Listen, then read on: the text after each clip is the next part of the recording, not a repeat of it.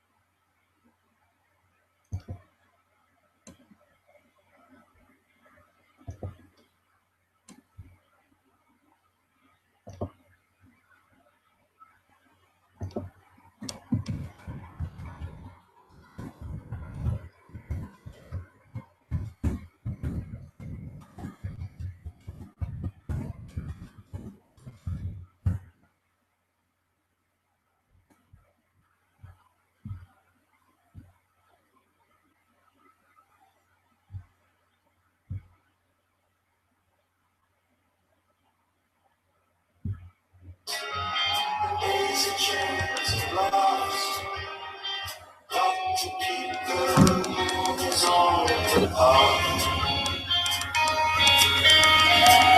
The unity is in the home. The unity's in the home. The paper holes that throw in faces to the floor. Every day, the paper boy brings home.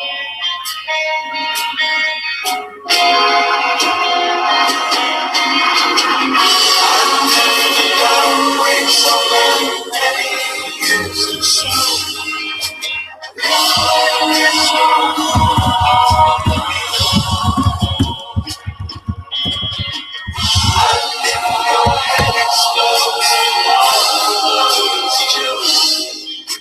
see you on the dark side of the moon.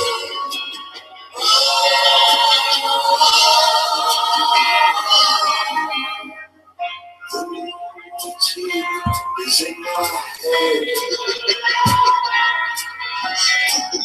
The beauty is in my head.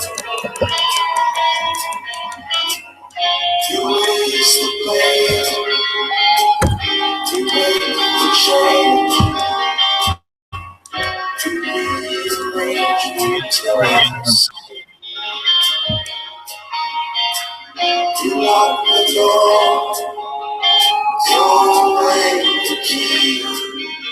someone in my head, but it's not me.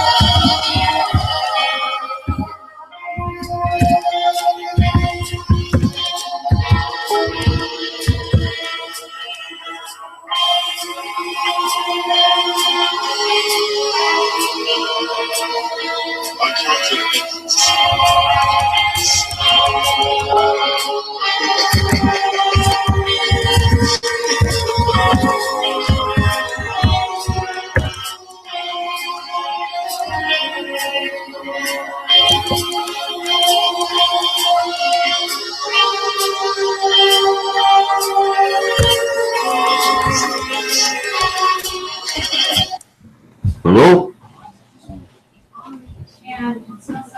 Can you hear me, Dave? Anybody there? I'm here, Dave. Can you hear me? Yeah, okay. What's up, man?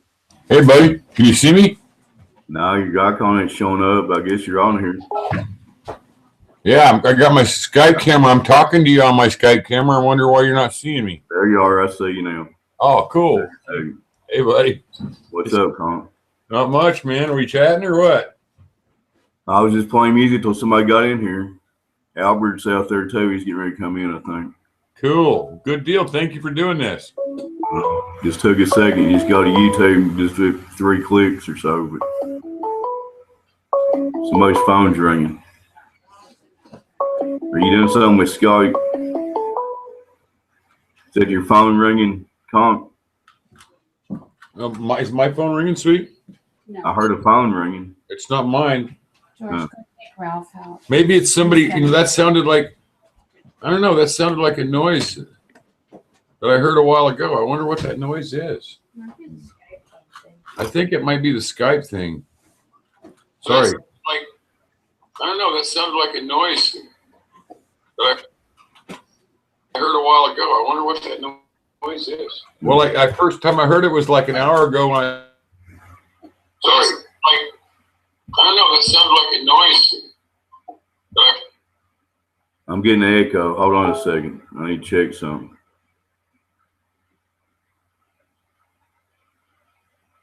All right, am I echoing now? Does that sound okay? Con? Can you hear me?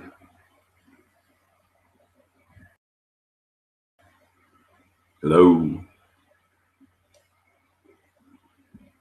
We lost Con. So we have me and 0 or 4 people watching me. Welcome to the flat earth. We are off the spinning globe. Any questions? All 4 of those people are probably trying to get in here.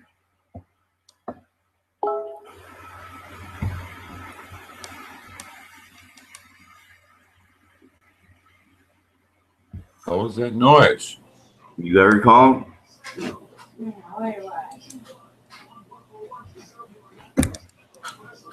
Ground control to Conk. Are you there? My mic not working.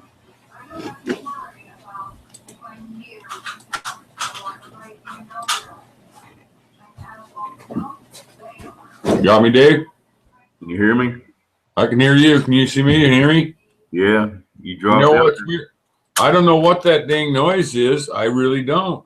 Something dropped you out for like 2 minutes there. Oh, I did that because, okay, when I hooked up my Skype, all of a sudden I had no more Google. Apparently, when I did the terms and whatever, it changed it to MSN, which I hate. So I had to go through Google or get Google through MSN to get to my email and get on here. And I don't, but that noise, it's like when I get a mail in my when you guys mail me like you did a while ago, that's the noise that my email makes. Okay. But I don't see, unless somebody's telling me there's, I'll go look and see what the heck's going on. Oh, okay.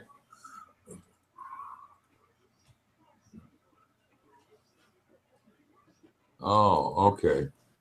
Ron and Rob and Albert are all going to come in here, I think. Yeah, that's where the noise is coming from. Those guys doing that is making the noise somehow. I just see, I was watching it when it happened. I keep clicking it off, but if I turn my volume down, you can't hear me. So what's going on in the flat earth in Oregon today? You know, not a lot. I didn't really do that much online. It was kind of weird.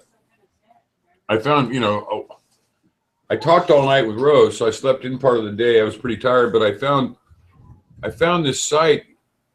There was an email from it, and I went there, and it was me commenting, and all I said was, yeah, YAAH. And I didn't go to that site, and I know for a fact I didn't because I talked to Rose all night and never even looked at anything yesterday. So, and then my wife says, well, look in your history. And I looked in my history at 12 something or whatever it's supposed to be because I was actually, that was when I went home when I was gone for a while last night. Then I came back. And so I looked, and sure shit, it wasn't in my history except for just then when I looked it up. So somebody sent me something about what we talked about last night, but I don't know what the hell, Dave. It's just weird. Like, because there's my icon and a post from me, but I did not post this sumbitch. I mean, I know I didn't. I mean, it's fine that the post is there. It wasn't something going to get me in trouble or anything, but I didn't post it. And I had never been to the site. It was about, it's what we were talking about last night. I'll have to look it up in between. My mind's going empty, but it was one of the things we were talking about last night. Oh, the Jesuit, something with the Jesuits. And there was a whole big page about all this information about it. And I didn't look it up. I'm glad I got it. I'm going to check it out, but I didn't look it up, and I certainly didn't comment on that page, but somebody used my shit somehow and did. Think somebody hacked you or something? I have no idea. I think somebody's just messing with me and sent me some information and just wanted to show me, how the fuck powerful they are. Maybe there's somebody amongst us that does have a little bit of power, Yeah. I don't know. As long as it wasn't nothing to get you in trouble, I guess you don't worry about it, right? Yeah, I'm not, because I've been, like I said, since the Flat Earth started, Dave, I've been getting all kinds of cool shit in my mail like I never got before, because I never ever have emailed anybody since I emailed my aunts 15 years ago, like in 2001 when I first got online. My old aunts would email me and shit. I've never emailed nobody except for, like comments from YouTube and shit like that, you know what I mean? And I know damn well I didn't go on YouTube and comment on nothing yesterday at all. I looked up one thing, and that was the McDonald's thing. And that was early in the evening when you guys were all chatting. And then I was in bed at 12 something. I got back up at like 1 and got online until like 5 this morning, but I wasn't even up at 12 something. But even more than that, I know the comments I make, and I misspell shit all the time, as you know, but YAAH, yeah, that's not a saying I use, you know what I mean? But it was just weird, and then I thought, am I losing it that bad? So my wife goes, go to my YouTube history. And I did, and sure as shit, it wasn't there. You know what I mean? I'm like, some bitch. Huh, that's weird. And everything I looked at was there, even the McDonald's site, chatting and the whole bit, every bit of it was there. You know what I mean? I'll get paranoid somebody's going to hack into my stuff and like do something to get me in trouble or something, You never know. Well, yeah, I think they like having all of us proactive people doing this. We're not out doing crazy shit. You know what I mean? They got us all corralled up like the bunch of sheep they think we are. But I think it's neat. It seems to me like all of us have a lot in common. I'm finding more and more out all the time. It's really kind of uncanny, almost like we've been brought together in a group or something. Yep. I mean, what's the odds that Alaska went to high school at the same two places I did? What's the odds of that, dude, out of all the world? We're supposedly on the worldwide net, not the fucking Oregon-wide net. You guys are back east. How in the hell, He's up in Alaska, I'm down in Oregon, but yet we went to the same two little high schools, and he knows he's talking local. Medford talked to me all night last night, all crocked. But the shit he was saying was this stuff I grew up hearing my whole life about the prison and all that shit. I mean, but I just didn't, I didn't want to ruin the chat, but I mean, it just kind of uncanny shit. And then just everybody's attitude about religion. All of our shit's pretty close, you know. I mean, it's just, I don't know. It's kind of neat. We don't have to agree on everything. We all know there ain't no curve, and we ain't a spinning ball. We know we agree on that, right? I know that, but it seems to be a lot more than that, Dave. When I listen to everybody talk, I'm just like, man, this is kind of unusual. You know, I wasn't arguing with Rose about Burger King, but I understand. I don't know what's in that shit either, you know. What's that? I wasn't arguing with Rose last night about Burger King because I don't know what's in that shit either. I eat it as little as Oh, no, I didn't say anybody was arguing. I was worried that somebody that you work with might have saw you or heard you and got you in trouble at work. I wasn't worried. I knew you guys weren't arguing. I'm not. I didn't say that. I see what you mean. Yeah, I was just worried that somebody says, dude, what are you doing on Flat Earth talking about our product, you know? Because I used to work for Burger King, and they're pretty funny about shit, you know? I mean, not funny. They're smart because they're a good outfit, you know? I mean. They watch out for their brand name. I appreciate you watching my back. Maybe I should shut up about that. You're right. Well, it's none of my business. I just was hoping you didn't broadcast to the public. I'd be careful about what I talk about, right? Exactly. Yeah, with your job and shit, you know, because you gotta hang on to that, you know. Yeah, got to pay the bills. Got to keep working for the man. Well, and you know what, dude? When I worked there, they had the best beef in the world. Girls where I lived didn't even hardly eat meat, but when I went to work there, the girls that were on the burger thing would sit there, and when the meat would come out, they would eat that shit right when it came out. When it came out the conveyor belt, all charbroiled and shit, they would just. And I thought, you girls are crazy eating this straight hamburger. And boy, after I tried a piece of it, I gained like 10 pounds in 2 weeks. I'm like, man. I worked there for a month, dude, and I got in trouble with my buddy, and I ate a bunch of acid at school, and I'm serious. I was frying on 3 hits of acid, and I went to work, and I was just hardly shouldn't have been there, but I was having a good time, and I just didn't want to get all hot and greasy. What's he do? He puts me on the fry station, and I was frying, making fries, and laughing like hell because it was hot running that son of a bitch. But I was like, he never has that much fun running the fry station. But I just thought it was just ironic that I had to run the fry station, and I was baked to the gills. Somebody else just came in, Kong. Just talk to him for a minute. I'll be right back, okay? Anybody else who wants to join, the link's in the chat. I'll be right back.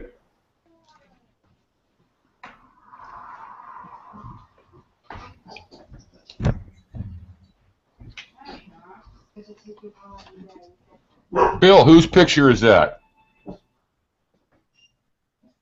Are you talking tonight?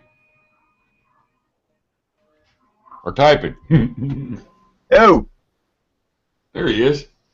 What's up, guys? Whose picture is that? That's your Lord and Savior right there. Not mine. That's Bertrand Russell. Okay, now I've heard his name before. Give me his significance.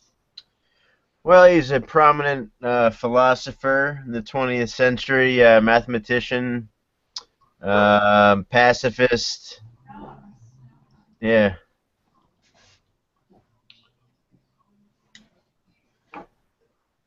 He wrote a book, I think in the 1950s or maybe earlier, Why I'm Not a Christian. Oh. Cool. In Moscow, we make him frontline soldier. He visited, I guess it was Stalinist Russia, and yeah, he wasn't impressed. Yeah, that's what they call a frontline or a conscientious objector in Russia is a frontline soldier. The old Russia. The new Russia, you could probably find a fucking North Church and a guy that looks like Ben Franklin fucking passing out hot dogs, man.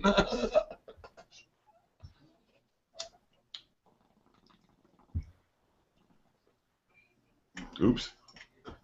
I'm doing what that guy did last night, what I was not going to do. I got to watch this shit. I forget I'm on camera. I heard a little bit of last night. I was coming and going last night. I was sleeping half the night. Yeah, I heard you beating up on Rose. Oh, not at all. I mean, we were buddies. We talked all night long. Oh, I bet you did. I'm serious, dude. We talked until 5:30 in the morning, and I had to go to bed, and she acted bummed. And I'm like, man, I got to go. And she was fun to talk to. What are you, like 58 years old or something? Get off it, buddy. I'm only 53. Yeah, it's respect. How old are you? How old are you? 33 1/3. Of course you are, huh? And you got the guy there. Boy, you're a real winner, aren't you? 33 1/3. You know, that's when I met my wife, and it seems like yesterday. Damn, I'm 20 years older than you. You were born in 72, huh? Fuck that, you're off by a decade. But yeah, I was off by 3 months, all right? Oh, yeah, huh? I mean, 82. Shit, I'm still burping booze from 82.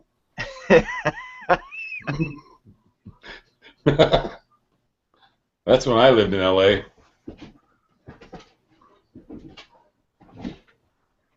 That's what you have instead of coffee on the way to work in L.A. Hard liquor. Or amphetamine salt. Yeah, that's true. I growed up really quick. I went there after high school when I was 19 and stayed for a year. Came back here 4 years older.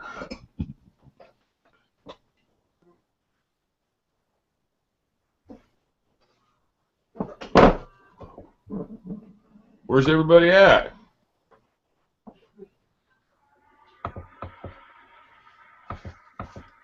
So is that old to you there, buddy, or what? Talking to me? To Bill. Who the fuck is Bill? Or what's your name? Montgomery.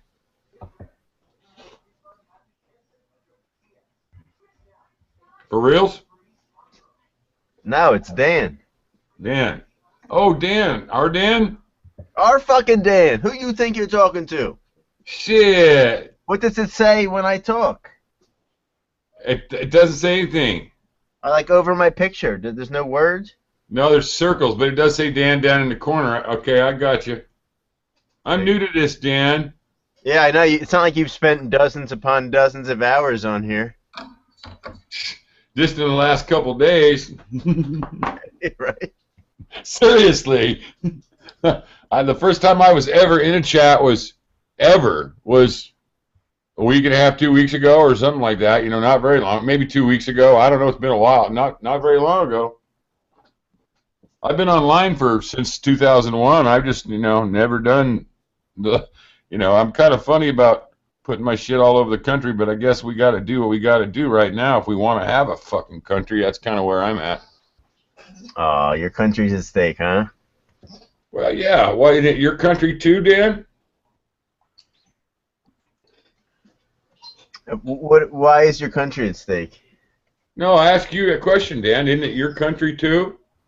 Oh, of course it's mine, but I have a feeling we think there's certain different things wrong with the country.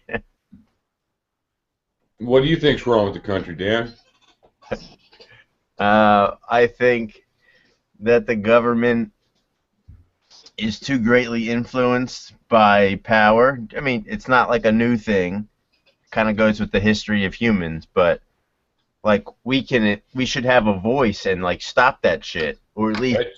Yeah, well, we don't disagree on that at all. But we need to start making changes. But I think those changes occur from a point. Our country is to the right of center, globally. No, it used to be, Dan. It used to be. Now, if you really check the citizenry, you'll find out that they're going conservative all over Europe because they've learned. Well, I don't know that that's the case, but I do know that like there's rising hostility towards like all the migrants and immigrants and whatnot that's going on right now. Because Dan, I'm sorry, I don't mean to be insulting, but your knowledge is limited to what you want to hear, and you don't really investigate anything except for your. Yeah. Come on, you came right out with condescension. I beg your pardon. I'm not coming out with condescension, but you stop for a second. You use liberal talking points, Dan, and if you lose talking points, you're fair game.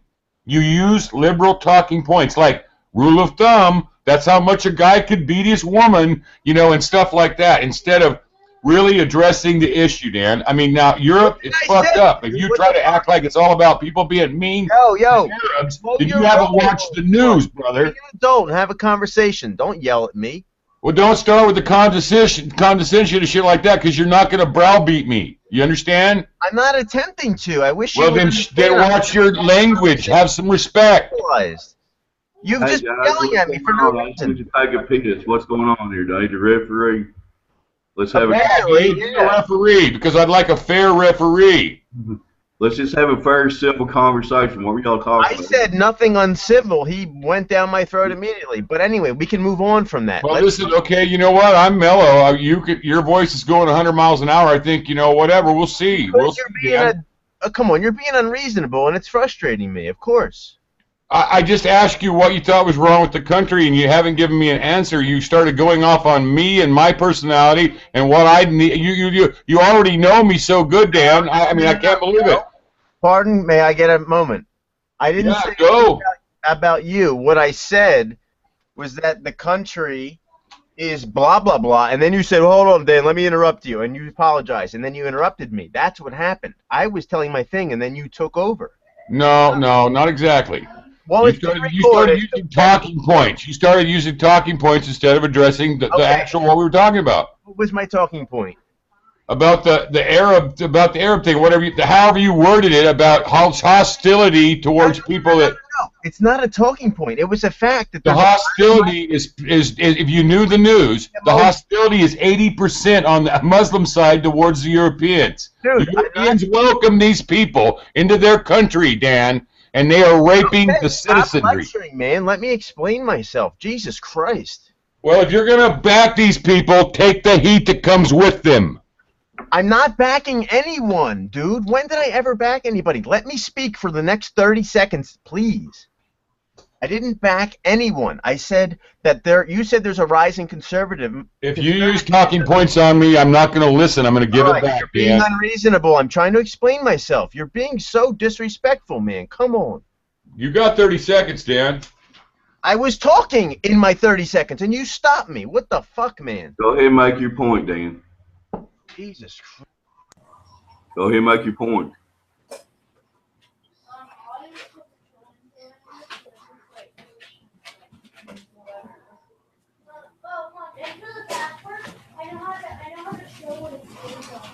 Oh, okay. How do what do I have to do? Vote in here? Well, we are not on a spinning ball. That's what not. You betcha, buddy, and I got to agree with that. That's what I named this show. So We're not on a spinning ball. That's the title? we're not on a spinning globe. We're not a spinning globe. We're off the spinning globe, is what it says. So, you still there, Dan? No, he's gone. Sorry, Dave. I'm not gonna fucking take it. I just won't. If you want me to leave, I will. I ain't telling you to leave, man. Just let people make their points. Let's have a civil conversation. All I Well, yeah. Well, if I'm gonna get the rap for fucking that one up, then I will leave because he's the one that poked me, and you know damn well he did. I mean, I'm not rapping you, dog, Conk. I'm just saying. okay. All right, because I'm not gonna take this from him. He's the troll that's sitting here to break us up and fuck around, and I know this. I'm not gonna take his shit at all. I'm gonna tear his fucking head off, and that's what Ace likes about me is I dispatch those liberal motherfuckers that are. He was gonna call for communism, and he just didn't have enough balls to fucking do it. Yeah. He's one of those communist bastards, and I'm against him, Dave. I'm just telling you right now. Well, Just because our country's got criminals running it doesn't mean I want to give up on America. I'm not trying to give up on America. All we know is, guys, we chatted with him a few times, and all she said might be right. I don't know. All I want is, just let him speak his mind, and if he's really here. Well, what ignited it? What ignited it was I asked him about what he said in Europe, and he ran right off the bat that the issue in Europe is the people that have let these people come in, abusing the people that came in. Now that is a lie. That is a liberal talking point. It's how they control this country right now, and I had to call him out. It's my job, Dan, as an American, and as what I do. I'm sorry if you are Dave. If you want me to go, like say I will. But I'm not going to let him go out there in front of our country and spin that bullshit when in Germany, 40 women were raped while the policemen let it happen in Christmas, and it happened in every country over there, and the other countries kept their mouths shut. Those aren't people getting abused. Those are people abusing our DNA, and I will not stand for it. Have this fucker come in and talk that way to me. I won't. Well, I understand, man. I'm just trying to have a civil conversation here. I understand, Dave. And you know, like I say, I'm not a civil guy. When a commie's going to rub his balls in my face, I'm just not a civil guy, Dave. I'll leave if you'd like. It's okay. I'm not telling you to leave. Looks like you're the only one here right now. Right, so can we move on then? Because, you know, I'm not one to dwell on a bunch of bullshit all night and have it ruin the night. Yeah, let's start off again. We're not on. That's what I have to keep doing. I go back to these other guys with. I mean, you're the only one that's really treated me with respect. I go to this other deal and I hear Jeff talking about me for half an hour sometimes while I'm sitting right there, and I don't mind it because I like him a lot. But then this bullshit the other day, and I tried to put it to rest, but then it keeps popping back up. You know, and if we're gonna have it out, me and those guys online, I'm ready to do it any goddamn minute. I'm ready, but they never do. They always talk crap, and I guess that's my problem with them, with this generation. Now, you know, nobody can just fucking face each other up like I just did that little fucking pussy and just get it over with. You know, I'm sorry, Dave, we're the same age. You grew up, I'm sure, the same way as me. Look at that fucking fist. You got a big fist. It didn't come from whacking it. You know, I mean, I'm tired of these pussies. They're giving away our country. I'm not going to hear his liberal bullshit, just like you wouldn't about a globe. He's got the same attitude about us towards the globe as he does to us about our country. Yeah. And I'm not mad at you, but that's the truth. That's what that guy is. And I like him to come bullshit with us, but I'm not going to have him talk to me like I'm his bitch. I'm not. All we know is this guy. He's chatted with us 3 or 4 times. You know, can't leap to all these assumptions about people, but I understand what you're saying. All I know is I seem to ruffle a lot of feathers. Maybe I'm just too old and too hardened in my shit for this bunch of motherfuckers, man. I don't know. I guess I'm too hard. I'm 53, just like you, Conk. We're the same age. You don't have to apologize for nothing. You speak your mind, let other people speak their mind. That's what America's all about, right? If his shit don't make any sense to people, then ain't nobody gonna listen to it. Right? Well, when I first got here, he was giving me crap about fighting with Rose. That's a bunch of shit. I didn't fight with Rose. Me and her talked all night long. He was spreading rumors from the minute he got here. I don't know. I mean, what the fuck? She didn't talk to me till 5:30 in the morning because I was picking on her. If anybody else wants to join, there's a link in the chat. Are we live?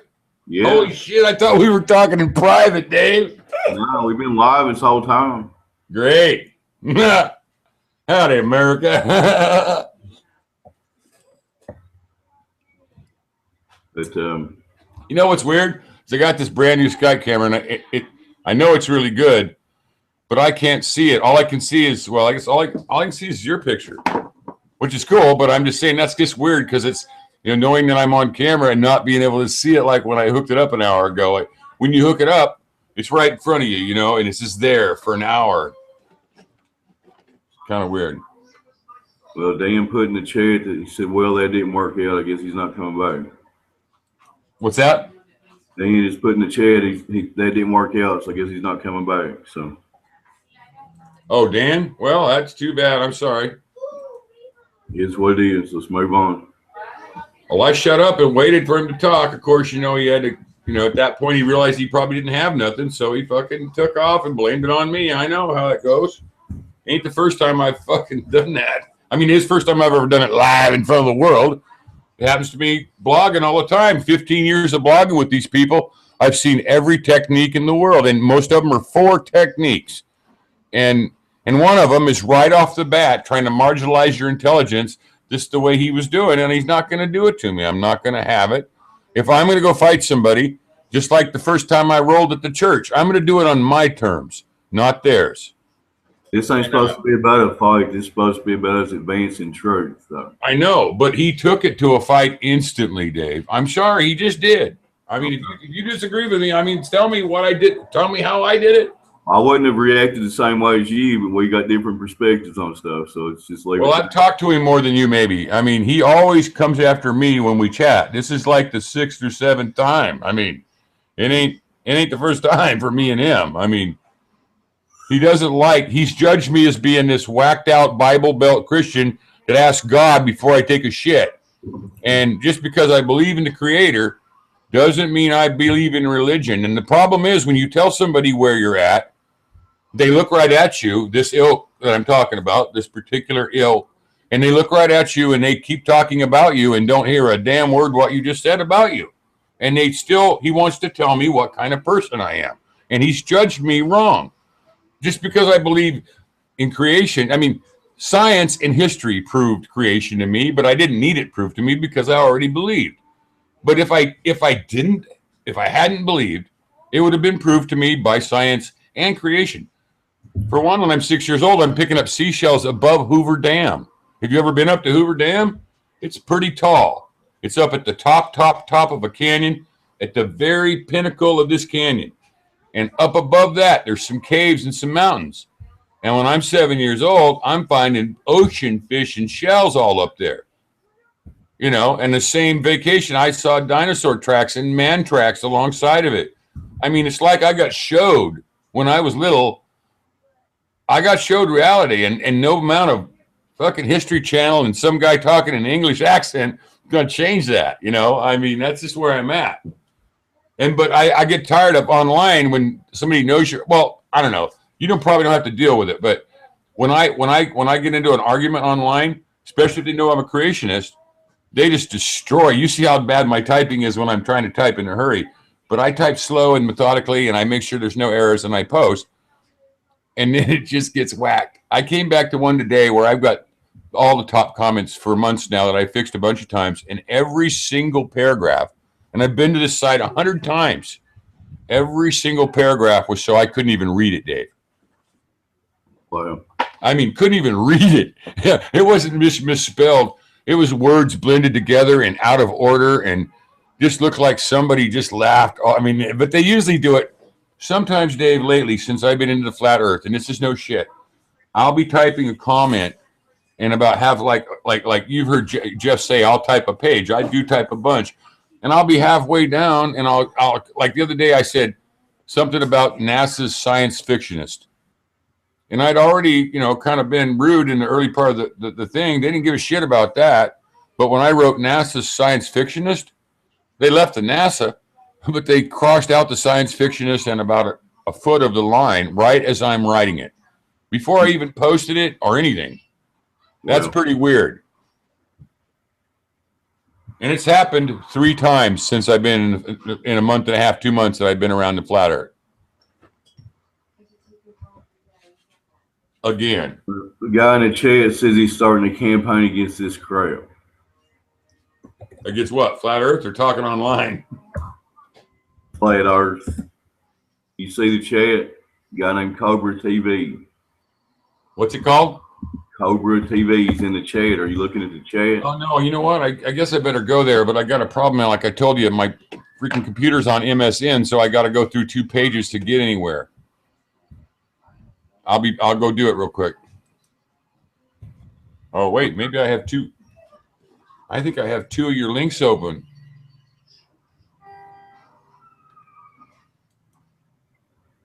I don't know. Man, I am not savvy about this stuff at all, Dave. Uh-oh, did I just lose you? I'm here. Okay, I must have.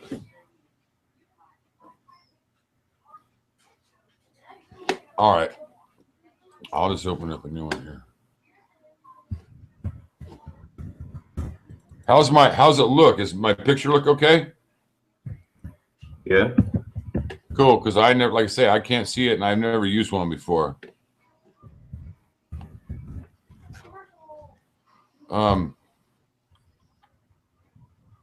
Gee, man. The guy said he needed to be educated about flat Earth. I put there is no curve lesson over. Then I invite him to come on here. Oh, the guy? The guy that's campaigning against the flat Earth? Yeah, he says he's trying to stop this stupid crap. Well, why would he care? I don't know. You know what I mean? Can't we be fucking weirdos? I don't care if we make ourselves into women and go on TV, but we can't believe the world is flat or what?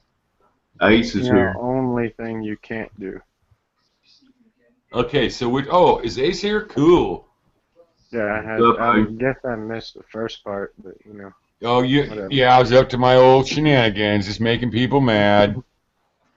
I'm pissed off Making the people ball guy. cry. Yeah, make people cry. You're mean. Like Jeff. Big, man. Uh-oh. Hang on. You know, lake type sand, which isn't as good. But anyways, they were stealing our fucking beaches, man. Like, Watching like a whole nother show, huh? I don't know what's going on. Ace, are you here? Yeah, I'm here. I must have clicked on an old show or something. Yeah, it sounds like it. I'm trying to find the one. I'm trying to find this one so I can get watch the link. What's it called, Dave? Again? There's a guy in the chat called Cobra TV. No. What's your thing called? I'm trying to get to the chat. I'll just go to my channel. It says live streaming. Okay. Anyway, there's a guy in the chat's a ball earther, and he's wanting to argue with me. Is he? Well, tell him to come on then. I invited him on here. I thought he said no, it wasn't a ball. He said he never said it was a ball. Okay. So what does he say then? Well, here it is. He says he's on a campaign against this crap. He has over 16,000 subs on his other channel, and I'm sure they want to see that. And he said, hi. And I said, well, you don't have to be here. He says, no, I do because I need educated. And my response is, there is no curve, lesson over. Come on here. And then I said, come on here, and I put the link in there. So, is he for sure a globe dude, or? Are you watching the chat? No, I'm on my cell phone. Okay. So I can't, like, do that at the same time. Okay. He says it must be poisonous because after his show on it, he started to fall for it. Well, I hope so. He says, I'll come on here with my big channel. What big channel? He's got 16,000 subs, he said. He don't believe in the flat earth. He thinks it's a ball. Well, you're delusional then, dude. I'm sorry to say. Or you just haven't looked at it with an open mind. Critical mind. There's hills and valleys and deep parts of the ocean. It's not a flat plane, but it's sure in a spinning ball. Right. That's how I feel about it. Yeah. Last Anybody that thinks it's still a spinning ball has obviously not looked at very much information. They just go to the shows and look at that crap and laugh it away because that's all they're trying to do is marginalize it. They're talking about crazy fucking theories. But, I mean, it's real simple. 6 months from now, the Earth's going to be on the other side of the sun. Nighttime is going to be flipped. We're going to be looking at a different patch of sky. Yet you can go out and see the exact same stars. Yep. So, I mean, there's nothing else really to it. I can't seem to find the chat, guys. Oh, well. Yeah. You can always search Flat Earth and click the filter for live. The filter? I searched Flat Earth live, but... No, search the term Flat Earth and click the filter live. You know where you click today, week, you know, all that shit. In the filter options, there's a tab for live. I'm pretty stupid. I don't even know what the filter is, Ace. You know how you can set the filter for, like, just videos from today or just videos from this week? No, I honestly don't even know what a filter is. Well, there's something that would say filter, I'm pretty sure. Oh, okay, duh. There it is. And then click the live. Is that the FILTER filter, or? I think that's, yeah. No, PH.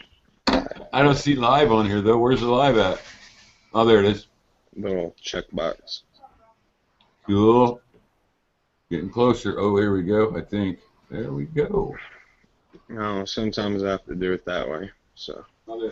Aha! And what's weird is sometimes there will be just a NASA feed channel when you search Flat Earth and live. No, sometimes I have to do it that way. Cobra. He says he wants to have a serious convo with us in a mature setting. He don't think this is a mature setting, I guess. Okay, well, how about in the meantime, you go try to figure out how you can see the same stars 6 months from now. Just go watch some of Jeff's videos, or I mean, go watch. there's nothing to be said, really. Right. So, you don't need to debate people to learn that it's a flat Earth. In fact, that's not going to help you at all. You can go, do your own research. That will help. I want to have a mature convo, Cobra. If you want to come on here, we're not going to bite your head off. Or we can't. Dave gagged me. I can't speak. This guy wants to have a serious, mature conversation about the flat Earth. Oh, don't push me, Davey. Not about politics or nothing like that. It's just about he's talking about he still thinks he's on a spinning ball in space, hurtling through the space millions of miles an hour. You know what's weird is not even one of our crucial facts will ever make it to the mainstream news, I guess. Just rap songs and silly things. No. I mean, there's overwhelming proof. I've yet to hear one good proof of a spinning ball, ever. He says no laughing and no making fun, so we have to promise we let him on here not laughing. It's him that should be making fun of us. We're the flat earthers. Right. Exactly. So as long as you don't make fun of us, we won't make fun of you. Tell him our peer pressure thing's still set up the same. We're revolutionaries. We're the guys that wore dresses to school today. You know what I mean? We're not the ones that should be judging people. We're the outcast. Except for the guy trying to use no curve over Lake Ontario. That was just... Man, I don't know what that was. Did you see that? I heard it. You're welcome to come on here and talk to us anytime you want to. I didn't understand it, though. Could you believe he chose that particular example to try to prove a globe? Yeah, like you could go there and do that, or I don't even know what he meant. No, he was trying to say that there's no curve over that lake, that he can see a city clear across the lake. Yeah. And we're like, you don't see the problem with that. He was using flat Earth proof to prove the globe. It was like that had to have been fake. I can't imagine that was a real person with like a real genuine idea. Well, see, that's one of their main techniques is to get a person to destroy themselves, like Captain Queeg with the strawberries. That's why I don't play that game. I don't know. Have you ever seen Mutiny on Mutiny, Kane Mutiny? I know what it means, and no, have you seen the Kane Mutiny with Humphrey Bogart? It's a movie. Oh no. Okay, so the deal is this: he's a crazy captain. His name is Captain Queeg. Not like making fun, just serious talk. Sorry, go ahead. I meant to type that. No, spoken. Go ahead. I'm sorry to interrupt you, Con. Go ahead. Oh, anyway, I'll make it quick so the new guy can talk. Anyway, so the bottom line is he's this ruthless captain, and he takes over the ship, and he just mistreats everybody, and they hide these strawberries from him and eat them, and he goes nuts over it or something. Anyway, so they court-martial him, and he gets through the whole court-martial trial, and the lawyer tricked him into talking about the strawberries, and when he did, he just nuts up and starts playing with these coins and talking about the strawberries, and and then he just nutted up, and that's how you take somebody apart in a debate, is you use their own shit against them, and I try not to play along with that. I don't like looking dumb, so I don't get put in the position of Captain Queeg, so. Because I don't want to be up here with my with my coins talking about my strawberries, you know what I mean? I can't imagine Humphrey Bogart not wearing a suit. From what I remember, he's always wearing a suit, like everything. Oh, he was in a naval suit in this one, but in African Queen, he looked like a hobo.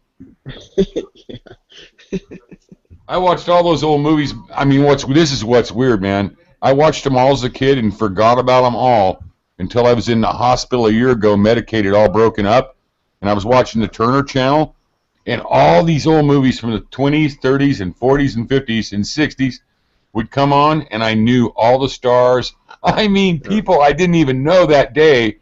But when I was in, when I went in the hospital, all high as a kite, I knew all these actors. I'd remember every single movie. And I'm thinking, my God, I grew up on the TV as a baby. And when I had to have seen all that stuff was in the 60s.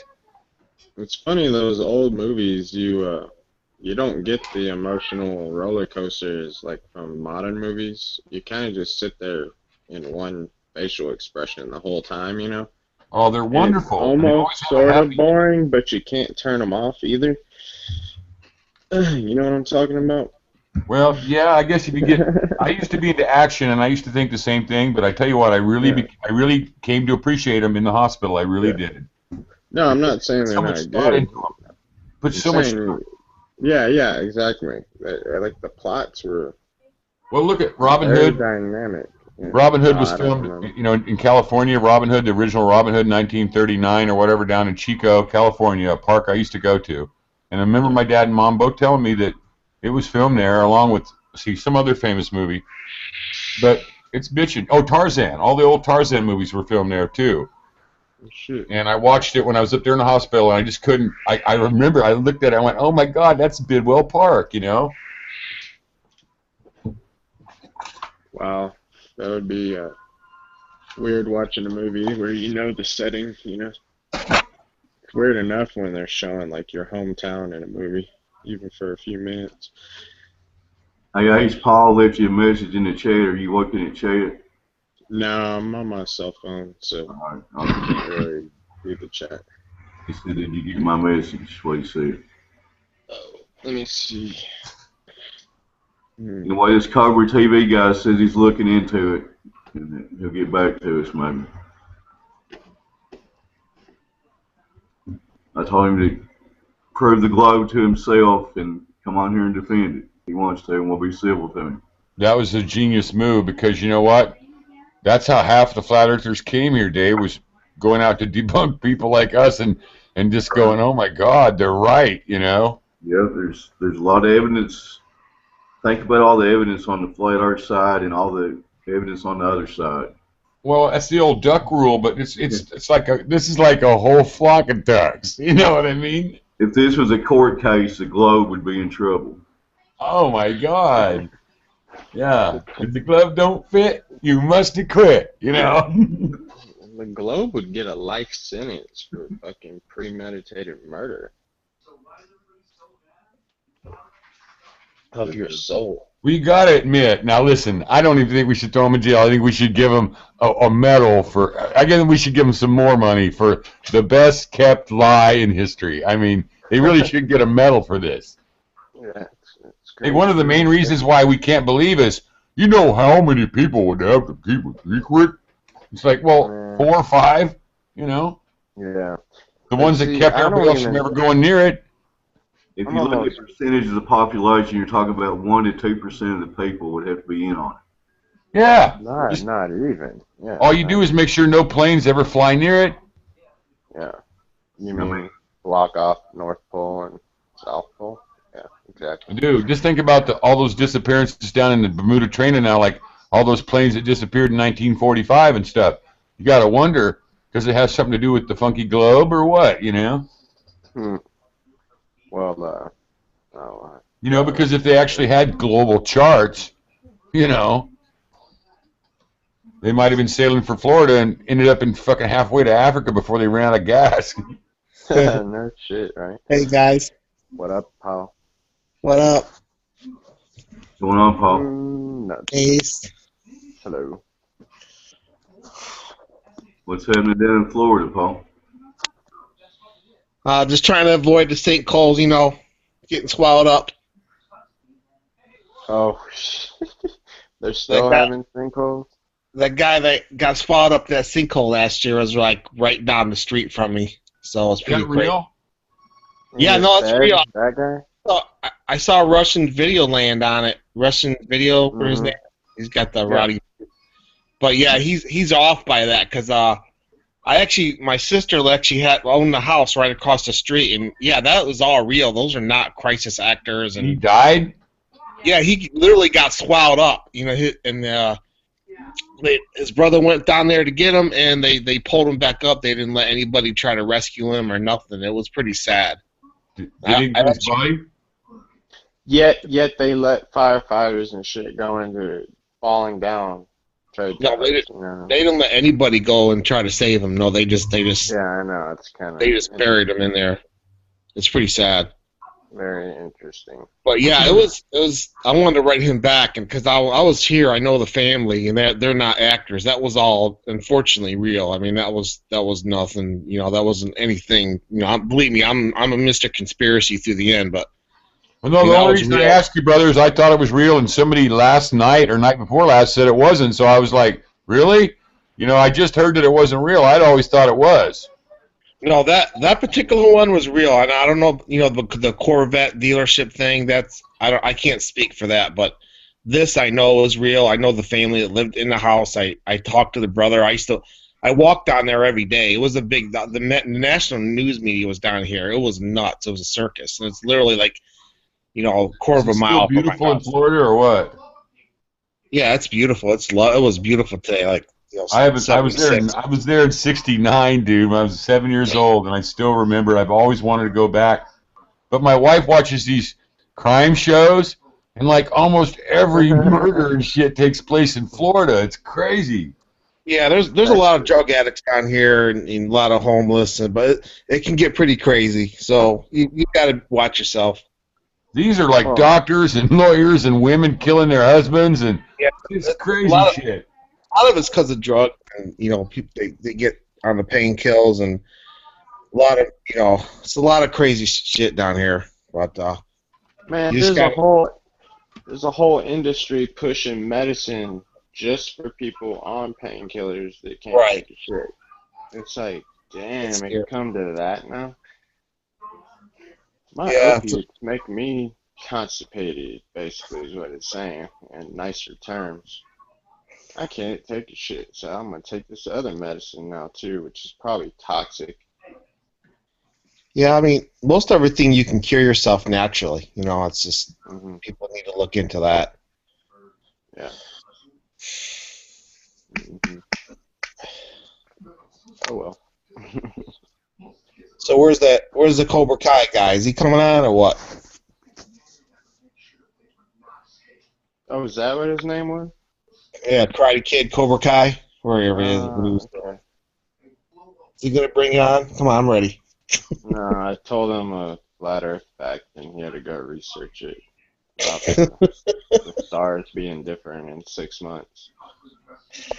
Yeah. Like, I don't think I ever heard any good arguments. Probably, I mean, if you've heard the good ones, you can't still believe in the spinning globe. Yeah. I mean, it's just you don't have to believe it's flat, you know. But you just can't believe it's what they told us. And that's really the most important thing, and I don't see what people are getting hung up about theories and models and this and that. I'll tell you what, did y'all see the Dr. Zach video where he's triangulating the sun? And yeah, that was pretty cool. Oh, okay. Yeah, he actually like figured out the distances between those cities, and it didn't fit on either map. It didn't fit on the AE map or the regular map. So they're definitely not telling us everything. There's definitely other things going on there. Nah, but if anyone's gonna figure out something close, it'd be that way. Not using plane flight and all this junk, you know.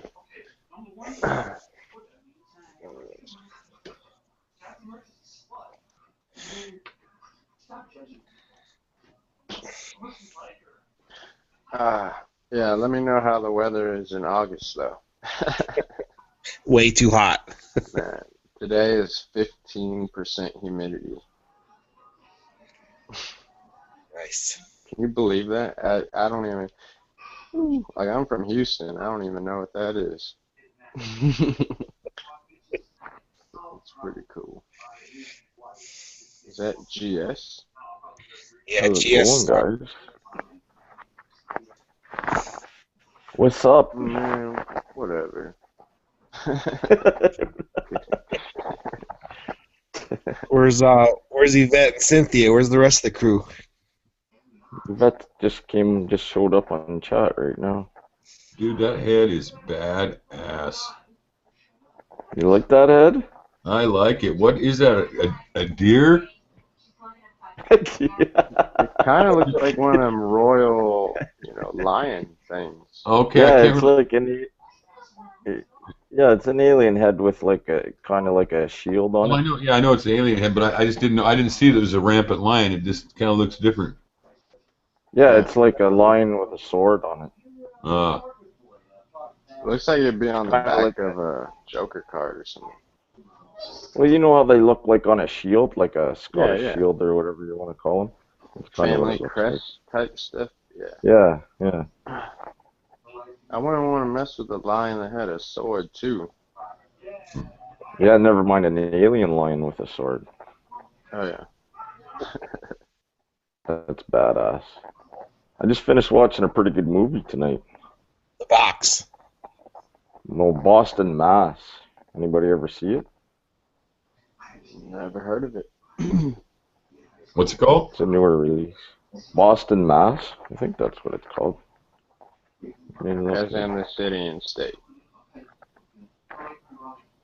Yeah, but it's about a gangster that from way back. Let me see. It's actually a pretty good movie.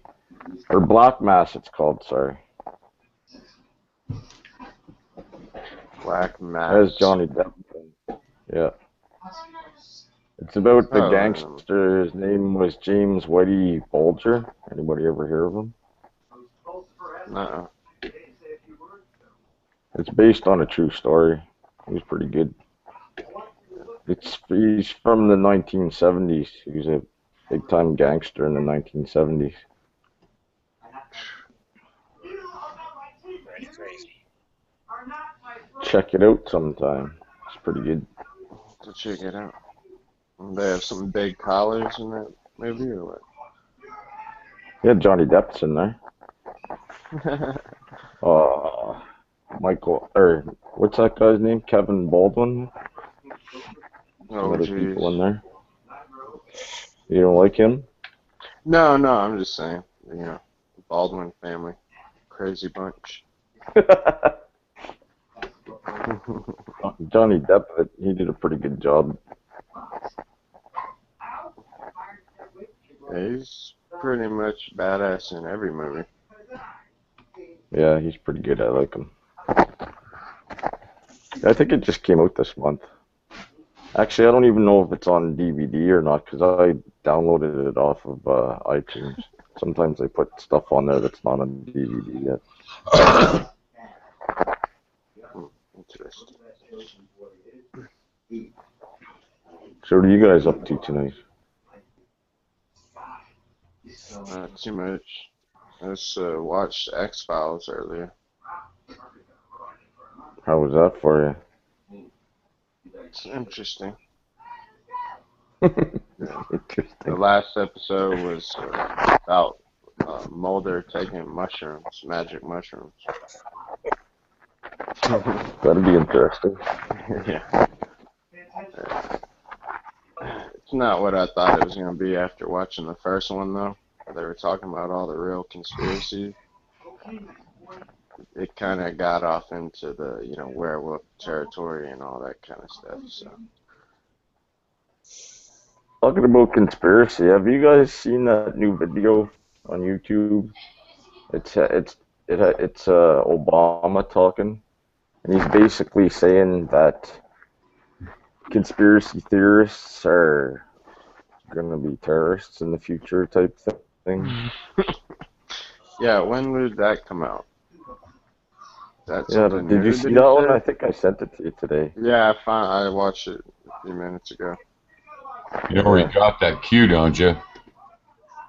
Where? David Cameron said it about a year ago in England. It seems to be the talking point theme. Yeah, but he's saying that conspiracy theorists are going to be violent and all this shit, but when has, in the history of, like, big violence as far as as far as terrorists and stuff like that, has there ever been any kind of violence from the conspiracy theory? Since when do they need to have a good story to do what they want? It sounds like something North Korea would do. Yeah. Hey guys, am I back? Y'all hear me? Yeah. Yep. Am I back? I got back. Bodie. You're back. I got Bodie. What's up, GS? Anybody else join? Oh, hey, how's it going? I thought you were just ignoring me. No, I got voted off. Anyway, I need to tell y'all something about this guy in the chat. Cobra TV, he really does have 16,000 subs. Okay. And he had So what about him? a co-host of his talking about the flat earth the first time on his live show, and it freaked him out. He heard about it like a week ago, and he's y'all remember what? So he's not a typical globe trotter then. Okay. No, he just now found out that people really believe this. Oh, really? Yes. So I Holy think shit. when they do, Hey, Dave, I looked at your thing and it says I'm not subscribed to you, so I subscribed again. But this is like the third time I've had to subscribe. I keep getting unsubbed from all of y'all, even Jeff all the time. I've never unsubbed you, Dave, not on purpose. I know. Every time I go to look up Jeff, I'm unsubbed from him. That's weird. It happens to me with some people too sometimes. You're all over my Conqueror page, you know, the one that's, I don't know what it is. I accidentally clicked on it and it shows a bunch of our conversations. But your I picture, want to Dave, thank you, Viv, for taking over I want to thank you, Viv, for taking over the chat with Cobra and getting him off the ball or easing him off the ball. Cool, thank you, Vet. Dude, We'll catch come it, in here, Cobra. man, and ask questions. Y'all Come in remember what here, it's like we will when you answer found your out, don't you? questions. He just thought we were messing around like we didn't really believe and stuff, huh? Y'all remember the feeling you had Yeah, a week after trust you me. found out about it, right? Oh, I yeah. didn't What's sleep weird, for though, 2 weeks. I think it depends on who you find out from, because when I found out from Math Bolin, I believed instantly. Yes. And normally I wouldn't believe anything on YouTube, you know what I mean? But for some reason, he just seemed credible.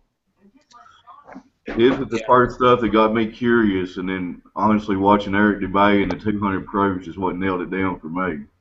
Oh yeah, we all ended up with you know, Sergeant DeBay and Gorgile or whatever his name is. Going out on the lake here in Kentucky. Hey, he's gonna start doing his live chat too now. Gorgile? Gorgile, yeah. Ever since Tomorrow night. I can just hear it now. It's gonna be all about trashing somebody every day in the fucking flat earth. Today's first on the flat earth with Gorgile.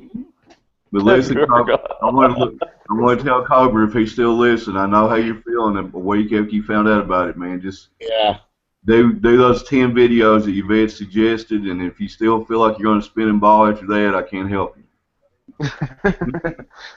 Yeah. That's all I can say, man.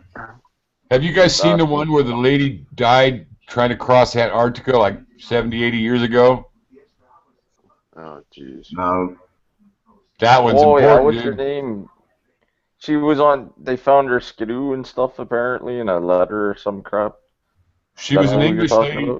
She was sure that the world was flat, and she was sure that there was an ice wall around it, and she was very rich, and she got dropped off down there with a dog team and a bunch of food in a lady in 1910 or 12, and she took off across Antarctica. They found her sled and shit 60 years later with a note that says, "I found it," and that's all they ever found.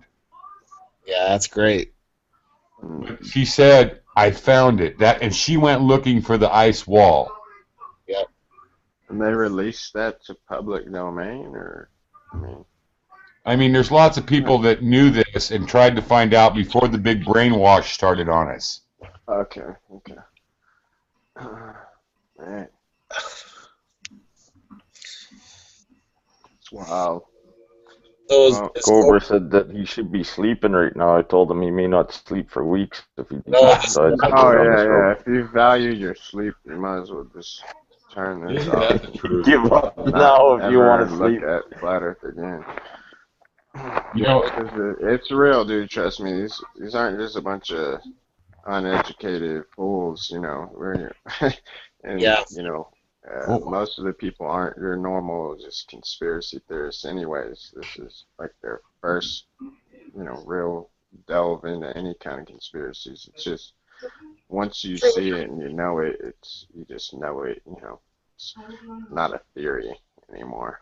So. For the first week, you want to consume all information. It's going to take you about a week to, See, like that's what. frauds. Yeah, but that's how normal people act. But these people that pretend they're you know, ask you all them gotcha questions, like the trolls, basically. He That's says, what hey, listen, guys, the Cobra guy in the chat says, biggest question I have, why trick us in the first place? Who wants to take that? I'd say control. Yeah, I just because Cobra, only the royals and the rich people knew, and that was what they had over us. We couldn't leave them. We couldn't take off and say, "Screw you." Well, let's just put it this way too. They're hiding God. If you get somebody to believe in the spinning ball, it kind of makes the first page of the Bible irrelevant. Yes. So therefore, it lets you have big bangs and gravity and all this other stuff and evolution.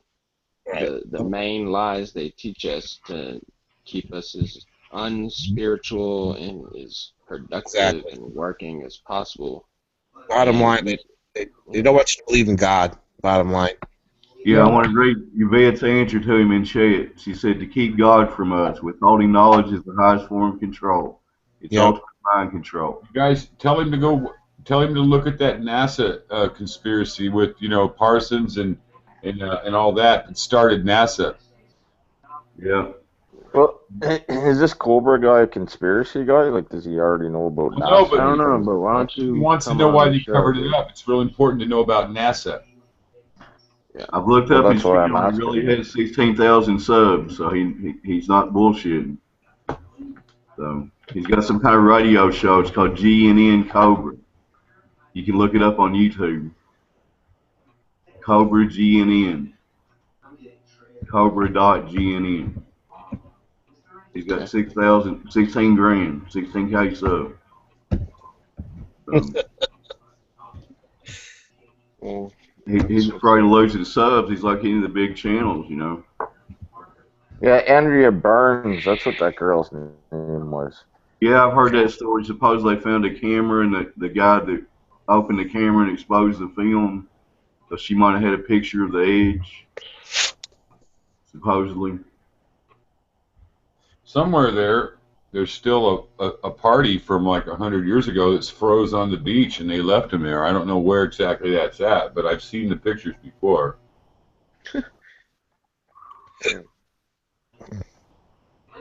It's what do you call it, a shrine now?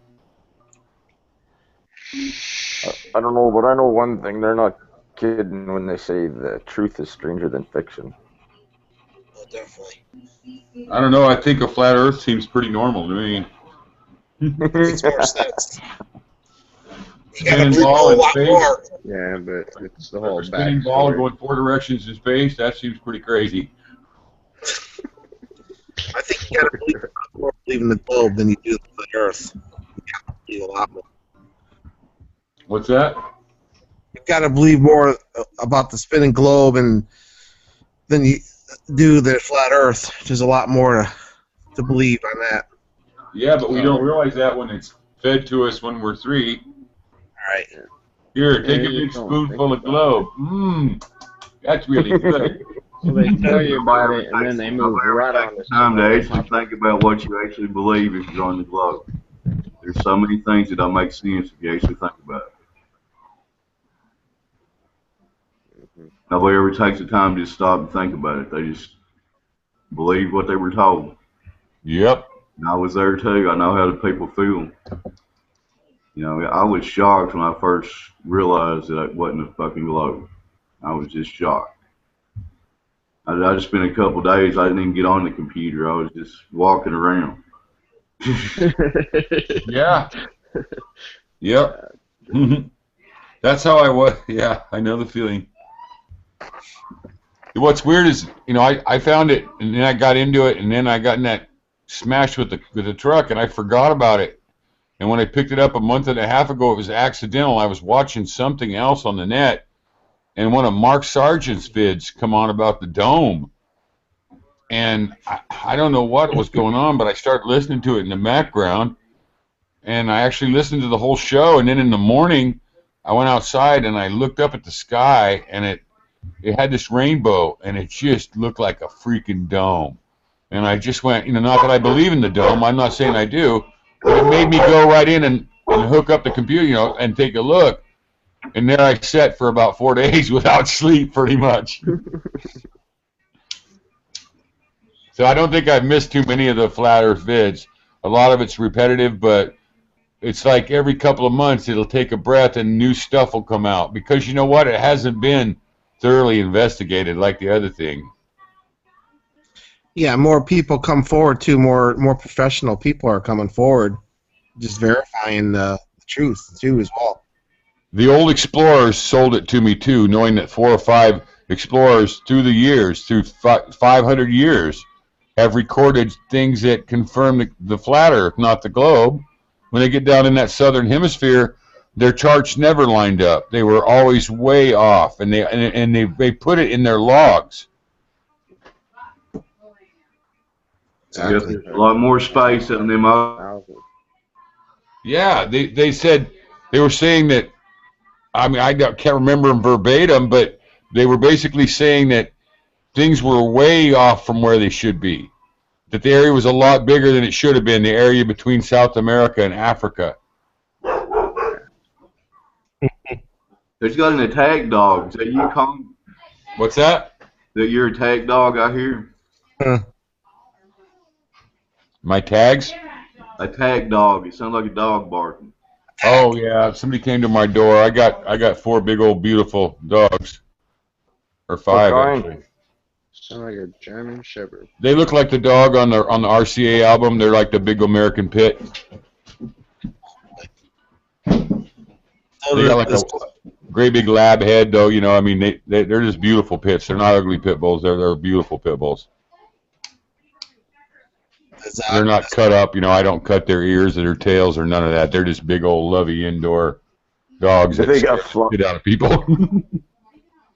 Did they got floppy ears? Oh yeah, hell yeah.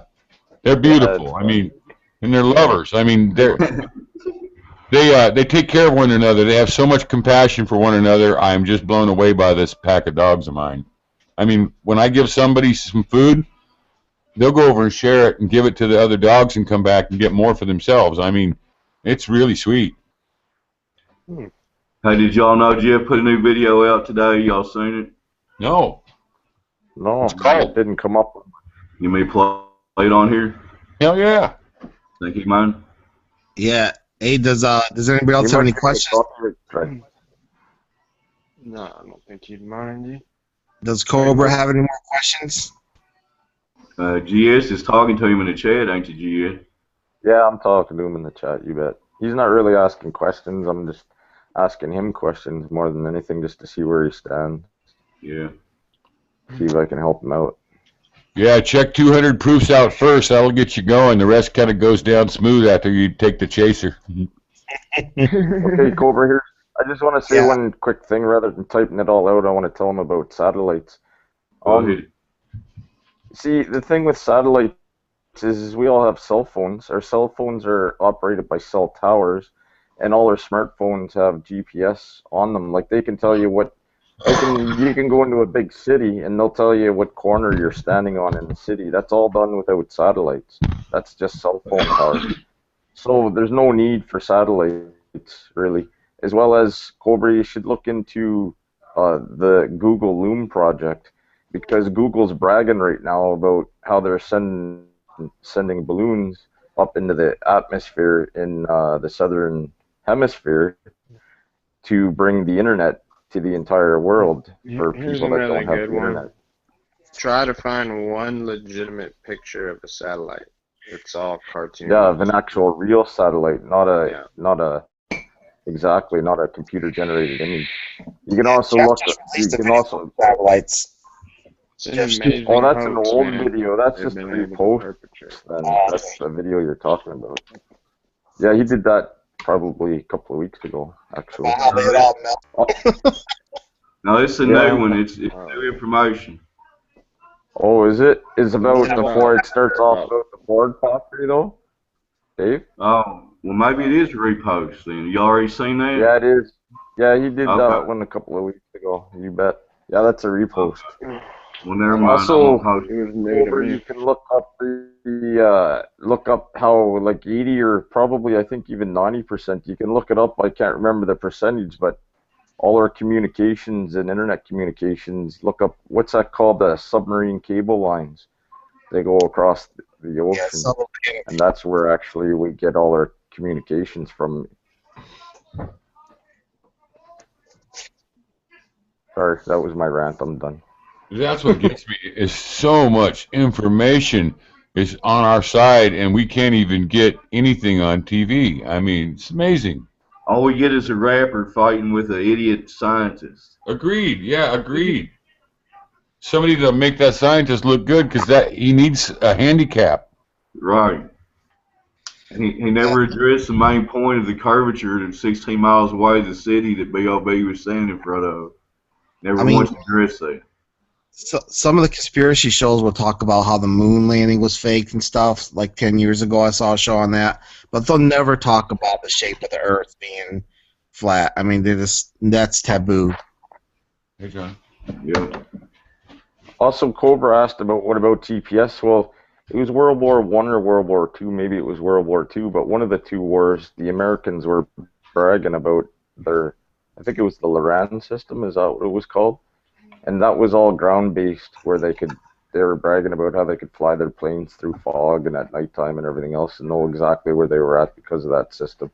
I think the GPS is just a more advanced system of that ground-based system.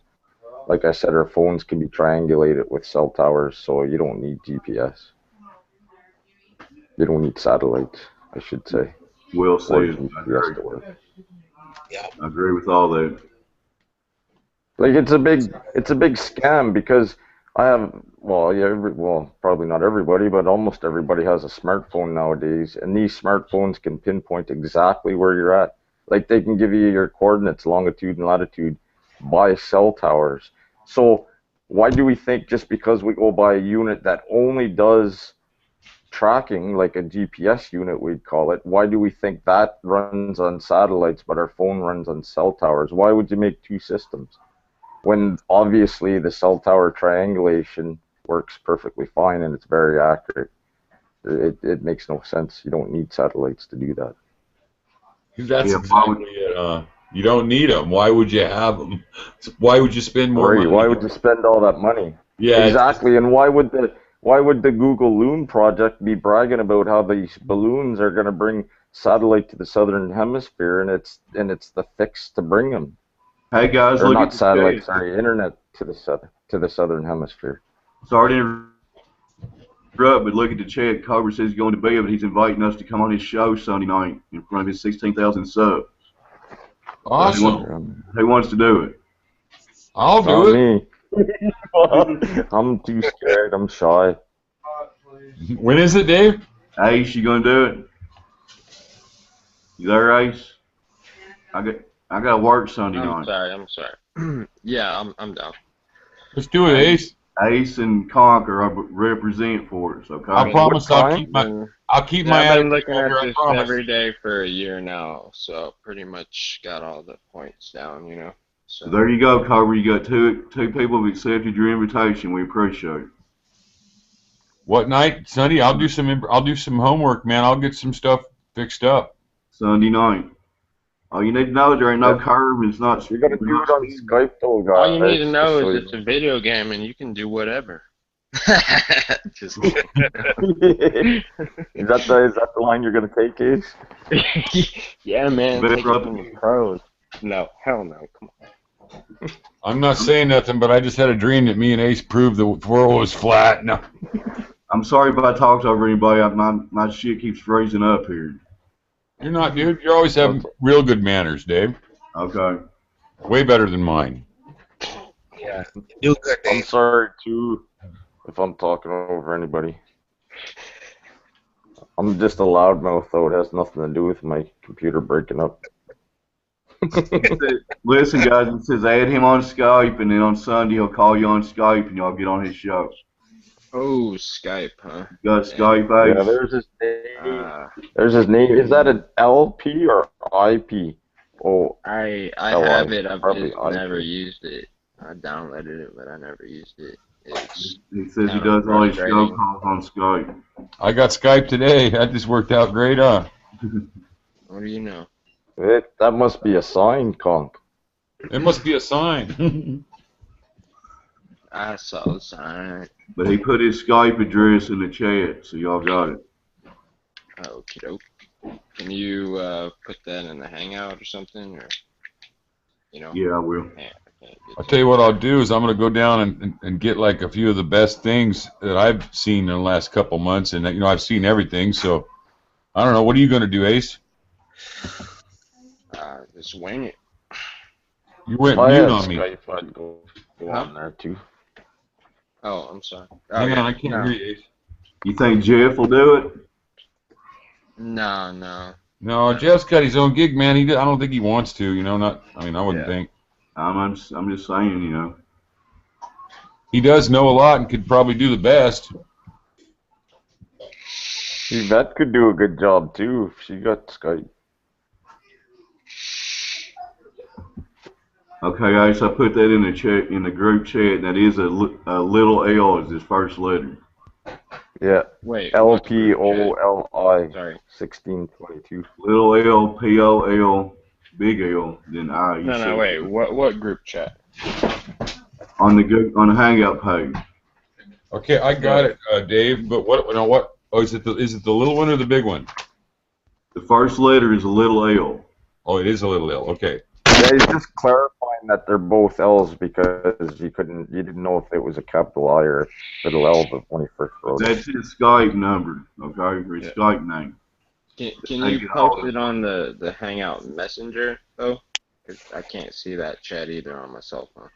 So what do I do, Dave? Do I call it? Just I will. put this number in my Skype or what? Just put that number in your Skype, and when he calls you, just answer it. Should be all you have to do. Just save that address in your Skype. Sunday night, huh? Does he have an idea what time? I think he said Sunday evening. He just said What Sunday night. time, Cobra, if you're still there? Clarify the time, Cobra, please. Because we're different time zones.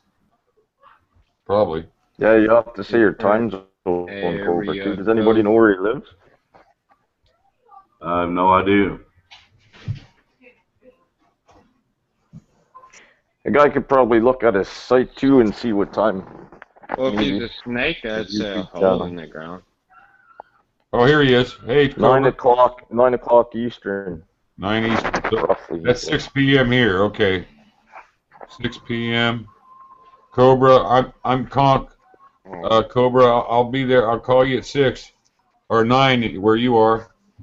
He'll probably call you. That's fine. Oh, that's what I mean. Thank you, Dave. Wow. I didn't do nothing. This guy just popped up on the channel tonight. Hey, no, you're the host, brother. You brought us all together. Thank you. Okay. We'll have to try. And you do every night, man. If we're not watching our shit, you're coming looking for us. It makes us more interested. At least makes me more interested in it. It's nice to know that other people are, interested in it, and want to know and are willing to take some time out of their lives to put some time towards it. Okay, Ace, I put that in Got it. Yeah. the chat there. All right. Thanks. Anyway, that's gonna be a good opportunity for you guys to get in front of 16,000 people. What are we gonna look like, Ace? Idiots, probably no. Just stick to the facts. Don't let You'll be left with 15,000 people, and then you'll get an extra 8,000 Okay, I gotta get this on straight. top of that. I get to be Marlboro Man, and you get to dress up like Pat Steer, or what? Listen, guys, the only rules I agree to: nobody's making fun of each other or laughing at each other. You have a respectful conversation. Okay. All right. Just tell them how the Earth's flat and explain it to them. There is no curve. Well, yeah, that's different than some crazy dude coming in and He talking says all that we're crazy. taking other callers to join us as well, so I guess he's going to get Globers on there to debate with you. Ooh. All right. Don't go all Eric DeBay on us, though, dressing up. You Yeah. just gotta some of I these think Globers, Ace would look way better. you know, y'all are saying about, you know, don't make fun of me or whatever. It's actually not the flat Earth people that do that. And it's not all the globe people, but it's these ones that are just, they know about the flat Earth. I guess they just refuse to look at it, and they want to just push they would just want to keep the globe in their head, you know, and they keep you know what I'm talking about, guys. How they can Welcome, you bed. How you doing, huh? Hi there. Finally made it on. You going to get on the debate team for Sunday night? I've just caught a bit of that. What was that about? Sorry, I was making my bed. I came home to a pile of laundry. I had to clean it off so I could lay down. I'm so tired. Ace Talker, everybody on Cobra's channel, the guy you were chatting with, the guy that has 16,000 subs. Oh, okay. He Dave, just is it started going to be a looking at debate, it or last are we week. are we sharing information, or is it going to be a debate, Dave? That's all I want to know. Hopefully we would share some info first, you know, lay down some of the He said it would be basic mostly premises. him asking questions in chat. Yeah, that's fine. Can Oh, you that do would be cool. I could do that. Who can do the math? But debates only go one of two ways that I've seen. Either the globe people are totally uninformed and have not looked into the subject at all, or they're those super indoctrinated and just set in their way type people. that Yeah, we It should is all fun. will just argue. we should all three just be composed and totally just critical, just like scientists, guys. We should all act just totally unlike me.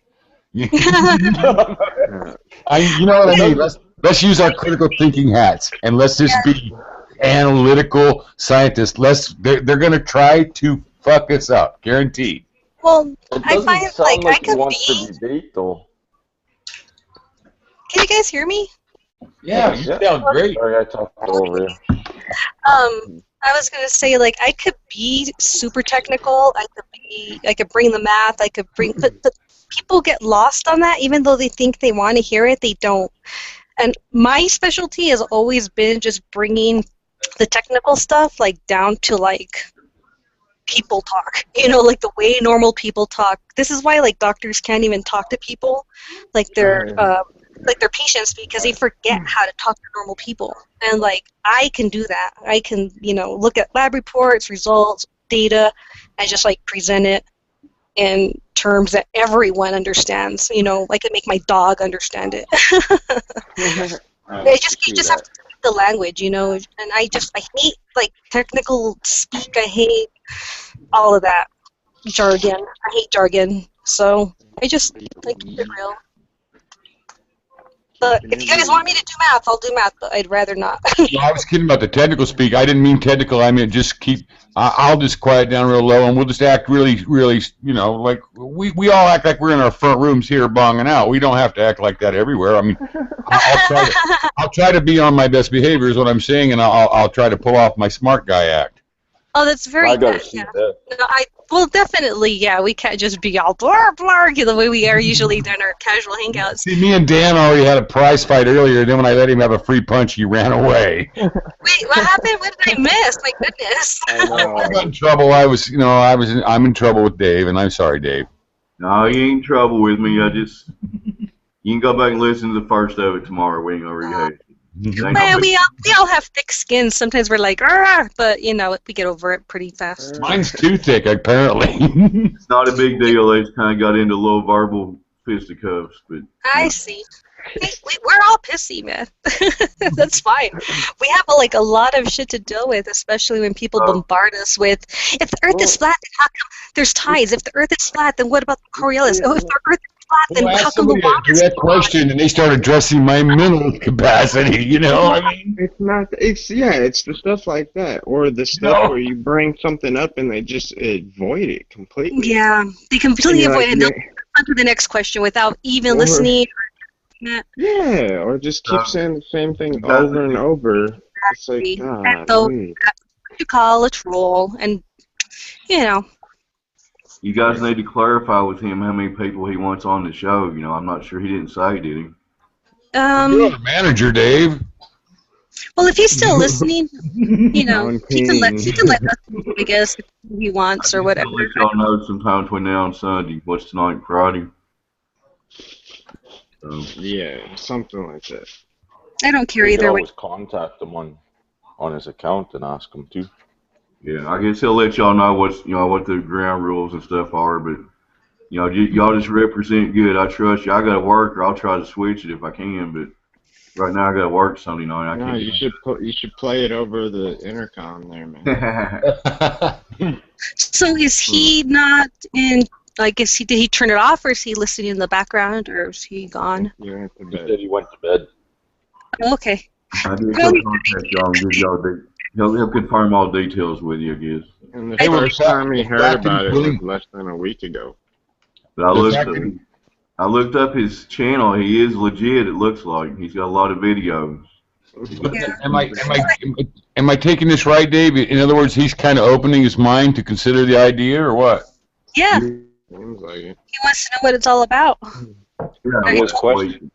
I told him thank you for not dismissing it and for checking it out. I pointed him to my playlist, which I have set up, like, the order that I set it up in is very specific. So if anybody ever wants to point people to a pre-made playlist, I've been growing it for the past year. Even the first 10 videos are good, but there's at least 100 videos on there. Like, all the best of the best. Wow. I wonder if there's one I haven't seen. Yeah. And they're arranged, like, in specific order, like talking about, just like the logical fallacies and, how you have to get the straight science. And, Hey, there's you've like, been talking to Cog too much. so. Yeah. Hmm? So you've been talking to Cog too much, I think. Who? Cognitive Tim. You No. You said one of the troll buzzwords, logical fallacy. Oh, no, that's me because I studied to go, like, to law school and stuff, so no, I know my logical fallacies. I don't know what they talk about, but I bust them on their logical fallacies all the time. So this is not new to me, and I've actually posted it in other people's posts. I was like, we've already learned how to be physicists, biologists, freaking astrophysicists. Like, why not be lawyers too? So, I mean, because being able to argue is, like, everyone's biggest weakness. And, yeah, I mean, knowing how to argue is like, important. And I don't mean, like, fight. I mean, just, like, argue properly. Josh. Hi, honey. What up, girl? Hi, honey. Oh, hi, baby. Get a room already, Conk. Sorry, guys. Oh. I was talking to my little Sasha girl. Oh, I wasn't sure. I mean, I'm not on the chat page, so I'm kind of lost still. There's nothing going on the chat page. Oh, okay. Since Cobra. Well, then I'm not going to pull it He's up the last because I person to noticed post. when I do, that's when my mic starts going out. Like it gets crazy. So if I don't have to get in there, I'm Yeah, probably right. better. Yeah, right now you'd waste your time pulling it up, you bet. Okay. Well, if there's anything good in there, y'all should relay the comments to me. Otherwise, I'm going to leave it alone. Yeah, I'll let you guys know if it starts up. So, what I missed today, gosh, I feel like I was driving all day long. I like driving. I do too, but it gets tiring. There were a lot of cops out, and it's Friday night in New Mexico, so. Yeah. It's probably Friday night most places. Well, But I not mean, every but place. I just meant, like, specifically because we're like the state of, like, DWIs, and so really? the cops are really they really come out en masse. Yeah. Hey, y'all want to know something that just freaked me out? Sorry to interrupt. I just looked at his channel. He has 16,666 subscribers. Uh-oh. I'm serious. Look it up. It's a conspiracy. Dave, what's his channel devoted to? Yeah. Like a radio show kind of thing. That's cool. Whoa. Yeah, that's what he said in chat. He's got an open mind, you know. He's not off the ball yet, but he says he's got an open mind. He's not off the ball. I like it. Not off the ball. That's all you could That's ask real. for, man, is having an open mind. And even if they decide to not know, like, you know, because those are going to, excuse me, be the nicer people, you know, I mean, it's like, fine, you know, your beliefs don't affect my world, you know, kind of thing, and people should It'll still be be like friends. a Like, I real don't human. understand, like, this mentality of, like, dumping people, even dumping your friends. Like, I can't be your friend anymore. It's like, okay, we've only been friends for 30 years, but see ya. Yeah, no doubt. Yeah, I mean, it's People get ridiculous. divorced over that stuff. Well, that's how my friends kind of looked at me when I saw Building 7 melt, and I knew that it was a fucked up deal. And then, you know, people would rather never look at it and never know. Right. They would rather never know, for sure. That way they don't have to feel like me inside. And it's just like, okay, cool. Somebody has to have this feeling, you know? They're like, that calm, he's an angry dude. We don't want to know what he knows. Yeah. You think I'm an angry dude? No, I'm just kidding, but I was going to say, have you been spying on... No, I'm just kidding. yeah. No, I'm just kidding with you, buddy. Dude, somebody's been out posting with my name last night. Were they really? Somebody sent me some from, I think it's from our gang, but somebody looked at a really cool vid. Well, one of the vids we were talking about last night, but our to do with it was about a Jesuit, a whole bunch of information. I haven't read the info yet, but it was in my email this morning, and so I responded, and I thought, I didn't look at this, and then all of a sudden there's a comment that says, yay, Y-A-A-H, which could have been me spelling, but not likely, because I know how to spell yeah. But anyway, so then my wife goes, well, if it's not you, look in your history and see what you got. And I looked, and sure as shit, I hadn't looked at it. And I'm thinking, well, who in the hell could do that? I mean, it's a neat site. I want to look at it, but I don't want to get credit for it if I haven't looked at it yet. Maybe there's something bad on there, you know? I mean... Weird. You go into your incognito mode on your browsers.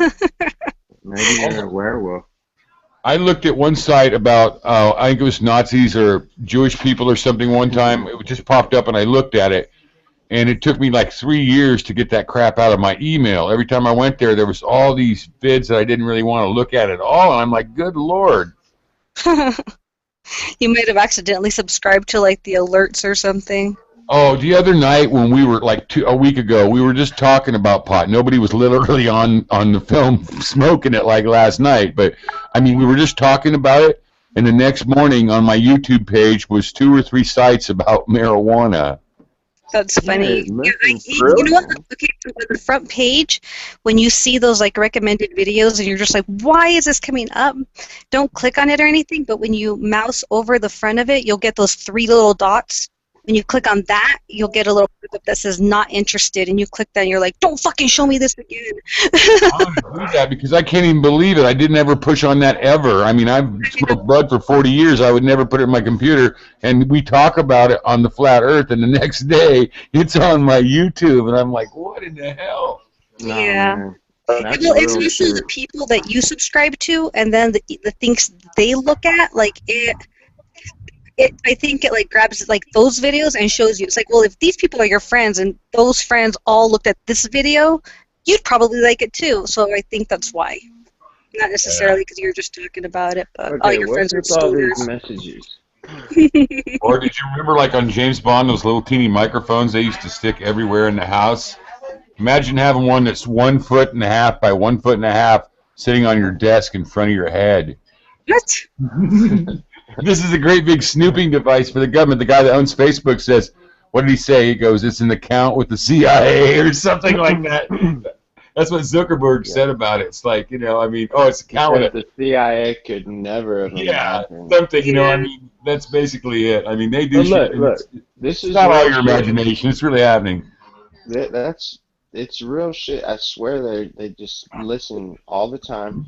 They do a lot of psyops for sure to You've been take a opinion kind of thing, and like how easily they are to sway with like shit like, oh, Charlie Hebdo, or like put the gay flag on your avatar, or parachuting, you know what I mean? Like, I think they really do that stuff to gauge like how stupid people are and how easily they are to accept the herd.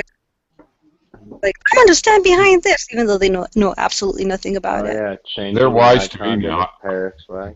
Mhm. Well, have y'all ever been talking to somebody about a topic, in real life? You're just sitting there talking to them, and you're like, oh, I'm gonna Google that, and it's the most fucked up spelling word or phrase, and you type like 3 letters, and it's like, did you mean this long ass phrase? It's like, yeah, I did.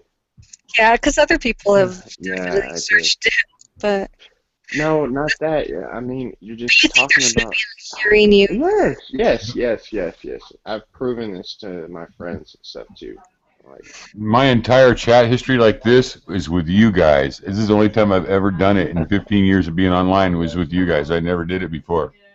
I would chat just texting, but not talking. This is much, much cooler, honestly. And I hate talking on the phone. Like, I've probably gone a good 5-10 years without having a real long conversation that wasn't, like, you just call someone, it's like, are we going to meet at this time? This place, okay, cool, bye. Like, that's the extent of my conversations on the phone. keep it to drug dealer length or less. No, it was just, I hate talking on the phone. Like, I will avoid everybody's phone call. Oh yeah, I got rid of my phone like in 2009. I don't even take them at all anymore, man. It's just like screw that. It's just bill collectors and robocallers, and gosh, even like my insurance company, like Blue Cross and Blue Shield, we want to offer you $10 to answer. Like, I don't know, like, why do you guys keep bugging me? Okay, this isn't mandatory. I don't want your stupid $10. Because they probably want to enroll me in something where they have to like find all this health information about me. I'm just like, no. Like, I never call them back. I'm like, keep your $10. Leave me alone. Or the United Blood Service. Like, they're the people who call you worse than bill collectors. I swear, they fight you. You need more blood. Shit. Bless. But no, now I have talked more like in the past month than I have really like in 10 years. Over the phone. Like my whole lower back and it's killing me in my knees. Yes, I was never afraid of like anybody listening into me, like listening in on my conversations, because I don't even talk to anybody. Like, I just play YouTube videos. Like, all they're hearing is my YouTube streams. So whatever. Right. Half the NSA people are flat earthers now. Probably, right? That's so funny. They're like, that's a really good point. I'm listening in, but I'm learning something. Shit, right? That's so funny. That's it? Well, we got 14 people watching. There ain't much going on in chat over there. Anybody got any Yeah, they're questions? all asleep. Do you want mustard on it too? I put mayonnaise on it. What is that? Who's in the chat right now? You would take scrape some of this out? I think somebody needs to mute their mic. Who is that? Jack, go ahead. That's Who is that? Yeah, who is that? Mute them. It's not me. I can't figure out who it is. Just start muting people. I'm by I'm myself. starting to mute people one at a time here.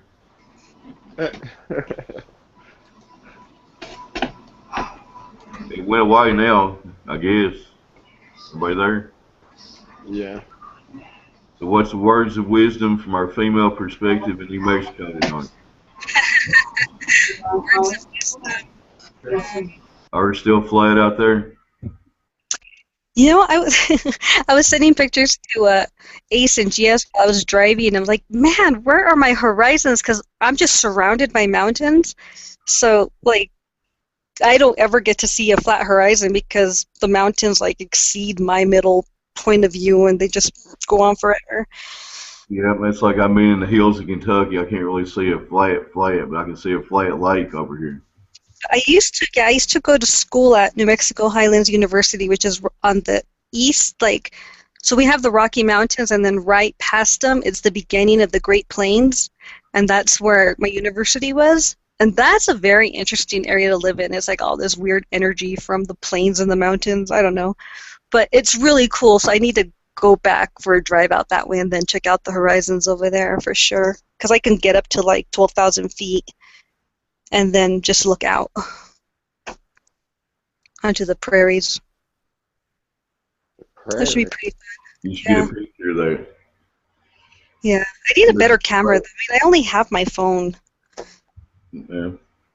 So. Phones are pretty good camera these days. Most people's phones are pretty good cameras as long as you don't have a flip phone or something. Yeah, no, I mean, it is a decent camera, and if I take my telescope and break my back and hold my breath, because, like, when you mount the camera to the little eyepiece, like, even the tiniest, like, breath of movement, like, just shakes the whole, the whole view. But I have gotten some really good shots from the moon through my telescope and my cell phone. So, I don't know. I'll do something, but... Do you have like a Walmart telescope or a better one? It's an Orion Mead. To be honest, I think I might have gotten it at Walmart, but it was like one of the higher end ones. Higher pricing. Like not the $79.91. I think maybe it was like $99. Ooh. Same one on a crater like that guy's CD. You ever seen him? Who? You ever seen CD's channel? The guy does the moon out of Florida. Yeah, I love that channel. I was just like enthralled looking at some HD video, and I didn't know if that person was a flat earther or not. I thought it was just like another NASA fanboy, but I made a comment. I'm like, so can you see the flag on there? And everybody joined in. They were like laughing, and CD said, no, not yet, but we're working on it. And that was cool. I don't have a telescope, but I just watch it on YouTube. Everybody else got one. Yeah, it's not too shabby.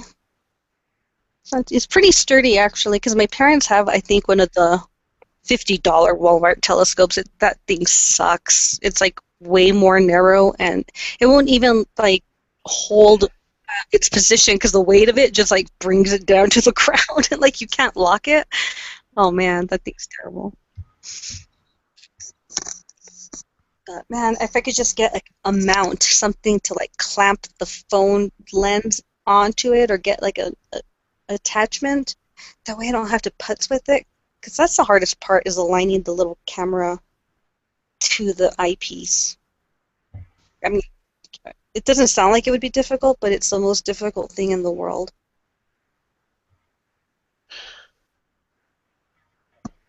Yes, the most difficult thing in the world. I said it, and I stand by it. See that. Hey, Paul, what's that picture you put in the Google chat? I think I got it from Celebrate Truth. Okay. You don't know what? Okay. Is Colin here? Yeah, I'm here. Oh, okay. Hey, long time no see. Where have you been, stranger? I'm hanging out. Hanging out. Yeah, just listening. Right, but I mean, like before, you've been gone for a couple weeks or something. Yeah, I'm just thinking. I'm just listening to you guys. I'm just getting knowledge. Oh, okay. Sounds good. Yeah. Have you guys see that box movie where they press that button on that box with Cameron Diaz? No, it's called The Box. It's with Cameron Diaz. Oh, sorry. Okay. Right, yeah, that's funny. I watched it tonight. It's got like an alien twist on it. It's really weird. Is it Huh. like a new release or Netflix or something? Yeah, it's not brand new. I mean, it's a couple years old, 2 or 3 years old, but it's about they press this but the guy brings a box and it says if you press the button, someone will die, and you'll get $1 million. Ooh. It was out a couple years ago, but it's got a crazy alien twist to it. I just thought it was kind of weird. Is it M. Night Huh. Shyamalan? Yeah, it's kind of like that. It's like it's called the box. It's kind of weird. What was the name of that movie, Paul? The box. The Box. I'll look it up. Okay. Yeah, Cameron Diaz is in it. That's right. I have not watched a movie in the longest time. I don't even know what's what.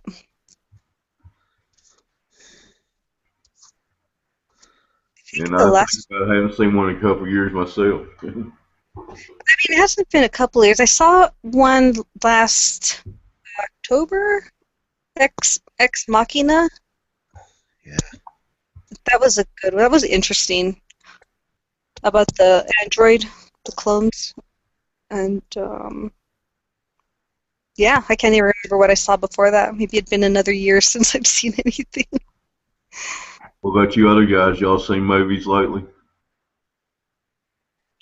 GS? They were all asleep. Everybody? Yeah, I watched that one tonight. I was saying, maybe you cut off when I was talking about that. What's it called? Black Mat? No, can't remember what it's called. Mass. Boston, Mass. Yeah, let me look up. Boston Yeah, Mass? You're saying, oh, okay. And was that on Netflix Yeah. also, or? yeah, I rented it. It's called Black Mass. Oh, It's off Black Netflix. Mass. It's about it's called Black Mass. It's about a gangster named James White Bulger. It's a true story. He was in the 1970s. I think he's still alive, even actually. He's in jail now. They arrested him like last year down there. They arrested him out now in Las Vegas, I think, last year. Yeah, it's got Johnny Depp, Joel Edgerton, Kevin Bacon. I don't know any of the real rest, but it's pretty good, actually. I really enjoyed it. It's like a decent cast. And that's our movie Yeah, it's got a critic whole bunch. segment of the show tonight. Yeah, right.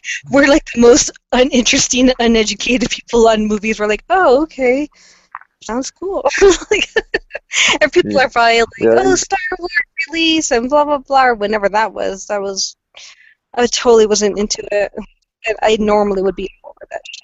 I like Marvel comic movies the best, I think. Yeah, GS says it's quiet in chat tonight. It sure is. There's like 4 or 5 people listening, but nobody's talking over there. Did you? I Trying could to probably spur some chat. advertise it because people are probably waiting over at Ian's channel looking for something. I posted on my Google, so everybody should know, but I don't know.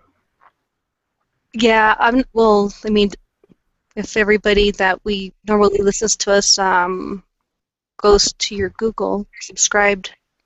Yeah. Maybe they're still out drinking. It is Friday night.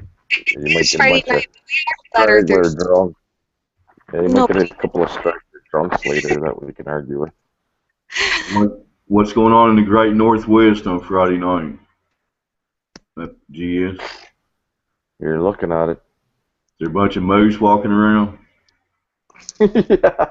yeah, moose and deer shit every place you walk.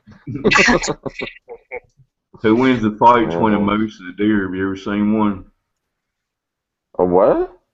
You ever seen a deer and a moose fight, and who wins? Oh, I don't know. I would think the moose, but It depends on the size of the deer. moose are pretty big. They're way bigger than deer, generally speaking. Okay. The moose are like, they got long legs. What's the most dangerous animal you got? Like the bears? Yeah, well, cats, wild cats. Really, like Pretty mountain big. They lions can be and shit? dangerous.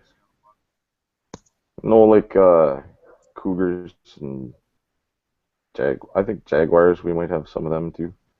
They come down and like get in and mess with people in the settlements there and shit. They Well, come down. not a whole bunch.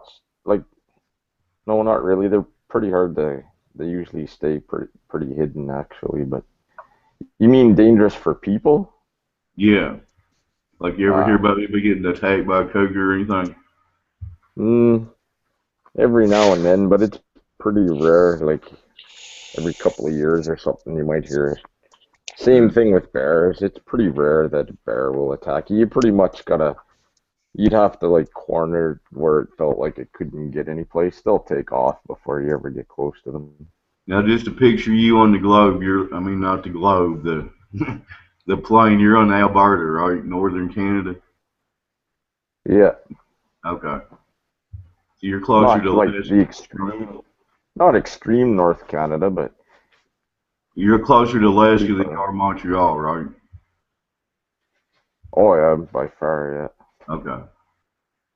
So it's pretty cold up. Yeah, I would say. But you and Ace and Yvette are generally in a straight line down through the map, right? Almost. Yeah, pretty close. It depends what map you look on. Yeah, Yeah, most maps that's almost a straight line, but then some maps she's further east than I am. That's I was weird. going to ask you, actually, the other night when you guys were looking up the whole latitude, longitude, I was going to say, since you were on there, I was like, can you look up my longitude? But I could never get I could never get in there just to pop, to pop that question. I can look it up now. What's your town again? There. You can just look up Taos, New Mexico. That's probably easier. What is it? Taos? Taos. Taos. That's where McLeod came from. Who's McLeod? That's kind of funny. We got Ace McLeod. No. He's from Houston. But he lives in like Fort Collins.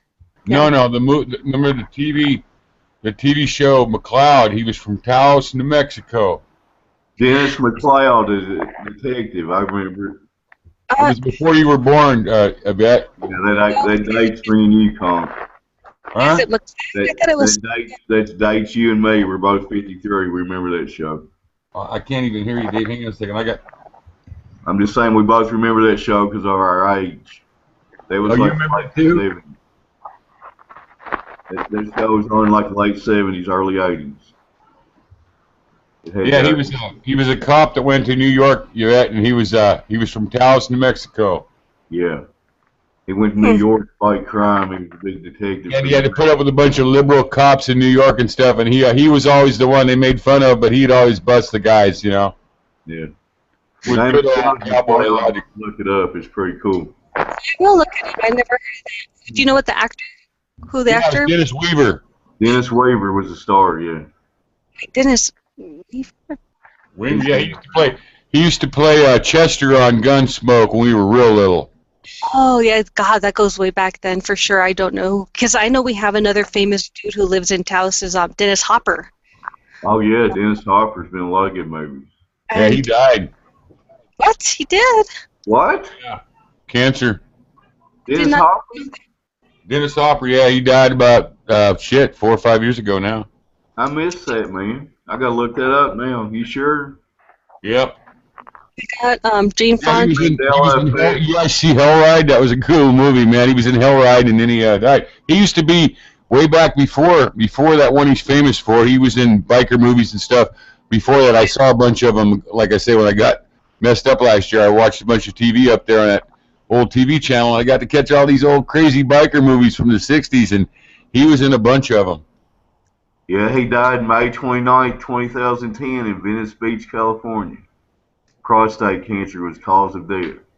What year? 2010. Wow. I told you. Almost 6 years ago. Wow, Well, I you didn't. or the whole Mandela effect. We never know. Yeah, that one checked out.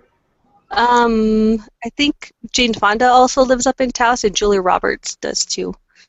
Or they have houses there. You know how they are. Them celebrities. And Val Kilmer is. Julia Roberts has a place in New Mexico, you said? House, yeah. Okay. You know what's weird? Hmm. When I tried to look up this longitude for Taos, for some reason it won't load a page for me. Really? I tried to just typing it in where you normally would type your web, like your web page, but you know how it usually does a search, and it wouldn't. It just stalls out. So then I brought up Google and I typed it in the Google search, and it just stalls out. Huh. Let me see So if I I can can't find help it. you. Do you remember what yours was? No, but I can find out. I'll let I you don't know why, guys, but I Yeah, I can't. guess we should have done. Hey, y'all, Paul signed off. Sorry, He go says ahead. good night to everybody. Okay. Good night, Paul. You, Paul. I Sorry to can't. cut you off there, Conk. What were you saying? I can't get this this expanding Earth thing out of my mind. You know, I don't know. It just, I don't know. I can't get it out of my mind. I just keep thinking about the Earth still growing, and by God, it makes a lot of sense to me. Is that how they're trying to sneak the truth back into us? Like, well, they're not wrong, but they just understand it wrong. It's because we are expanding, blah blah blah, because of flattening or something. We're just discovering more that they've been hidden from us, man. No, Yvette, the expanding Earth is a flat theory. Oh, good. Well, I was just picturing the whole globe getting like fatter. No, because you know what doesn't make sense is the tectonic plates. And about a year ago, I saw a Christian site, and it might have been Hovind or something. I'm not sure where I saw it, but it talked about the Earth popping like a popcorn instead of shifting around like they've taught us. And the popcorn theory makes a bunch more sense, especially when all you got to do is look at a piece of popcorn and you can see the globe. I mean, it all happened all at once, and that's what killed off so many things. And who knows? That might have been the flood when it expanded last time. Maybe that's what the big thing our government is expecting is. Maybe it's not a meteor. Maybe they're expanding the Earth to burp and expand and kill a bunch of us or something, man. So, yes, my longitude is negative 105.687. What? No, there should be two numbers. A north and a west. I know, but I was giving you the longitude, the north-south, because we're in the same mountain Okay, time zone. Yeah, but it's a negative 105? Is that west? It's 36 by negative 105. It doesn't make any sense. Because I'm 53.27 north and 110 west. So how could you be in negative? I don't When we're know. almost like... Yeah, I gotta see if I can get yours up here on my phone. Daryl Page That has got doesn't a make any question. Did Robert come out with a video yet? Sorry to interrupt.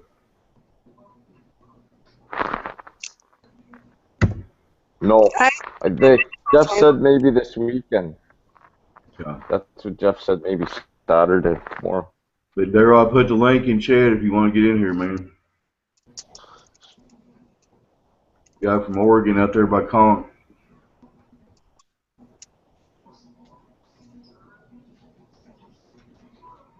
You guys are about on the same longitude as what you figured out?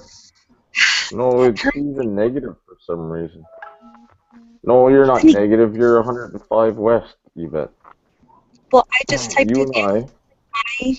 I'm 110. You're 105 west. How can it tell me negative? You're 36. Huh? I'm 36 I don't by know. negative 105. She doesn't say negative on mine.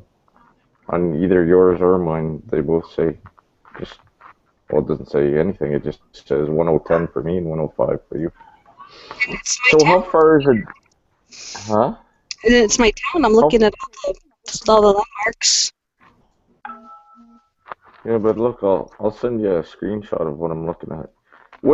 How far is a degree in miles? Does anybody know? I guess I could look. I have no idea.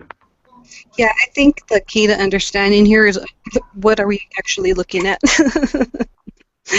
Because I think the negative might just be like the difference of a plus or minus on one side of the line or the other. You know, I don't think it's Hey, half over a globe around. in chat, sorry to interrupt you, but Zane Holloway says yes. Robert came out with a video and it's up. What Oh, channel? okay. What channel is it on, Zane? His channel's Robert Bassano or Project Planeta. Planete. I haven't saved his channel yet, so I'll have to figure it out. What is it? Project Planete. PLAN, like Planet AE. It's an AE thing. Yeah, Planete. Right. TE. Okay, I'll look it up on YouTube here.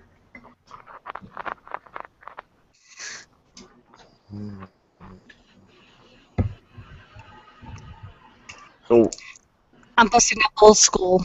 My actual globe that my dad's had for an eternity. They laugh at me because sometimes, like, my cat will knock it over, but my dad will be like, "Why is the globe on the floor?" And I'm like, "It's trying to be flat." They crack up laughing at me. Yeah, I don't understand. That's latitude. 1 degree of longitude equals 54.6 miles, and 1 degree of latitude equals 69 miles. See, that's where all this stuff doesn't make sense. And I know you guys were making fun of me the last time I brought it up. You said the difference between slices and wedges. But those lines don't make sense. The longitude lines don't make sense because they come to a point. So how can you say that the distance between a longitude line is such and such and such? Because the distance at the equator for a longitude line would be different than the distance, for instance, northern Canada or South. I was never saying it was a distance thing. I just was saying it was a location thing. Like, that's your point. Location. Doesn't add up though. I don't know. I've literally never looked into it, so I have zero to offer. Just from a mathematician point of view, like, it makes sense to have the bisections going like tomato slices and wedges. I'm just saying that makes sense to me. Hey y'all, Ron Flat Earth Alaska is in the Google thing. He says say hi. He's having some kind of computer issues. He can't get on here. So, hey Ryan. tell everybody hi. And I looked up Project Planete and I can't find anything on YouTube. Does anybody else see it? That Robert's channel, Project Planete. Yeah, let me see if I can find that. What's it called? He won't mind us playing it on here, will he? I'm not sure. But we can just direct people to it. Okay, maybe we shouldn't play it. I don't know. When I search it, it doesn't come It's up. material. I would rather see it before we play it anyway. Yeah, I agree. I agree. I do have the link for you. I'm going to post it in the side chat, okay? Okay, thanks. Anyway, Zane Holloway said it's good, so everybody, you're right, you bet everybody should watch it alone. We don't need to be playing it publicly right now. You could probably absorb it better anyway. You know, just pay attention. Okay, there you go. There's the YouTube channel. All right, thanks. I'll subscribe to him because I didn't know what his YouTube was. Oh yeah, I don't think you were on last night when him and Jeff kind of presented the trailer to the new channel, and we all kind of just subscribed on it then. Okay, I got it now. Thanks. Let's see what else. The 59-minute video will be interesting to watch. I'll watch it tomorrow. I did watch this morning. I watched the new video by ODD TV, which is really good. I added it to my playlist, and also one by Dr. Zach, where he did the tracking of the sun. That was really good, also. Yeah. And I added that to my re-education playlist. Since we all have new things to learn, I have a re-education playlist. So, if you all want to go to school, Flat Earth School, go look at that playlist.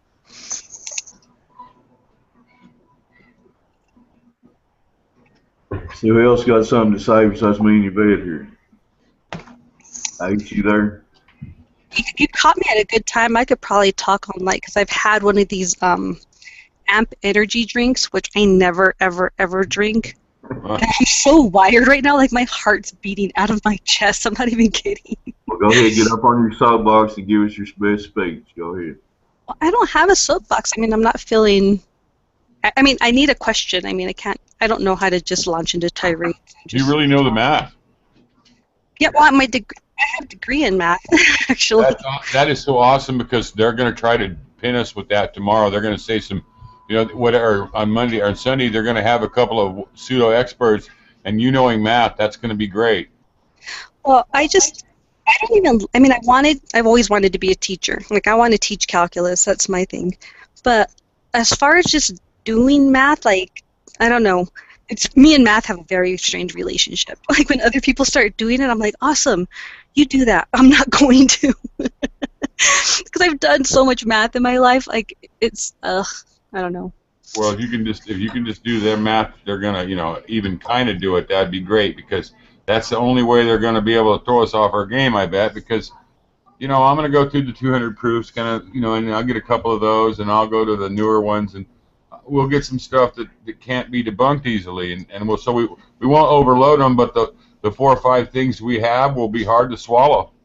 We won't overload them, but you're going to present them with the 200 proofs. Man, I couldn't even get through 12 of those. I was like, no, you misunderstood me. I didn't say present them with the 200. I'm going to pick through the 200 and get like 10 of them. Oh, I gotcha.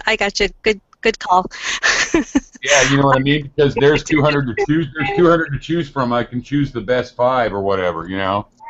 Right. Yeah, because some are a little and you can cover the math, and then Ace can just be his awesome self and know the shit because he already knows it. You know what I mean? Yeah. I was getting a lot of kudos the other night. They were like, she just explained that better than anybody I've ever heard. And I'm like, what did I say?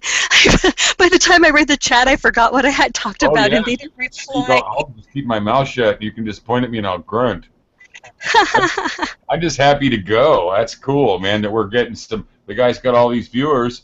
You know, I mean, they might not all be online that night, but just the fact that he has, like Dave says, 16,000 odd subs, that's a good thing for us. At least our chat is, at least our flat earth chat is kind of taking off. 40 viewers today, maybe 4,000 in a couple weeks. You never know, you know. No, I don't. Hopefully he'll still want us on. Hopefully he'll still want us on instead of like saying, you know what, I changed my mind. Do not want you on. He'll call Mark Sargent or something, right? I hope He'll not. get Guys, call on there instead of us. Mark will want money to go on him, and he'll be like, "No, dude, I ain't gonna give you money." Does he ask for money for interviews? No, I'm just kidding. I don't know. No, I don't think I didn't think he did. He claims he doesn't, so we believe his word. My point was just that they're all. I mean, like literally, if you've heard even two, you've heard all his arguments already. He didn't return my emails for 2 months or whatever, but then he commented on one of my songs or something and said "nice wall," and that was it. Oh, you know, this is just like a tangent, but Mr. One Princess Randall, he sent me an email, and he's like, you know what? I was dropping my kids off, and I heard that song "Photograph" by Led Zeppelin on the radio. He's like, I think it's like about the moon. And I just started laughing, and because I know that song by heart, like because my brother loved Def Leppard when we were growing up. So I just like started singing Led it. Zeppelin, right? Yeah. I mean, not Led Zeppelin, Def Leppard. I'm sorry, my brain's a little Def Leppard. That's So one of my favorite songs from the '80s. Go ahead. Yeah. Well, so I started singing it in my head because I know it by heart, and then I just was laughing. I'm like, oh my god, it totally is about the moon. Like, you guys all need to go out and listen to it right now because, I mean, it's like it's supposedly about a girl, but the moon is a girl. You know, it's a feminine, and it's like, all I want is a photograph, NASA. Like, come on. Yeah. A real photograph. Yeah, somebody could make that song with the words and appeal to NASA. That'd be funny. Yeah, it's really fucking funny. And in fact, I tried to copy this link and it wouldn't do it, of course, because it only does it when it wants to. But I wrote it down. It's got to be the longest link I've ever written down. link? For Robert's channel or whatever it is. Uh-huh. It's long. It seems like a lot of numbers and letters and. Oh, it's because it's the channel and that's his ID. So I didn't actually put the link to the specific video. I just put it to his channel. That way you guys can subscribe and then see. Thanks. Yeah, I think he has to have the channel a little longer before he can like customize that crazy number into, you know, Project Planate or whatever. What's it called? What's the video called? I'm looking at it. If you want me to say, it's called NASA hoaxes Hubble via Einstein. It's already got 31 views. It was posted 7 hours ago. Just search his channel name. It's called Project. Well, Here, they I'll tried. write it down. They could not. I already posted the links. Yes, I already posted the links in the site chat. Listen, I just searched it and it came up for me. You just got to get it right, though. It's this. Yeah. There, if you search that, you should get his channel. Yeah, I posted the channel and the link now. There you go, Planate. That's how I got it.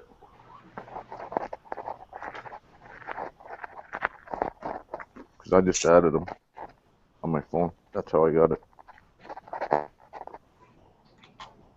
Or I thought I added him. Yeah, there it is. I'll try to watch it tomorrow. Did you find it, Conk? Conk? Yeah. What? Did you find it? No, I'm. His channel. What's the channel? It's posted in the chat. I'll get it to that link. Planate. Search that in YouTube and you should find his channel. Capital P on both words, yeah. Caps don't matter. I'm not really understanding anybody for some reason. I'm not able to make out your words very clear. Maybe it's this new Skype I've got or something.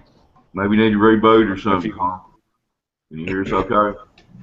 No, not really. I mean, I can hear you, but I can't really make out words too clear. I kind of understood you, but that. Okay, now that. Okay, the link that she put in there now, is that a regular link?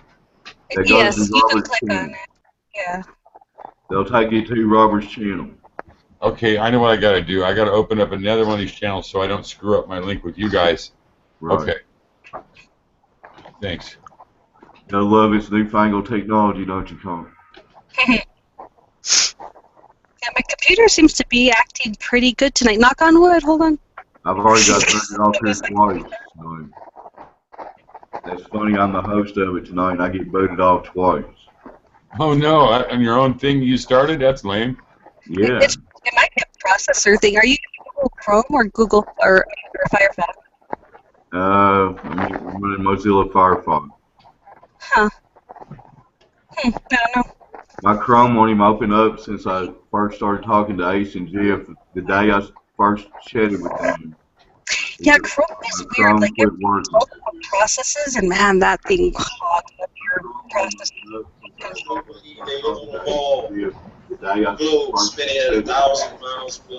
Chrome is weird. Like it processes, and man, that thing clogs up. I hear myself. Playing. Oops. Yeah. Somebody's playing a video.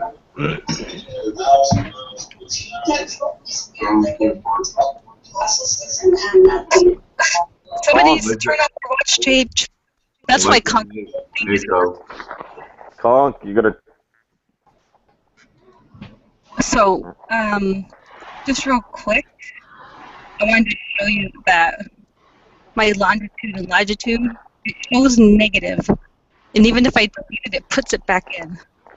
I believe you. What it means, but no, you did believe me, but I did it wrong. So No, I just sent you what I was looking at. Did you see it? How would I have seen it? Online. You know what's You look funny is online. they got a movie about Hubble coming on TV.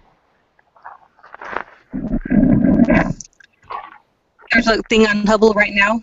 Well, my wife just said something about there being a movie coming out on TV this week about Hubble or something like that. I'll have to ask her the details, but that's one of the first things I saw when I read the site is about Hubble, because I saw something about it the other day being strapped on a 747 or something. What? I don't know if it's the truth, but that's what somebody said. Something about it's not really up in orbit. It's on the back of a 747 or something.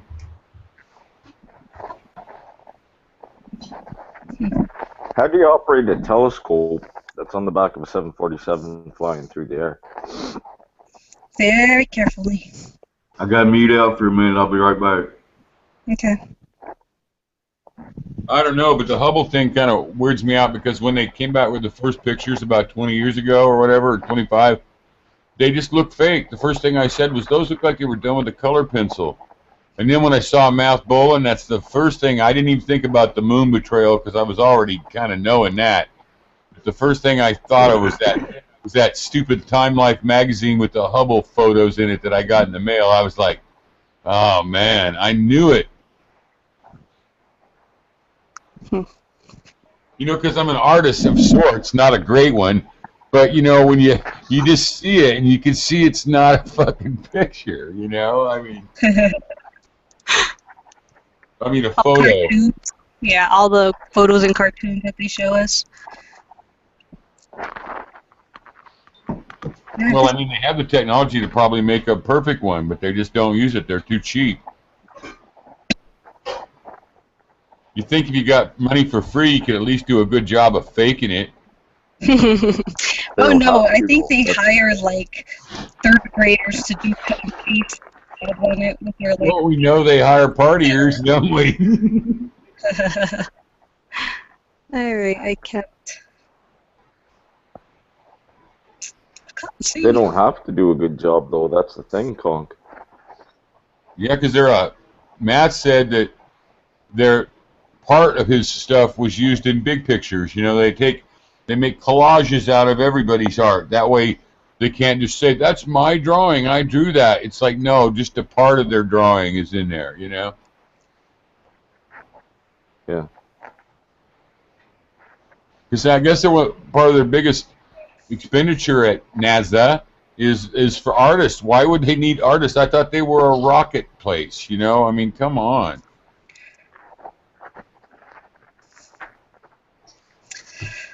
Well, when you go, they do have all those nice displays, you know, so obviously for the posters. Justification. Do you realize for the money that NASA has got, that could pretty much feed all of Africa for about 20 years? It could feed the whole country. I mean, I meant the continent of Africa. Yeah. Which has got about 40 countries in it, or I don't know, quite a few. I don't know how many, but a lot. We could have ended world hunger a long time ago. Yeah, but their biggest fear is too many people. Yeah, the amount of food they throw away, I mean, just because there's like a blemish on it, and when people pick, you know, their produce at the grocery store, like they'll pick over anything that has the tiniest little bruise or dent, and all that food just gets thrown away. It's disgusting.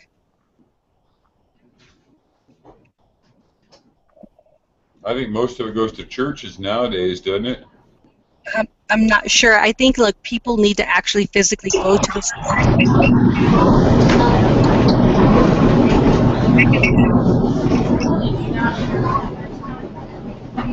Who's that?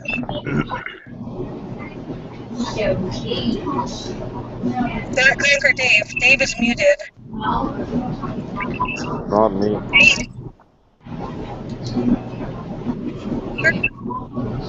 Conk? Yeah. Listening to stuff in the background? Yeah, I can hear it's loud.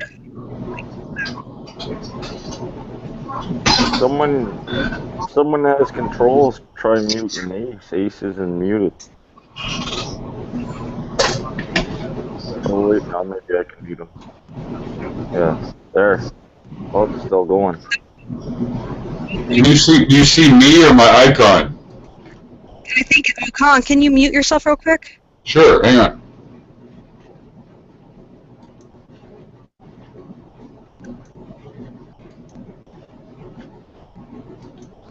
I'll mute him. Oh yeah, it was him. Yeah, it's him. Whew. That was loud. I'll unmute him. Okay. All right, I'm back. What I miss? Just a lot of noise. Uh-oh. I don't know how to unmute him unless he muted himself. You don't know how to reboot, I think. Try rebooting.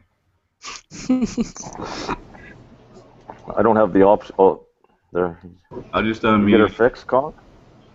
He just I'm not sure what happened, guys. That I have too many. All my sites said I wasn't talking, so I don't understand.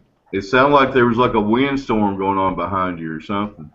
Yeah, like a sudden tornado with dishes and people talking. Oh, I think Yeah, it's a background noise. I'll mute myself. It's a washing machine. Oh, your washing machine. You're good now. You're good now. Can you see me or the icon? I see the icon. You sound fine now, man. I see. I'm on my brand new Skype. I'm all sitting here on camera. That's why I don't understand. Huh. Must be good. Yeah, but you're in Google Hangouts though. Yeah, I don't know how Skype and Hangouts talk to each other. Oh. Okay. Oh, I thought that's how everybody did it. That's what I saw. I could have done this other thing when I got the camera today. That's what I had it programmed for. Is it not Skype that we talk on, or what? No, we talk on Google Hangouts. Man, I guess Skype works with it, or you wouldn't be here right now. Yeah. I mean, I guess if you have the link, maybe it just uses whatever you have.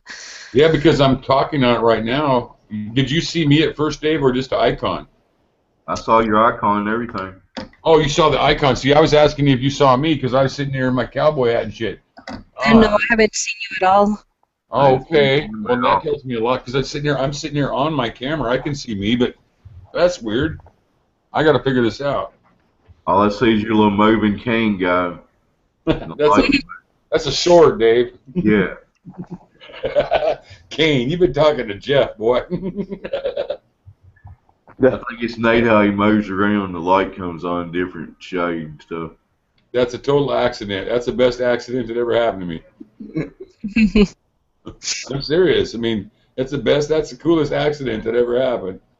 You do sound better talking on Skype. I mean, it's not so, like, loud. Like, yeah, the other microphone that I had, it was huge. It was a Rock Band microphone that somebody gave me.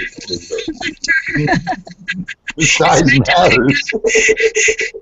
But I mean, if it's like for Rock Band, it's like meant to pick up like just everything and vocals and. So what do y'all think? What do you think the hardest question they're going to hit you with Sunday night is? The hardest question? It's more like the personal opinion ones I find hardest because I don't know. Just like, well, what do you think is the, reason or the big deal or why we should care? Those kinds of things, like, I don't know. Everyone's different. Like, why the reason you care is not the reason I care. So those are hard questions for me, because... I mean, I don't know, but I think they're going to try to make us, instead of worrying about trying to prove the globe, they're probably just going to try to make us look like crap pots. I mean, I would think that would be their style. That's why y'all got to keep them on the curb and keep it simple, Just don't let them get you down that road. We got it, Coach. You're right. But it didn't sound like that's what he wanted to do, like to get us on there to fry us. I mean, he just really... No, he wants to have a legitimate debate. I hope he lives up to his word, Yeah, okay. He's just a talk show guy. He's not the other guest. They're going to do what they want to do. You know what I mean? Like, being sincere, if you take the man at his word, he just found out about a week ago, and maybe he's going to convert with his 16,000 subs. Who knows? Well, the fact he'll probably lose half of them since he converts. How many civil globsters have you guys bumped into? I know. That's a good point. I'm not a cynical guy, Dave, but you're so damn nice. Somebody has to ground you. I know. I just try to be fair to everybody, man. No, I know, Dave. Hey, I love you, brother. I'm just thinking. Honestly, I haven't never met a nice globster yet, and I always start off nice. I mean, I have been treated like shit by these people. I've really bumped heads with a lot of them, and they always, if you start bringing out real facts about the third one, they quit listening and just go into this fucking dance. You guys know. I mean, Like, believe me, I was probably one of the meanest flat Earth trolls out there. I bumped heads with you the first night I came here. I asked Jeff, I go, who was that bitch? You know, she goes, she's nice, don't worry. No, I was full on with my bad hammer that night. I felt bad since I said that, you bet. Don't even worry about it. No, but like I've noticed when people, you know, they'll even come at me, like, and I'll even tell them, like, you know what, I'm not interested in all this like name calling shit. You know, like if you want to know something, I can point you somewhere, or you know, we can have a civil discussion. But otherwise, like, leave me alone. Like, I'm not interested. And people change their tune, like if you just treat them nice back. But sometimes I really do feel like just being an asshole, and I'm just laughing at people, and they're like, well, explain this, explain that. I'm like, I'm not here to explain anything. I'm here to laugh at you. You see, I've got kind of a chip on my shoulder from my past, you know, about not getting my college education. So when they start their condescending shit, I don't let them get to step 3. You know, I kind of cut them off at the pass because I know where it's going, and I'm not going to go through that and dance like a monkey for them. So what I do is when I see the attack coming, I parry them, just like with my sword. I whack their hand off on the way to get their sword because it's easier that way, you know? I mean, and that's just how I deal. When I can see with somebody, if I see somebody getting ready to strike or posing, I take the first smack. Right. I mean, sometimes I do, sometimes I don't. It depends on my mood, but tonight Dan wasn't seriously gonna really talk seriously with me. He was gonna try to expose the fact that I'm a crazy person. You know, I mean, fuck, I'll tell a person that. You don't have to expose me. You know, I'm here to all about my ass. You know. For me, the one that bugs me the most is when I get these like little cocky shitheads, you know, they're like 17, 18, freshly in college, and they're like, oh, you know, and they try to post like some stupid like calculus derivative, and they're like, solve that, and I'm like, bitch, please. I was doing that in the 10th grade. Like, I'm 41 years old. I'm not going to do your homework for you.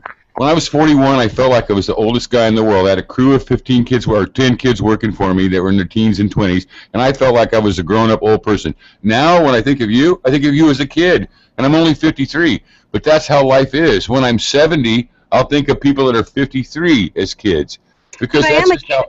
Well, you are. I mean, I was a kid at 40 still, but I didn't feel like one at 40. At 40, I thought I was ready for Social Security, you know? Well, I think it just depends on our life experiences. Like, I've gone through a lot. I've experienced a lot, but I'm not married, never been married. I don't have kids, never had kids. So I think that keeps people on a young level in a different way, because I don't know how to freaking raise kids. I mean, I think that ages people really quickly. And so, you know, you might feel really old at 30. It kept me young. It made me just be young again, and it kept me young forever. I don't know, if I'd have known how fun they were, I was one of those ones that were going to, you know, that was convinced by the system that, boy, I'm not going to have these, and just to buy life. But, you know, I mean, I started at 34, and if I'd have known at 20, I'd have 12 of them now, just like people used to have. Yeah. But I was against it till I decided, well, you know what, I better do it. And then next thing you know, it's like, shit, give me another line of that stuff, you know. It might be a cultural thing too, because like nobody takes anybody seriously in my family, and you know, in this area where I live, people just still like to have fun. I mean, you could be like 89 and you could still be like literally piss ass drunk and having fun with, you know. Oh yeah. And you know, and everybody's like, "Ooh, let's have fun." You know, it's just been like that my entire life. Like, we don't take each other seriously. We laugh, we have fun. You know, my whole family's pretty crazy and fun. So laughing is the important thing. If you can laugh a lot, that'll keep you young. That's true. And I am like Little Miss Giggles usually, so. Yeah, I think that does it, probably. Well, see, if your guy is thinking about going to the Globe right about now, he's calling up a couple Globers, and he's going, guys, they've got some points. And both these guys are going to shame that sumbitch to where he's just like, okay, whatever you want to do. You know, if you want to set him up, make him look like Jed Clampett, you know, all right, you go ahead. That's what I think is coming. So I'll prepare for that. You guys prepare for them being nice, and I'll do my homework because I think we got them anyway on facts, and just if we hold our shit together and just don't let them make us too rattled, I think we'll be fine, man. Hey, can I give y'all a suggestion for that? Sure. While I was on mute, I watched some of that video where the guy that's on his show came out about flat Earth. Y'all should watch that before. That's what I was. Yeah, it's a good idea, Dave. Go and find who's gonna be against us anyway. They were pretty much laughing at this guy the whole time. Well, yeah, I'm sure they're gonna laugh. I mean, that's But he said that's what's crazy is you show them a real fact, and they act like, oh God, you used photographic and real evidence. We don't do that anymore. It's all done with math nowadays. It's just like they act like real evidence is not evidence. But if we take people at their word, he said there's not going to be any laughing and stuff. It's going to be actual civil debate, so we'll see. So let them prove the globe to y'all. Just keep them on the curve. But the most of that video, they spent laughing at the poor guy that was trying to explain the flat Earth to him. He couldn't even get the Antarctic ice ring across to him at all. See, that's my thing. I don't like to try to explain the flat Earth. I mean, what is it? We don't know. We have ideas. I like the stuff we can prove, and I'll explain what those things mean. What you need to stick to right there. I can explain parallax. I could explain, GPS, LORAN, triangulation, cell phone towers, math, biology. They say that if you have your foot in your mouth, and you should just leave it, because rather than how's it go, Dave? I'll remember that one. If you have if you feel like an idiot and you have your foot in your mouth, leave it there because it's better to feel like one instead of pull it out and prove to everybody that you are one. You know what I mean? I'm saying it wrong. You know what I mean? But yeah, I think we could definitely keep it on just if we have to answer kind of basis about any kind of facts. You know what I mean? Because except for the things we know that they like curvature, we know we got them on curvature, don't we? I mean, and on the fisheye lens, we've got them on the fisheye lens. You got them on NASA, the NASA moon shit. You got them on. Oh my God, we got them on NASA. Oh boy. Well, I like to stay away from claiming everything's fake or everything's CGI because. Right. I mean. I can show them a BMX video and show the fisheye lens. I don't even need to say anything's fake. I can just show them what it does to a BMX video of bicycles going up a hill. Makes it look round and curved. My kid showed me. My 10-year-old goes, Dad, look at this fisheye, blah, blah, what's it called? A GoPro. He goes, Dad, look at this GoPro lens. And he was totally right. My favorite thing to like, I don't even bring up GoPros and fisheye. I just, I point out, like, do you believe that's the curvature? Because if you think that's the curvature, then our planet is like the size of New Mexico. Yeah. And then I'll show them the Felix whatever his last name is. Baumgarten. Yeah, his jump, because he jumps over New Mexico, and 360, that's all still New Mexico. That's not like the whole Earth. So when you see a curvature like that, and you think that curve like represents a 25,000-mile circumference of a planet, you're insane. Because no, that's like even smaller than the curvature of the moon. Like that's the excellent one you bet. It's small. Like the Earth is what, the size of New Mexico? No, like that's not what you think it is. That's an excellent. And did you know that his jump proves there's not spinning too? Yeah. He should have landed in the Pacific Ocean. I know. I thought that was so funny. It's like, really? Dude, that video cracks me up. Like, even just thinking about it, I'm like about he to landed like 4 miles east of where he jumped from, didn't he? No, but just when he jumps, he falls like a freaking lead brick. It's the most hilarious thing I've ever seen. It's like, but if the Earth was spinning below him, he would have landed out, and I know they say the atmosphere is moving with it or whatever. How long did it take him to how high up was he? He was 100,000 feet, something like that. Yeah, or 75,000. He was up in the low Earth orbit, like outside the atmosphere where you can see. He's over 100,000 feet up. 40 miles or something like that, or what?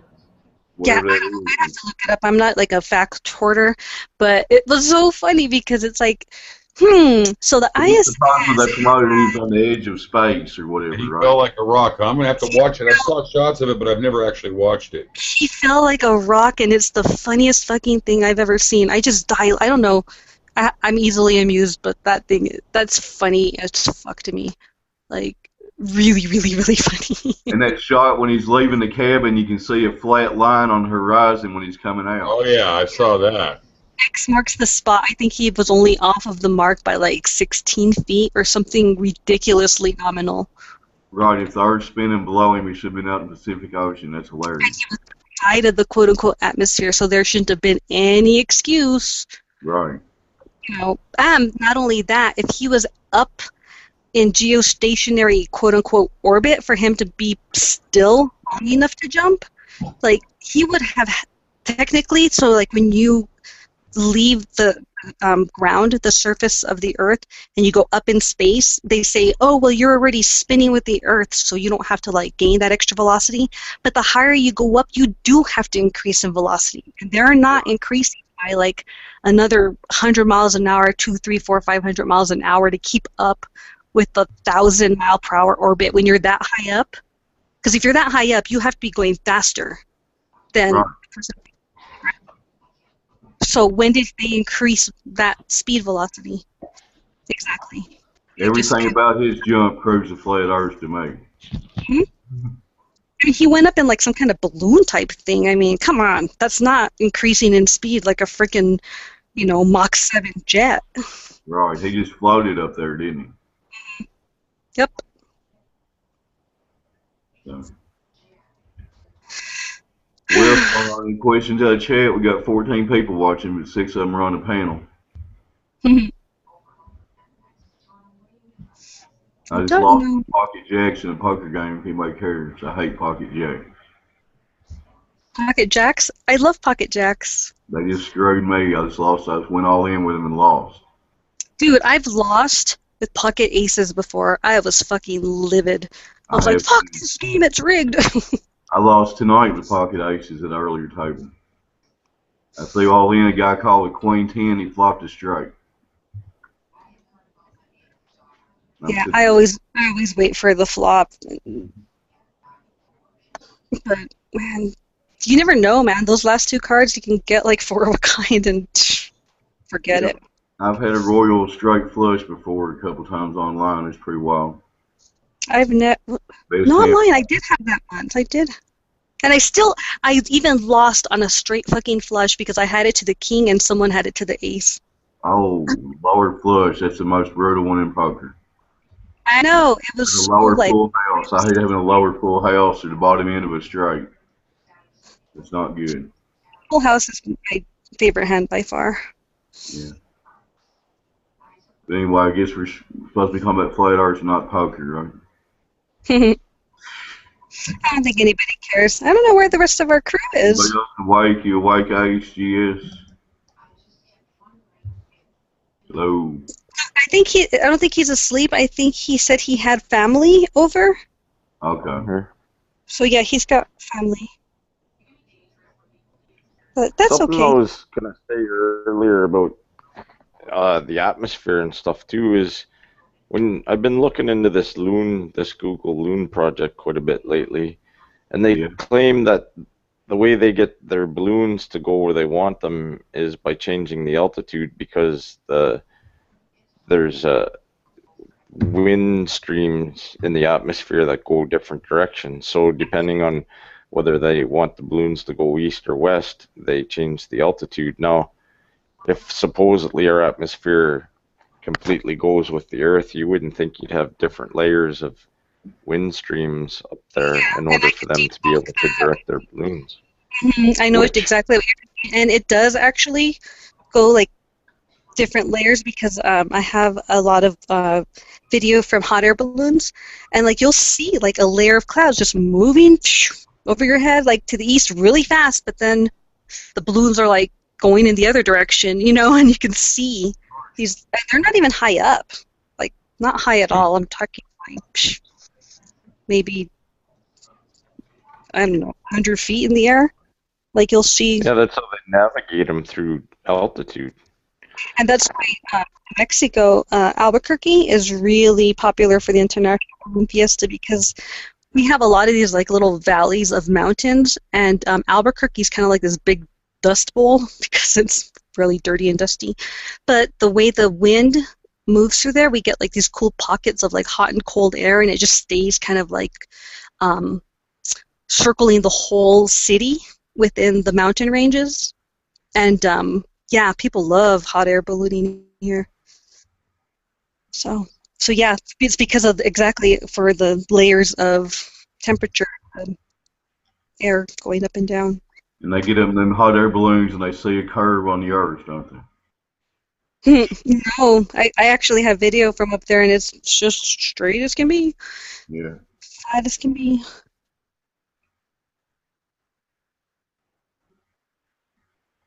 Hi, Itmar. Just woke. How long have you guys been on? I mean, I know I got home late myself, so I didn't know what time you guys started. It was a little after midnight my time. It's almost 3 a.m. here now. Oh, shoot, you guys started late, huh? Yeah. No wonder. I was People waiting call to see if I started one. I was just sitting around. I got home from work around 10. I was sitting around watching videos and shit, and I was waiting for Ace to start one, but everybody started encouraging me to start one, so I did. Yeah. You can take over Friday nights. Well, my schedule varies, the only thing. Like, I wish I could join y'all Sunday, but I'll try to be listening. I got to work that night, though. Yeah, we can take turns. I mean, I haven't even bothered trying it on my channel yet, but I could probably do a hangout on my channel, Exactly too. easy to do. You just go to your, like, you click on your icon where it says Creator Studio, then you go to your live events, and it says Start Live Event. It walks you right through it. Yeah, and I think all my accounts are in good standing. You just have to come up with a name, and you can put some in the scripts if you want, you know. Then you just go live, and it connects you to Google Hangout, and it starts right up. So it seems to work. Besides getting voted twice tonight, it seems to be working okay. So today is Friday, right? Or Saturday for a lot of people now. Saturday here, yeah. Yeah, so maybe tomorrow we can post better information for what's going on Sunday. So Right. whoever does the chat, you know, we can put. I noticed like we should probably be putting like show notes into our descriptions, like especially if we mentioned links or whatever, like put them in the description area for whoever has the channel. Like, I don't know. How do I do that? Well, I don't know. I mean, because maybe once it gets published, then you can edit the description area, and like if we keep like a running notepad or something with notes, like links and stuff we mentioned, we can just throw that in there for reference. I should put Cobra's link in there tonight, you say? Yeah, like that, like Cobra's link. You could put that in your description. That would be excellent. Right. With the little sentence saying what's up with that and what time. That should be interesting. Y'all gonna have a real debate in front of a bunch of people. I haven't had a debate in a long time. Not a real debate. Like, not since I was debating evolution before I discovered flat Earth. Were any of you in debate class in high school or on the debate team? No, but I would argue with my teachers a lot, and I would win. I bet Ace was on the debate team. I count that. I'm not sure.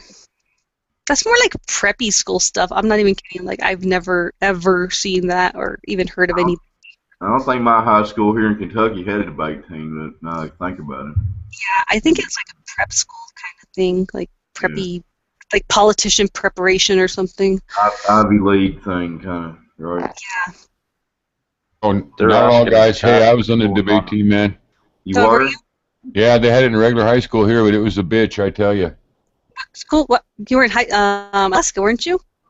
What's that? I mean, where did you go to high school? In Oregon. Oregon. But back in the day, they taught us a lot more. I mean, honestly, I can't even believe how little they teach kids nowadays. And I'm sure even though you're only 13 years younger than me, I bet that they offered less when you guys went to school than they did when you and Dave went to school. Well, my graduating class had 42 people in it. Oh my God. They offered a lot less. If they offered anything, it was like, wow. And you know what? My high school rocked. I'm not even going to lie. I really loved my high school. We had like stage band, which was cool. So if you didn't play any instrument, you could still take a band class and like participate in like just singing or whatever. Cool. I actually have to play an instrument, and so like the only people in class were the key people that you would need for like a band. So you know, guitar player, bass player, drum, keyboard, singers. You know what I mean? Like, and it was so much fun. And Yeah. yeah, and I mean, I took like physics, chemistry, calculus, anatomy, and physiology, like really technical classes. And we all sucked at English. We like our valedictorian had to take remedial English in college. Well, when me and Dave went to school, they had things like, you know, auto and wood and all kinds of things in case people wanted to learn trades. But as far as I know, they don't have any of that nowadays. We still have that here at my high school.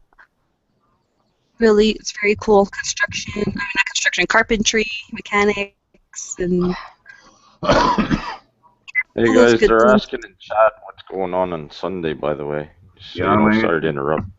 Yeah, I think I just kind of mentioned it. We're going to put it in Oh, the show sorry. notes.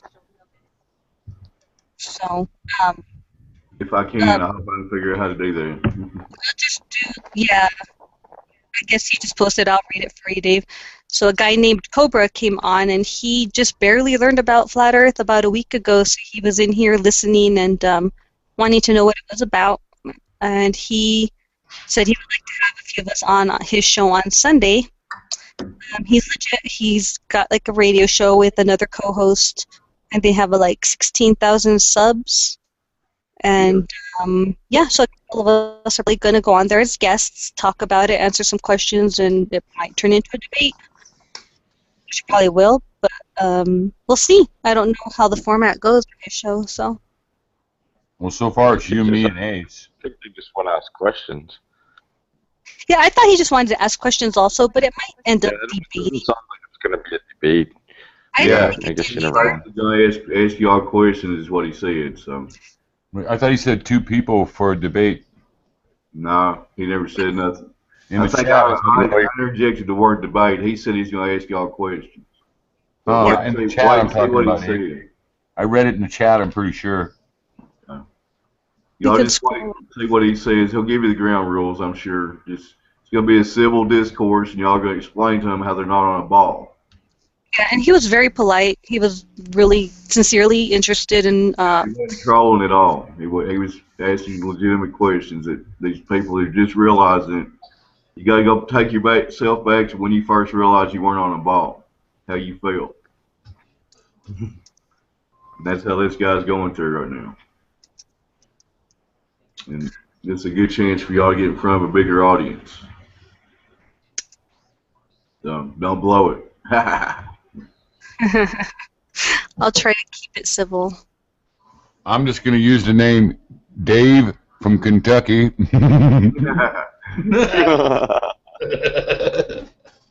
The evil laugh. Don't worry, Dave. We'll make you proud. Thanks for hooking it all up. That was pretty awesome. I didn't mean to. The guy just showed up tonight. You know, all I did I was thought you handled it like you were our agent. I thought it was pretty damn smooth, man. Well, I mean, you get a chance to get some exposure, you leap on it, right? Hell yeah, I appreciate it.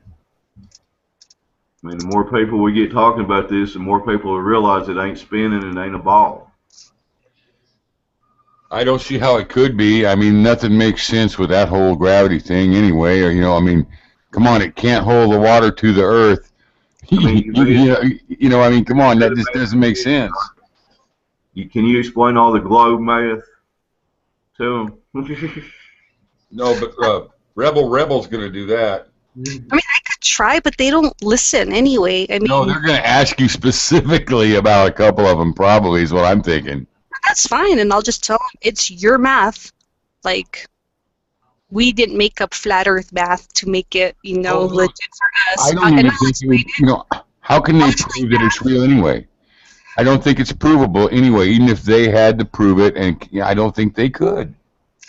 Well, no, I have ways to just explain math to people, especially like I realize that a lot of math is created to explain things, and it doesn't necessarily explain reality, but I can explain that as to why and how and its applications and why they would do that, you know. Because calculus has a lot of, I mean, I love calculus. Like, I love calculus. That's my math. And, yeah, maybe it was created to explain the globe, but that's not all it does. I mean, it doesn't just explain curvatures. I mean, you almost never deal with that. It's got a lot of real-world applications. I had to sleep with my calculus teacher to get passing grade in my calculus class. What was his name? It was a hot lady. Beg your pardon. Sorry, I just seeing if you're awake, Dave. Yeah. Pretty late back there. I didn't do too well in calculus, but I remember I had to take it in college. I actually got an MBA, but nobody gives a shit about it because all I've done is work in restaurants all my life. But see, I hated math so bad that I manipulated.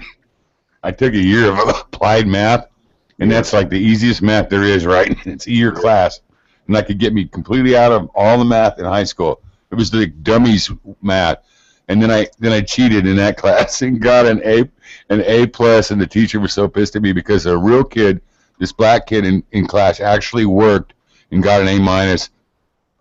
And the teacher was so pissed at me because he knew I just cheated the whole thing, but he had to give me a better grade. And he was like giving me a chance to like flunk on this test so the other kid could get a better grade. And I don't know. I think I gave in and let him give me an A minus or something to make Daryl Willis feel better. But, you know, I was just not into math. Yvette, what video are you talking to the guy in chat about? So this morning I subbed to this person named William Mount, and he had I didn't post it to be alarmist. He had a video that said, you know, like World War III is going to start specifically in like this many days.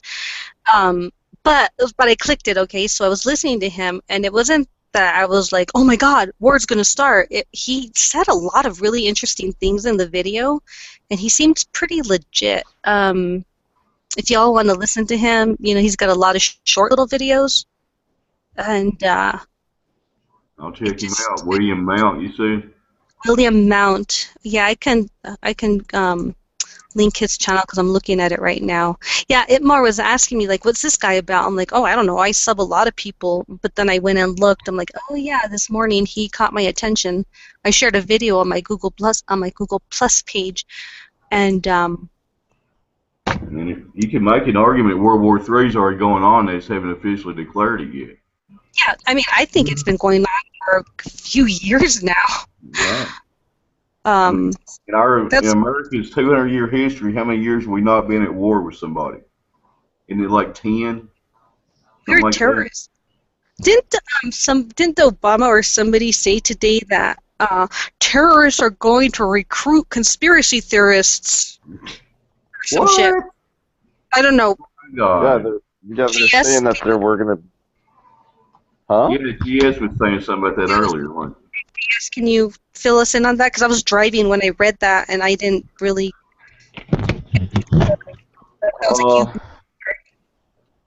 I'll just link the video. Probably be the best thing to do. I'll link the video. William Mount's got 34,000 subs. Who?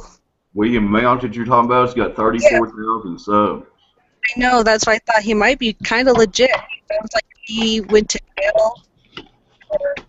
Is he a flight archer? Like a whistleblower, I think. Again, like I'm not sure. Like I saw him briefly this morning. I had breakfast and I took off to Albuquerque. Like I did not have a lot of time to do research. Okay. So I'll look him up tomorrow and see what. Check him out. So, go ahead. Yes. Huh? Yeah, go ahead. Oh no, go ahead. It's all right. I'm good. Can you give me a wrench, Dave, please, so I can post a link? Sure, I thought I already did. Let me get you one. Well, maybe I do. I didn't think I did on here. Maybe I do. I'll make sure you do. I'll get you guys a link. Oh, can you give us a synopsis? You should already have one, man. I gave you a wrench. You might need to refresh. Go ahead, huh? You calling me, hon? No, I was telling you, Beth. She said she had to refresh. I think maybe GS needs to refresh. Oh, okay. Boy, it looks like William Mount's a hardcore dude. Yeah, that's what I mean. Like, he seemed interesting, and I wanted to go back and look at him. Got a lot of views on all his video. Yeah, he's got hard subject. Yeah, it's a lot of information, so I'm not quick to dismiss people, so I definitely wanted to go back and look at what he was talking about. Oh, I've got a concaver just popped in. The concaver? Is it Sean? Grizz Frank. You might know him. He's not concaver. He's flat Earth. Yeah, I know him. He's my buddy. Maybe he's just joking then. He says the world is concave. Bow down to Lord Stephen Christ. I'm pretty sure he's my buddy from the UK. Okay, well, hey, Grizz, so you want to get on here? Yeah, you should get on, Grizz. Come on, talk. I'll put him a link in there. He's a smartass. He's in the UK. You gave me a wrench. With us. So that you actually can take a left turn at Albuquerque, huh? You really can't. Well, yeah, Albuquerque is like the main intersection of I-40. No, it's an old thing. You're so young. Dave knows what I mean. Yeah, I remember that song. No, Bugs Bunny. Yeah, I took a wrong turn in Albuquerque. Yeah, okay. Yeah. There was a song with Albuquerque in it, tell you something about driving through Albuquerque. I can't remember it, so I'm not going to talk. No, it's Arizona. There you go, guys. That's the Eagles. Take it easy, that one. Yeah. The link I just posted is... Oh. I got the link in chat if anybody wants to join. That link I just posted is Obama talking about conspiracy theorists are going to become terrorists. Is what he's saying. That they're going to become terrorists? He said that? Yeah, it's only a 2-minute. It's only a 2-minute video. You can hear it for yourself. That's insane. It's not a very long video. Yeah, it's literally only 2 minutes. But basically, he's saying that I don't know. The way I get it is that conspiracy theorists are at risk of becoming violent and getting recruited as terrorists. Be recruited as terrorists by terrorists or I guess so. CIA? I don't know. But like, there's no It's been knocking on my door lately, so I don't know. There's no history of a conspiracy theorist ever being violent, is there? That I know of. No, not the CIA plants themselves. Like no. Well, the actual term conspiracy theorist wasn't even invented until like 1967. The CIA came up with it. Yeah. Yep. Discredit anyone looking into the JFK murder. Yep. And they then got so much crossfire, it's crazy. There was at least 8 shots at him. But anyway.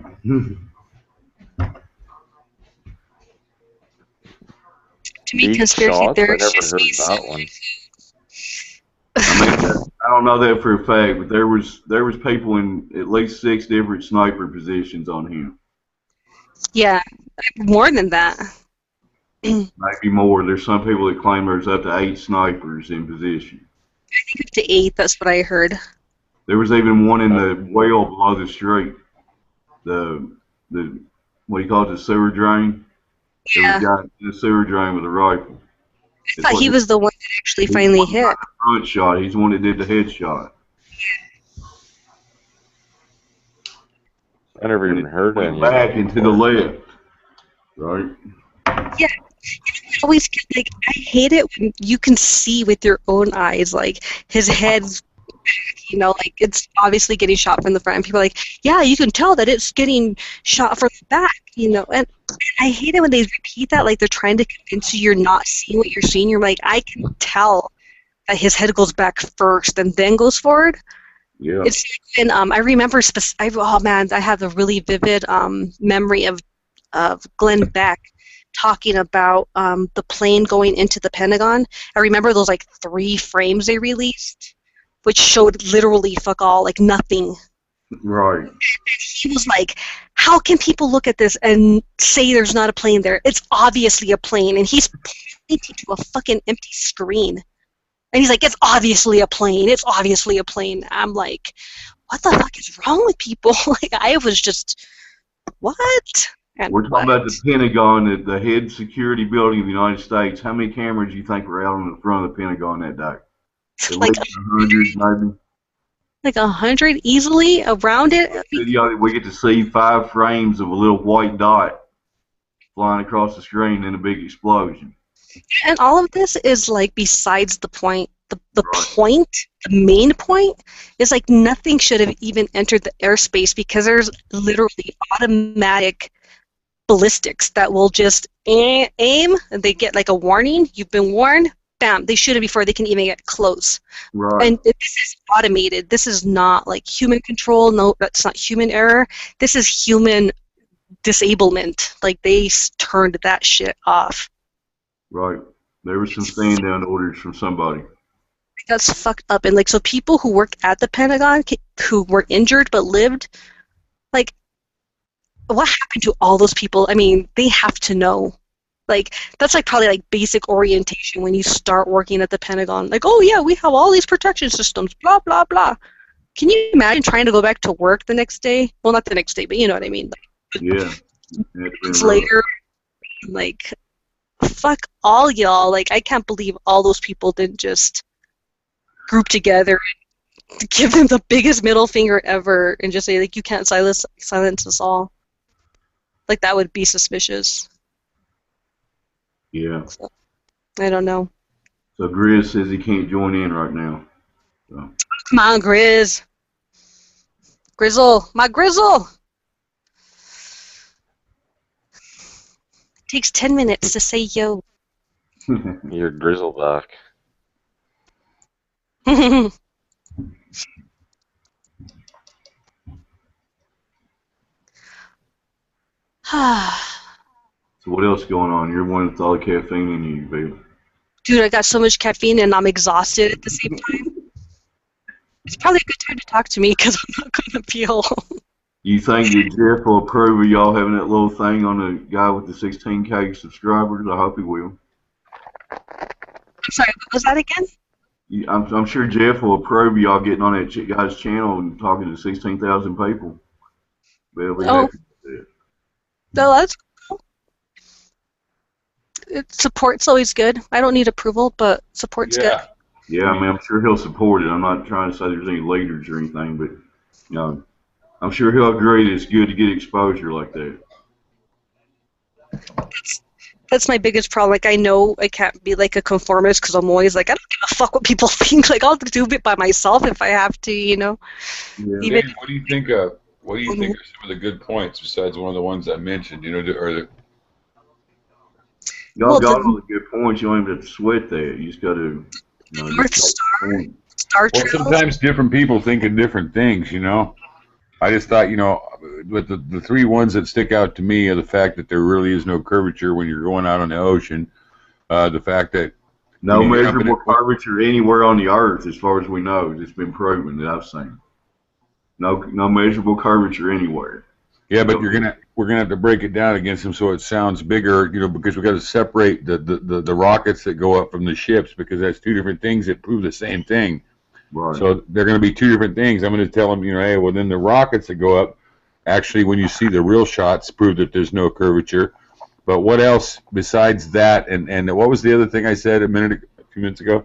Oh, just that people have different perspectives, and there is something that I like to research and look into a lot that nobody really talks about. Like, it's talked about in passing, but it's one of my favorite. It's just like the science that comes out quote-unquote science, the pseudoscience that comes out every day with zero question, zero challenge, all bowing authority to the scientists, NASA, or what the fuck ever came up with it. You know, we never have names like this awesome person, so-and-so, Dr. blah, blah, blah, came up with this amazing theory and just proved it. They never say that. It's just always scientists say. What the fuck does that mean? You know, like scientists say. Okay, YouTubers say this, and, you know, flat earthers say that. That doesn't mean anything. Name, you know, and the whole thing like about the core. Oh, now the core of the Earth. It's scientists say that it's sulfur. I'm like, oh, really? So what happened to the molten iron and nickel and blah blah blah blah blah and all this shit? And you guys can't even go past 8 miles, but now it's sulfur, and you know this. You just taught this fact that it was, you know, we have all these mantles and cores and blah blah blah. What happened to that? Like, how come there's they made it all up as they went along. I mean, it's so easy to see looking at this perspective, you know. It's just one example that I have, like, just at the top of my head. But this happens all the time, and I'm just like, whoa, whoa, and I go off on them, like, in the comment sections, and I'm like, who the fuck wrote this article? I want sources. I want citations. Like, where are you getting this information from? Like, do you realize what you're saying and how stupid it is? Because, like, you guys said it was fact. We had, like, magma, hot magma, you know, and nickel and iron and blah, blah, blah. You know, where is it? If they're changing what the core is, that changes what the gravity is on Earth, too, because the only two things that affect gravity are mass and distance. Right. So they can't start changing. So now it's they can't start changing. Yeah, they can't start changing that shit now. But they did, like in November or December. They changed it from spear to pear shaped. They can do anything they want, right? Oh my God. Oh, we're halfway there. That's what gets me is they say that they have him up there saying that, and then you look at the IS or not the ISS, but whatever it is, it shows. Yeah, the ISS shows the thing 24-hour feed, and it's perfectly spherical again. Yeah. They don't even care that they're out there lying in front of like the whole world. They don't care because people have such short attention span. You know what? And I had a theory, like, I almost think that they're doing this because they want to see just how gullible and stupid people are. Like, they could come out one day saying, oh yeah, the center of the Earth is actually a marshmallow. And people would go, oh my God, that makes sense. You know, or they just would believe it with no challenge. And then the next they would take orders. I knew it all along.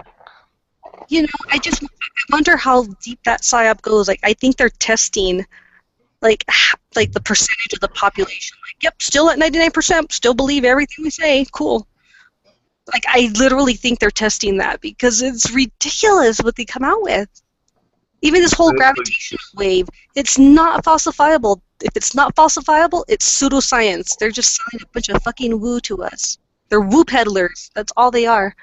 Yeah, like the pictures from Pluto. Ask them about their wireless internet that goes all the way to Pluto. No, I did. I was on a Hubble telescope channel on YouTube, and I was asking a shit ton of questions, and nobody ever answered me. Not even trolls like people like NASA fanboys.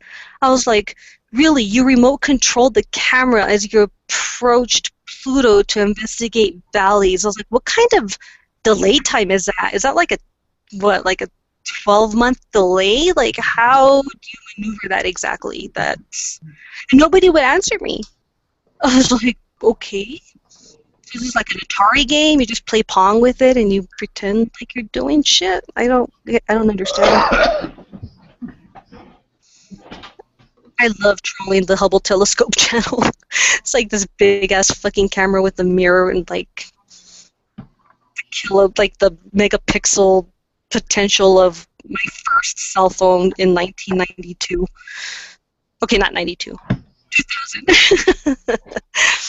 Like, seriously, it has a 4 megapixel camera, but it can take pictures a billion miles away. Or billions of light years. Oh, that's another thing they confuse. Because you can't qualify. You can't say light years and mean a distance. A distance, but then in the same breath say light years and mean time. So they're like, oh no, you heard it wrong. They meant 1 billion years ago. I'm like, that's not what they're saying. They're saying 1 billion light years away. So is it away or is it ago? Conversation about the other night with that guy. Light years has nothing to do with time. Well, No, I I guess it does in a way. That's what they're saying. They're like, no, it is because it's the way light travels. It happened it happened in our past that long ago, and we're just seeing it now. And I'm like, okay, but you can't re-observe that phenomenon. You can't test it. It's not falsifiable. You don't even know what the fuck you got. I mean, why is it reference to that? I mean, that's what I don't understand. I mean, how can they? How do they even begin to pull that lie off of? Even that they would know how to measure from anywhere. I mean, it's just bull. Well, that's the thing. And I'm like, okay, well, then where did it happen? Well, it's not a matter of where, it's when. No. It's either you have the time and distance because we observed it. There's 2 black holes out there now. Is it underneath us? Is it, behind Pluto? Is it, like outside of our... You have to guess how big the light is. You have to guess how far away it is. I mean, it's just all... Exactly. It's bullshit for exactly those reasons. They don't tell you They're basically where. saying time travel. You can go back and look in the future is what they're saying, kind of. Right? They're saying it happened millions of years ago and the light's just reaching us now. Like, you don't see that in reality. Right. Like, can I shine a flashlight down in New Mexico and then turn it off and then, yeah, like 20 minutes from the time I turn it off, you'll see my flashlight down in New Mexico? No. That ain't gonna happen. In the vacuum of space, but then again, light doesn't travel in the vacuum of space. So how does this fucking work again? Ruffles have ridges. All I remember. Okay. Well, you know what? Just that alone proves that they're lying. Everything that they supposed it was about just turned out to be exactly that way. From the atmosphere leaving it to the vacuum of space to the distance of the moon. Everything was just exactly how they wrote it. Now, isn't that kind of funny? Mm-hmm. That you didn't discover anything different than you thought when you did this great big thing. I mean, when you went to America, I'm sure that when they discovered a bunch of shit they didn't plan on. But when we went to the moon, it was exactly how NASA said it was going to be. Right. Like not even. Couldn't even be real. Yeah, check this out. Why is the moon 1/6 the gravity of the Earth? Oops, I'm sorry. 2 people talking. What, GS? Why is the moon 1/6 the gravity of the Earth? They say the moon, before they ever went there, they said the moon was 1/6 the gravity of the Earth. What was the reasoning for that? Because it's 1/6 the size? I have no idea. Right. Yeah, that's exactly right. But size does not determine gravitational pull according to their scale. So, for instance, the only 2 things that affect gravity, according to what they say, is mass and distance.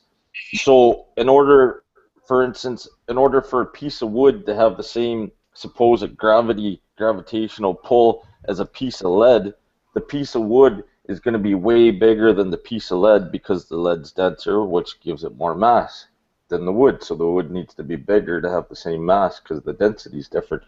So they're saying it's a straw man argument. They're saying that the moon is 1/6 the gravity of the Earth because the moon is 1/6 the size. The only way that would work out to be exactly like that is the moon and the Earth would have to be made out of 100% the same mass of material, which is a bullshit. It's just all a big friggin' straw man argument. It's stupidness. It doesn't make any sense because size does not affect gravity.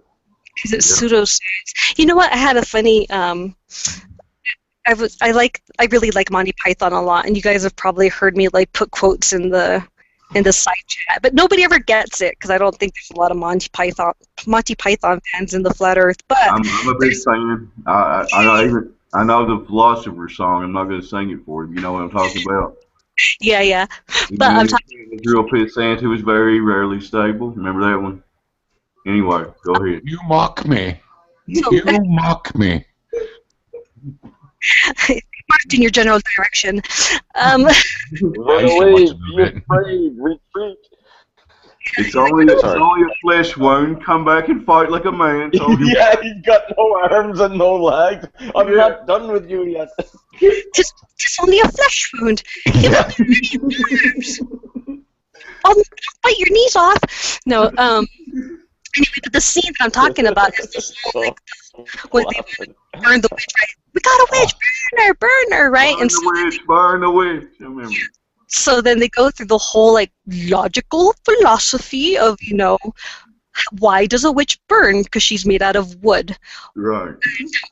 So what floats? And they're like, a small pebble, It's like wood, right? So wood floats. And then, of course, then King Arthur's like, a duck. And so they're like, okay, so if she weighs as much as a duck, then she's a witch, But, yeah, it's like wood. Okay, how come a tiny pebble doesn't float, but a big old plank of wood does? It's like, again, what GS was just talking about. Size and mass has nothing to do with it because things can be buoyant and float. Like, does to justify gravity? Why isn't it being pulled to the core of the earth, through the water? It's the magic of gravity. It's the glue that holds it all together. It's I'll say that for Sunday night. You mock me. Yeah. Oh, and that one reminds me of The Princess Bride, my other favorite movie. Like, you mock me once, never do it again. I died that day. You can die too for all I care. As you wish. We should have some kind of thing when they do a keyword that we know, that we all three look to the center and say something at the same time, like, you know what I mean? Synchronized swimming or something, It'll have to be like a Dawkins quote or like Krauss or freaking Mitukaku or Neil Tyson or Cox. I know. Okay, we'll all do our statements or whatever, and then when the last guy's done, we all three look up at them and say, "Got globe." Got curve. Got curve. Curve would work better. Got knob. Polish your knobs, boys. Polish your knobs. It's kind of hard. It's much fun as we have laughing about it and shit. It's kind of hard to betray us as a bunch of hardened terrorists. You know what I mean? It's so ridiculous. I'll see you guys in the camps. All of y'all in here have a wrench. Who wants to take controls? I have to go to bed. If you disconnect, it's gonna hang up no matter who has wrenches. I won't disconnect. I'm just gonna go on mute. Oh, I see. Okay. Vet, take it. You want to take it, Vet? Because you're like the one that knows the most about it. I'm gonna have to put an ace and do like a double sign on, and then my mic might get all screwy, loony. But I'll try. So yeah, go ahead and give me controls. I thought I already did. Let me make sure I did. Thank you, Dave. I'll have a good night. Keep it flat. You too, buddy. Keep it on the level. Yeah, that's a good one too. Stay off the ball. So, Dave, it looks like you gave me controls, but you didn't give me a wrench. I think that's the difference, because I have controls now, but I don't have a wrench. How do I do a wrench? I click on your icon, right? Oh, you click on the side chat. You have to give it to him in the actual side chat. Oh, so like if you post something real quick, GS. Put something over there, guys. Yeah. So okay, I'll post something right quick. So to see somebody. Can I give myself a wrench? I guess I can't, eh? So I just click the little dots and give him a wrench, right? So user's moderator. I can't. I don't have that. Okay, I might need to refresh. I just gave it to you, man. Okay, cool. It was just so I could post that link earlier anyhow, but I just figured out what you did. You gave me controls and not a wrench, which doesn't matter now that much. Everybody's got controls. Y'all have a good night. I'll listen here for a minute. Cool. Have a good night, man. All right, we'll see y'all next time. Thanks for having me on. I'll host as many of these as I can. You know, I'm a working man, is all I'm saying. Later, D. Yeah, me too. I gotta go to work in the morning myself. Y'all have a good one. I'll be listening in. Okay. Good night. All right.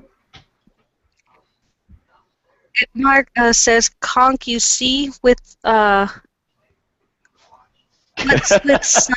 it? Conk you see. Conky, okay, what's with sun and hexagon? They are kind of blank, ... There is something, somebody. It's a light only. I don't know what you're saying, Itmar. I have no idea what you're on about. I hear it. Conk you see. So I like that conk you see instead of can't you see. We can start saying that. Conky, see? Yeah, conk you see. There is something. I hear it. That's It's a light conk. only. I don't know what you're saying. I think we're just not in. Hello? Hi. We can hear I'm your trying to dog, get to the buddy. chat. What am I missing? Oh, you didn't miss anything. I was just hearing ourselves really loud. I don't know. Itmar was asking something like, Conk, you see... Oh, shit. Crawled away. I'm sorry. I can't fight it now. It says conk. Conk you see. What's with sun and hexagon? They are kind of ... They're kind of... Something. There is something. Yeah. I don't know. Ellipses. I like talking in ellipses. Everybody else try to keep your sentences all together instead of one words. 'Cause it's hard to scroll up. I do the same thing. I mean, sometimes like when you're like talking to different people, but it's kind of hard to put it all together into one cohesive thought. Like the 3500 T over M3, haha, I don't get it. What's M3? Mass cubed?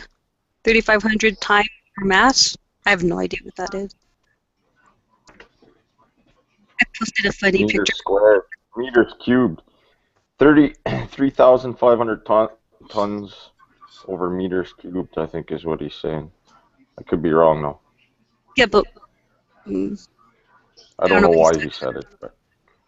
Yeah. Okay, I understand. He's asking me what's with the sun. It's hexagon. I saw a video the other day where the sun was diamond shaped. I mean, that must be what he means. Diamond shaped? I saw one that it had like a cube in it. It was kind of weird. They like did, you know, like the gamma contrast manipulation, and it was a circle with a cube, like a square. Well, last night the moon looked like a football where I was. When I was talking to you guys, I went out and looked at it, and it was weird looking. It was shaped like a big giant football, like a big almond looking football. It's very eggy, isn't it? Like lately, in the past I started observing it like in August. Man, I have some shots where it's extremely egg looking, like just like a weird, huh? Yeah. Terrorist.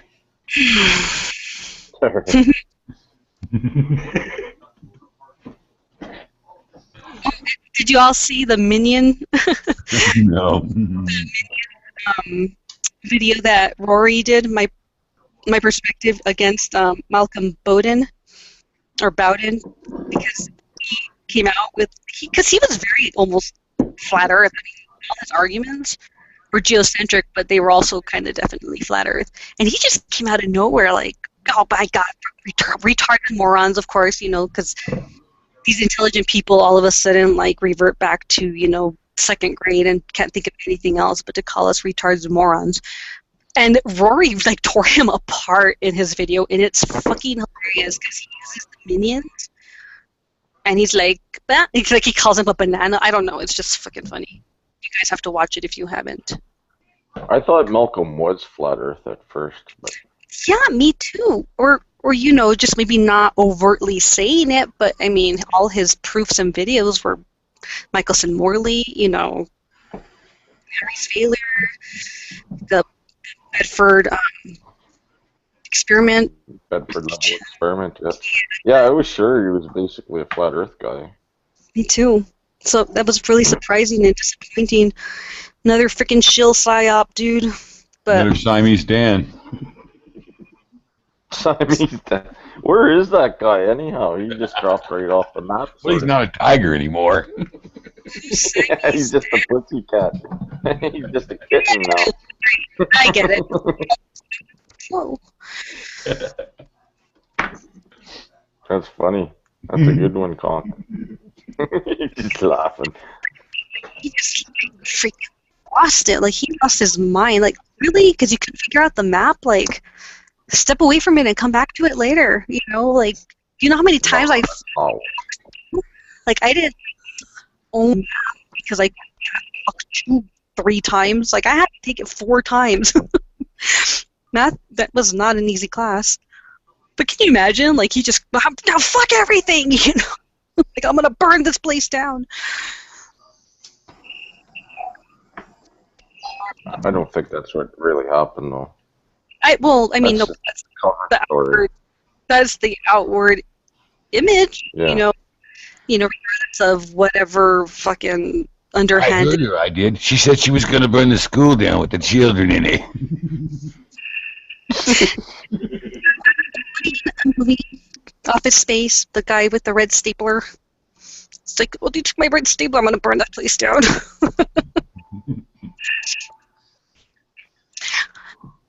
Another movie I love, yeah, Dr. Zach was good.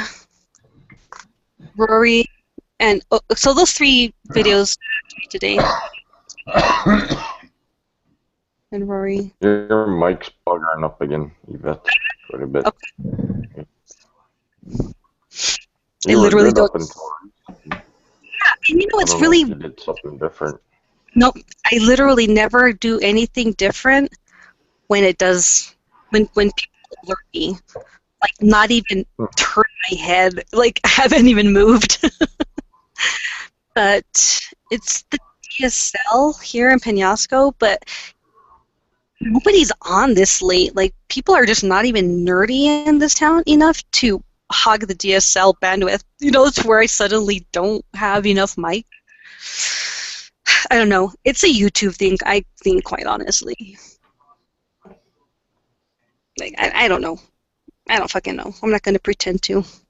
But I have curious about that thing. It doesn't surprise me that the president would say that, but man, I mean, it's kind of with all the crap going on that he's obsessing about some people like that are just online talking about conspiracy. Good Lord, you think he'd have something else to worry about? Well, I'm sorry. 8 years of presidency and all the, like, Sandy Hook, all the fake shootings, all the everything. How come this doesn't make the news? Or get President Obama's attention? Because he's the one who's fucking doing it. So maybe it's better to come out because he was like, I wanted to be in charge of that. I don't know. Whatever goes through their minds. But I'm not going to stop talking about it because they think I'm a terrorist. Prove it. You guys already know everything about me. I'm not afraid. I won't shut up.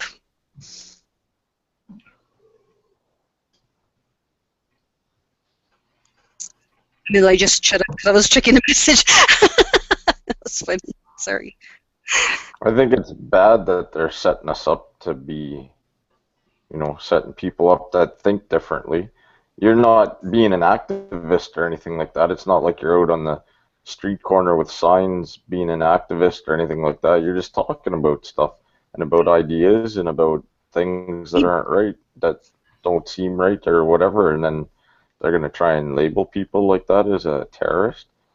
Problem? Not the problem. The thing about me and the way I see the world and people is, for one, I don't even give it energy or attention, and I notice these things just disappear. But they try to do this with the Tea Party, when they were trying to create a movement and create a new party, and they called them terrorists. And you know what? People aren't that dumb. It's offensive, but it's like another name calling. It's like saying, well, they're just morons. Because I don't know anybody who's going to look at me and be like, yeah, she's dangerous. Dangerous people are... The president didn't get up on national TV and say that the Tea Party was terrorist, though. Yeah, but all the... No, they did. Yeah, he did. And it was listed on his terrorist watch list, and they're number 1. Constitutionalists are terrorists. They're considered on the watch list. Everybody is. Like, DWY, you know, class that made you think in college, you're probably on that list. You know what I mean? Like, it's so stupid. Are you sleeping, Conk? What's that? Oh, I thought I could hear you breathing heavy. I was asking if you were sleeping. No, I'm just here. Is that better? Yeah. Oh no, it's all good. Yeah. Or And maybe you fell asleep. so anyway, just to finish my thought on that Rant? whole thing. Well, I guess you could call it a rant, but I guess I have more faith in people. They're not that stupid. I mean, even if I stood on the street corner with like a billboard over my, like people would say the end is near, like if I came out with something like that, like the earth is flat, like nobody's going to look at me and be like, stay away from her, she's dangerous, like people are just not that dumb. I have more faith in people at this point. It's not the people you need to worry about, it's the government, though, in that case. Yeah, I've had like 6-hour straight interviews like recorded on tape because of when I worked, get my clearance and stuff, and I told them everything, and they wanted to know. I was like, I'll tell you everything, and I talked for 6 hours. They know everything about me. Like, they could have fired me if they thought I was dangerous. They could have, whatever. They didn't. I worked for 12 years for the government. They just didn't give me a clearance. Yeah, well, that's telling you. But you know what I mean? Like, I don't know. It's just stupid. They would have to plant a lot of shit on a federal Indian reservation and try to even find me for one. Knowing how GPSs don't actually work at all. I could disappear really, really easily at where I'm at. And I could literally just go like 3 houses down and they wouldn't even know I was there. That's how bad it is. Like, people out here don't have a lot of electronics. Like, they're just simple people, They try. I help all the old people set up their computers and fix them. And, like, not even my relatives have computers. None of my aunts and uncles out here have a computer. Just my mom. She's the only one. Like, wow. That's how it is. Yep. So, yes, I would post my question to any glober out there. If satellites, can track anybody in the world, or, even the higher up, right? Because they're in their atmosphere. Like, how come I can literally just drive 5 minutes from my house and completely disappear off the map? Right? I could 10,000 feet. I could go to 12,000 feet. I could even hold my cell phone up to the air, and they would never find me. So it's an altitude thing, is what you're saying? I'm saying I'm in the middle of nowhere where there aren't cell towers. Like, they couldn't even triangulate me. They would not be able to find me. To ping. Well, to you ping. can use your cell phone, right? No, like, we barely got like a tower to give us coverage here, but I could drive 5 minutes away, and there's no coverage. It's dead, complete dead zone. So what happens if you buy a GPS unit? The GPS units actually don't work the way people think they do. You have to download the maps at home, and you have to pay for them. So then, out to the wilderness, and you turn it on when you have like a signal, and it finds you through cell towers and however it does it.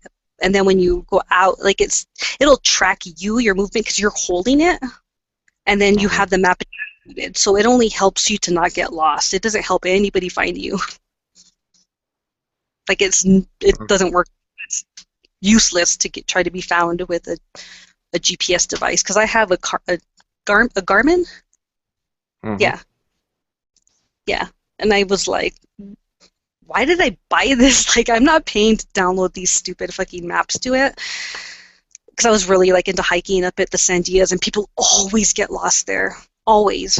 And they have cell phones, and people die up there all the time because one small turn off the trail and they're freaking lost, and you can't find people up there. Yep. Interesting. Much wilderness out here where I'm at.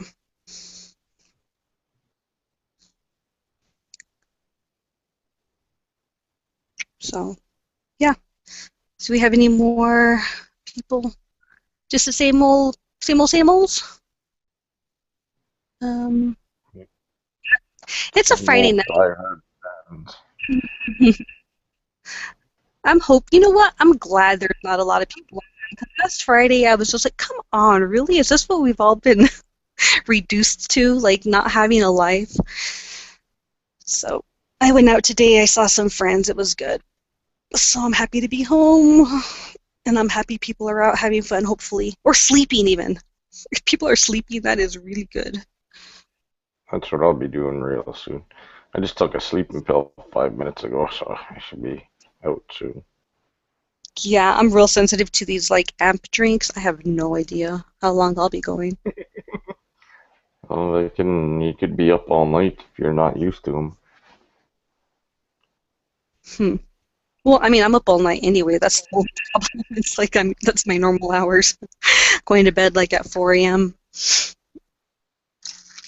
But hey, so since it's just me and you talking, you were mentioning something that I'm interested in about that whole Bible verse controversy about gods of men being, were they angels? Were they just human? I'm on your side. You said. Whose side? My side? I believe they were fallen angels that were Nephilim that probably built the pyramids and all that crap, or maybe they didn't. Who knows? But I'm pretty sure that they were actually. I'm fairly. I think the Coneheads pretty much prove it. The Coneheads' heads weren't wrapped. I mean, those Coneheads are real, and they're all over the world, not just in Nazca. They're in Russia. They're all over the world. Yes, I believe that too. I believe that they exist for sure. Do you believe that they're a human hybrid, though, or are they just a completely different race? They're half human. They are half human? Well, They're GMs? Those ones, the Nephilim are. I'm not going to say that, there aren't other things. God says he has sheep of other flocks. Who knows what he means? Right. Well, I just wonder, because, even the word Nephilim, it's like, do we know specifically exactly who they were and what they look like and their DNA, or are we just call, like Planet X, is it Nibiru or is it something else? They have all these different names for it, so I was just wondering if there's... Well, they admitted the existence of that about 2 weeks ago. After all these years of denying it, NASA calls it the dark planet now, or whatever. Is that an admission? I thought it said it may be a planet. Well, I heard on the radio. I heard it was an admission. I haven't looked it up because I just thought, yeah, that's typical. I mean, I didn't check it out online. Yeah, that's funny because I saw all the articles and it was like, seriously, everyone's running with this, and they just said it might be something, but they never said what. But the title was deceiving, and a lot of people won't read the article. What do you think of those videos that a couple years old from Antarctica that show two suns? Have you seen those? I think I have. I didn't look into it enough to have an opinion or to say I think it might be a hoax for whatever reason. I haven't rationed, I haven't checked those out since I've been into Flat Earth. I think I will go back and look at them again. I just remembered them. It's like, wow, because those videos, they look kind of real, I don't know. I've seen some pretty bizarre, amazing videos from Antarctica that look legit, and they're fucking creepy. Like there was a square sun once. Like I was even like, what am I looking at? Because somebody had given me the link. Yeah, and I was just, I've seen that. And I try to look up, because I like to look up the opposite. So I'll look up. How about the giant piece of equipment that's underneath the snow? I don't know what that is, but I like to look up the word hoax or debunk. Debunking that I read for that film, that footage that we got from Antarctica, was not satisfactory. It was just like, they think it's this, but they gave zero explanation. So to me, that's it's kind of a big old. Well, there's a bunch of pyramid pictures from there, but I don't know if any of those are real. But you know how these people are in pyramids, so it probably is a modern pyramid. But there's a picture from way in farther than we would normally see in the snow that has like a giant tank-looking thing, but it's not. It's way bigger than one of our. I mean, it's huge.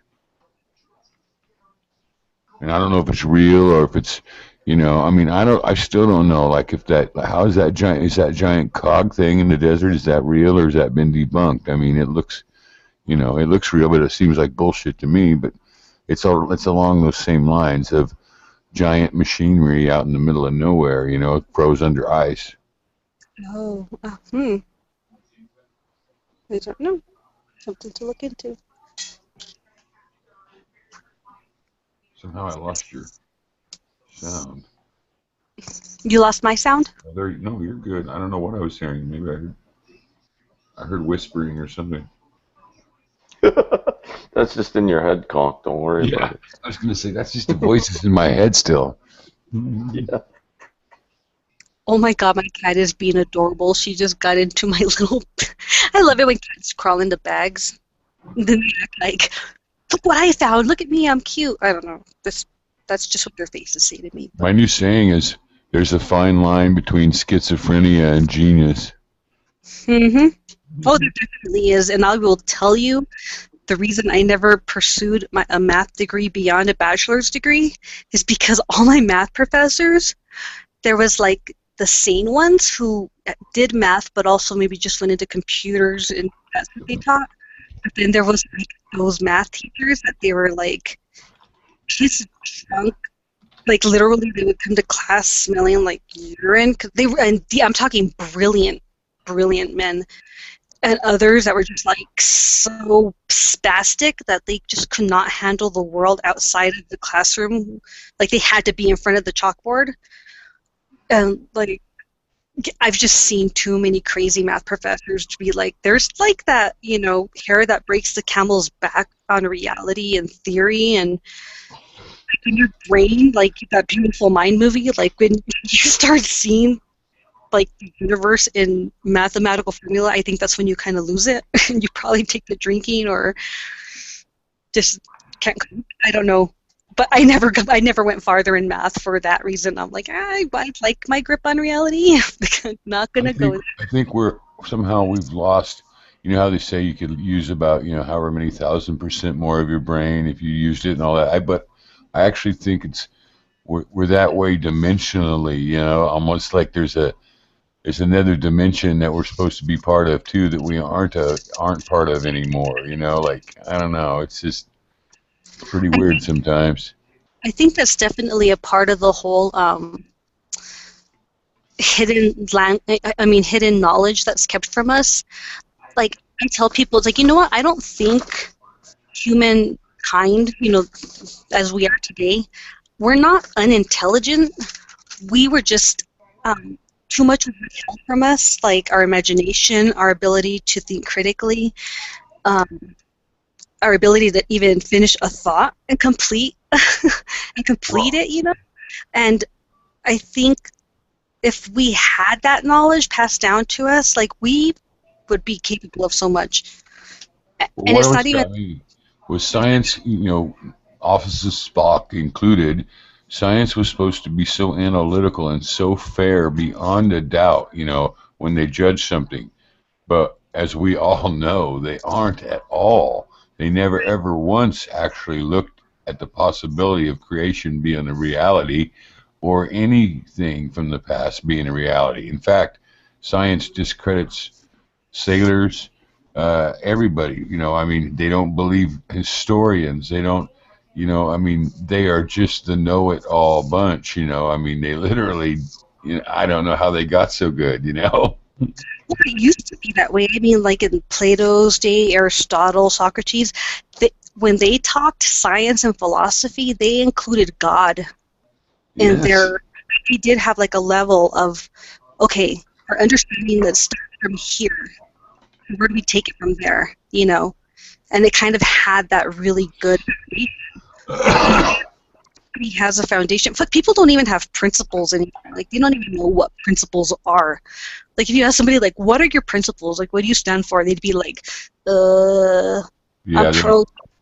Like, that's not a principle, you know? Like, that's brainwashing. For gender equality, you're fucking... There's only 2 genders, okay? Like, no, there's 42 now. fuck math.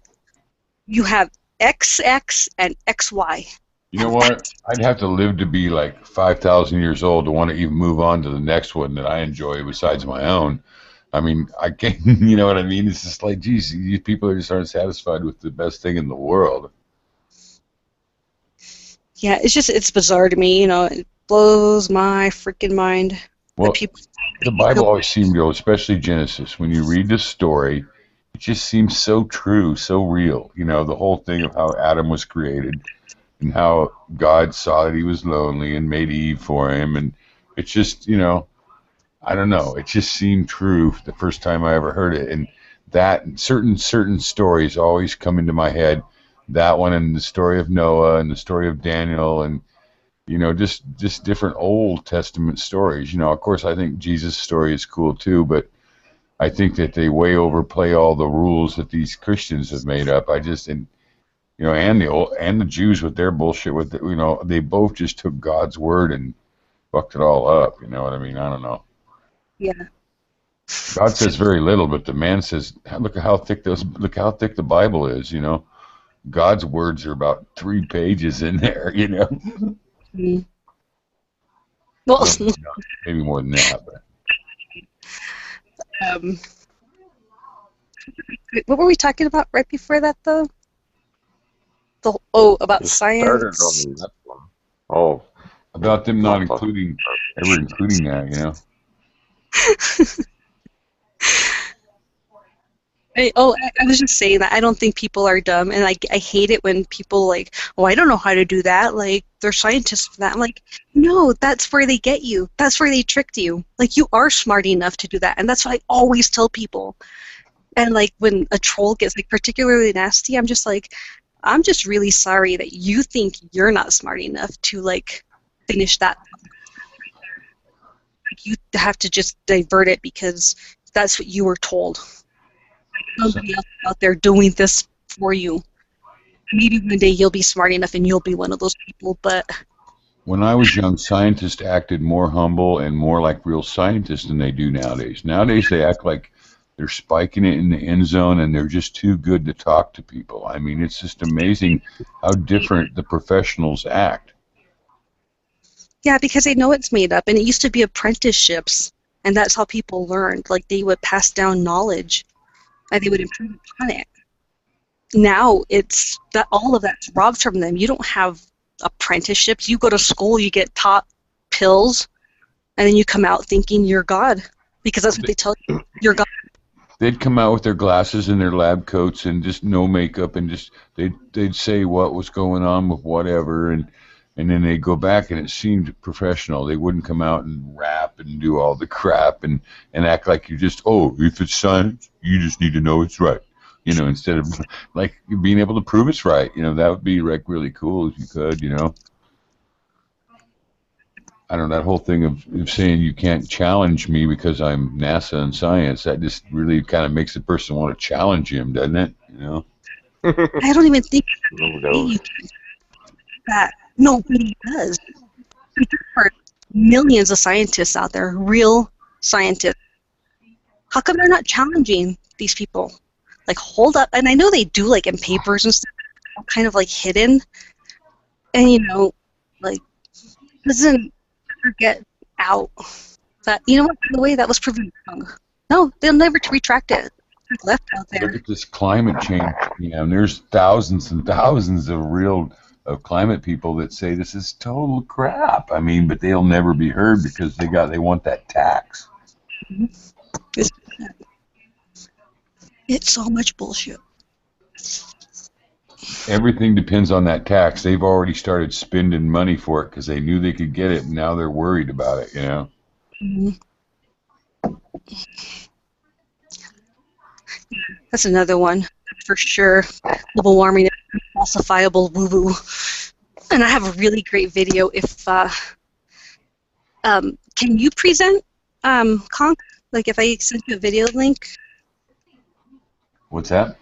if I sent you a video, could you present like, you know, the way we do screen shares? I'm gonna have to turn it up so I can hear you better. I was trying to be quiet for my son, but I gotta be able to hear you better. So let me turn it up. Okay. I was just wondering if I sent you a link, if you could play the video and if it would be able to share it. I don't know how to do it. I'll do it, sure, but how do I do it? Oh, well, I think because you said you're on Skype, so I have no idea if you're not on Hangouts. Okay, well, I just got Skype tonight, so maybe in a couple of days I'll have. I think I might have hooked it up wrong because Dave said that you just go to Google Hangouts, and instead I programmed my new camera for Skype, and apparently that's not where I was, so I've got to work on that. But I got a really nice camera today, so I'll try to figure it out. Yes, you're going to do the thing on Sunday too, right? Yeah. Cool. Well, guys, I'm getting tired. I think I'm going to go to bed, man. I love all you guys and stay out of trouble, all right? Okay. It was good talking to you there, Conk. You too, brother. Man, see you tomorrow night. I've been working all day. I'm just kind of tired. That's all right. Yeah, go to bed. All right, man. See you guys. Good night. Take care, buddy. I guess And then there was two. I know, you said you were going to just pop on and get off. I know, and that's why I don't come on half the time at all, because I know I can't come on just for 5 minutes and leave. Seems to be impossible. We're just hey, BK and Hooch, get your asses on here. We're enthralling and addicting. Yeah, that's it. Okay, I'm going to do base and like log on twice and see if I can do this from my computer. Well, I can probably. Sorry, my cat is going insane. What do you want to show? It's this link that I have in one of my playlists by Steve Colbert, and it's called Global Warming Pseudoscience or something like that. Let me pull it up. And the reason I have it in my Flat Earth Truths playlist is because it really explains how ridiculous actual science out there is getting presented as, and I think if people see that, like, it helps them to see, hey, what else are they doing that is literally from one week to the next, it's just contradicting itself. You know, it's like back and forth, back and forth. It's so ridiculous. Let's see here.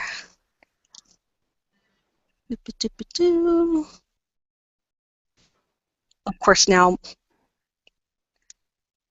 once I open that Google Hangouts window, like, everything slows down to a crawl. Why do you have to double log on to do it? Because I'm on my phone when I call in, because my phone has like 10 times the processing power as my laptop, and my laptop also does not have a built-in camera nor microphone, and the audio card. You want me to do it?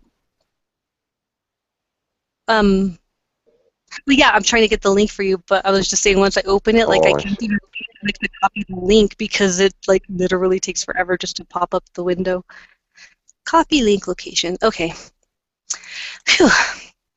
So if I post it here in the side chat, you'll be able to click on it?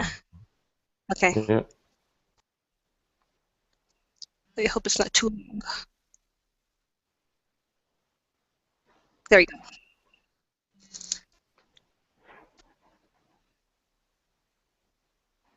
It's not opening up a window for me though. Let's see here. Zach. See if I can... No, wait. Zach's just saying hi. Hope all having a good night. Passing out. Good night. Well, fine then.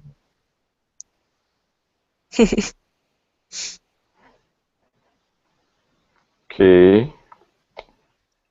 So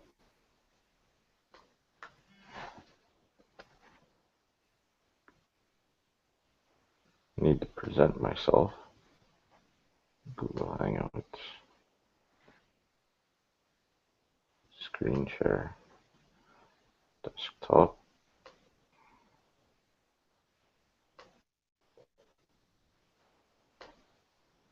Okay, can you see that? Yes. And it's great because he starts with Carl, who is like the guy who created falsifiability, like why science isn't science if it's not falsifiable. So it's going to start with that. So go ahead and play that for our teen viewers because it's really excellent. And pay attention, everybody, because he talks really fast. Okay, ready? Mm-hmm. One of the giants in the history of the philosophy of science, Karl Popper, once famously observed that explains nothing. To be sure, the theory of catastrophic anthropogenic climate change appears to explain everything. After all, we all know that climate change makes for shorter winters.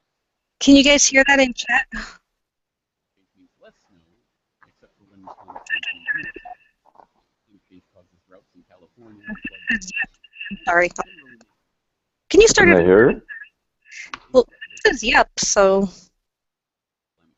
Oh. What do you want me to do? Start over? Yeah, because it goes really fast, but he makes a lot of points on the contradictions. No, he says he can't hear. Do you have like another volume on your, like a tick, tick, tick, tick? Yeah, just give me a second. I'll just turn up I gotta make the screen smaller for starters. Just wait. Need to do this. Wait. This.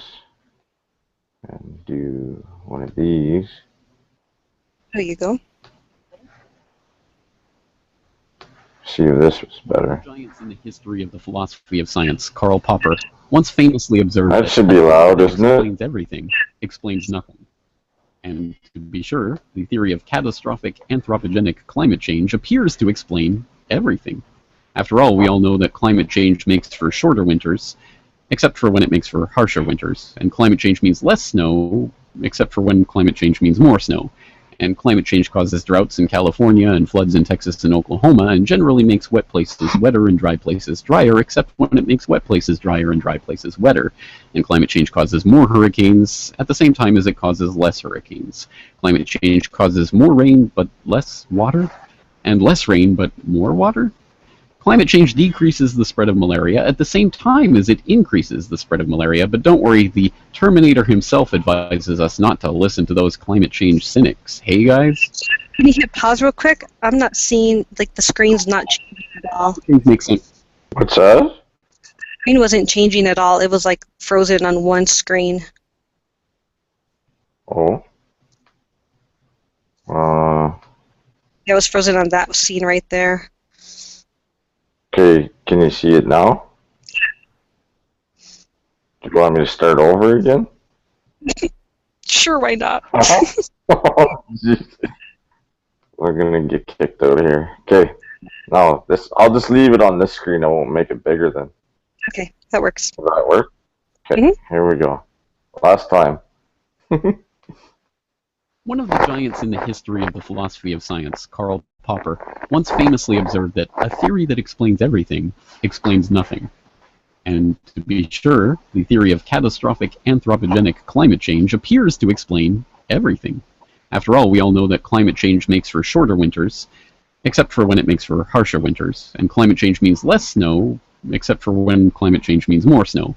And climate change causes droughts in California and floods in Texas and Oklahoma, and generally makes wet places wetter and dry places drier, except when it makes wet places drier and dry places wetter. And climate change causes more hurricanes at the same time as it causes less hurricanes.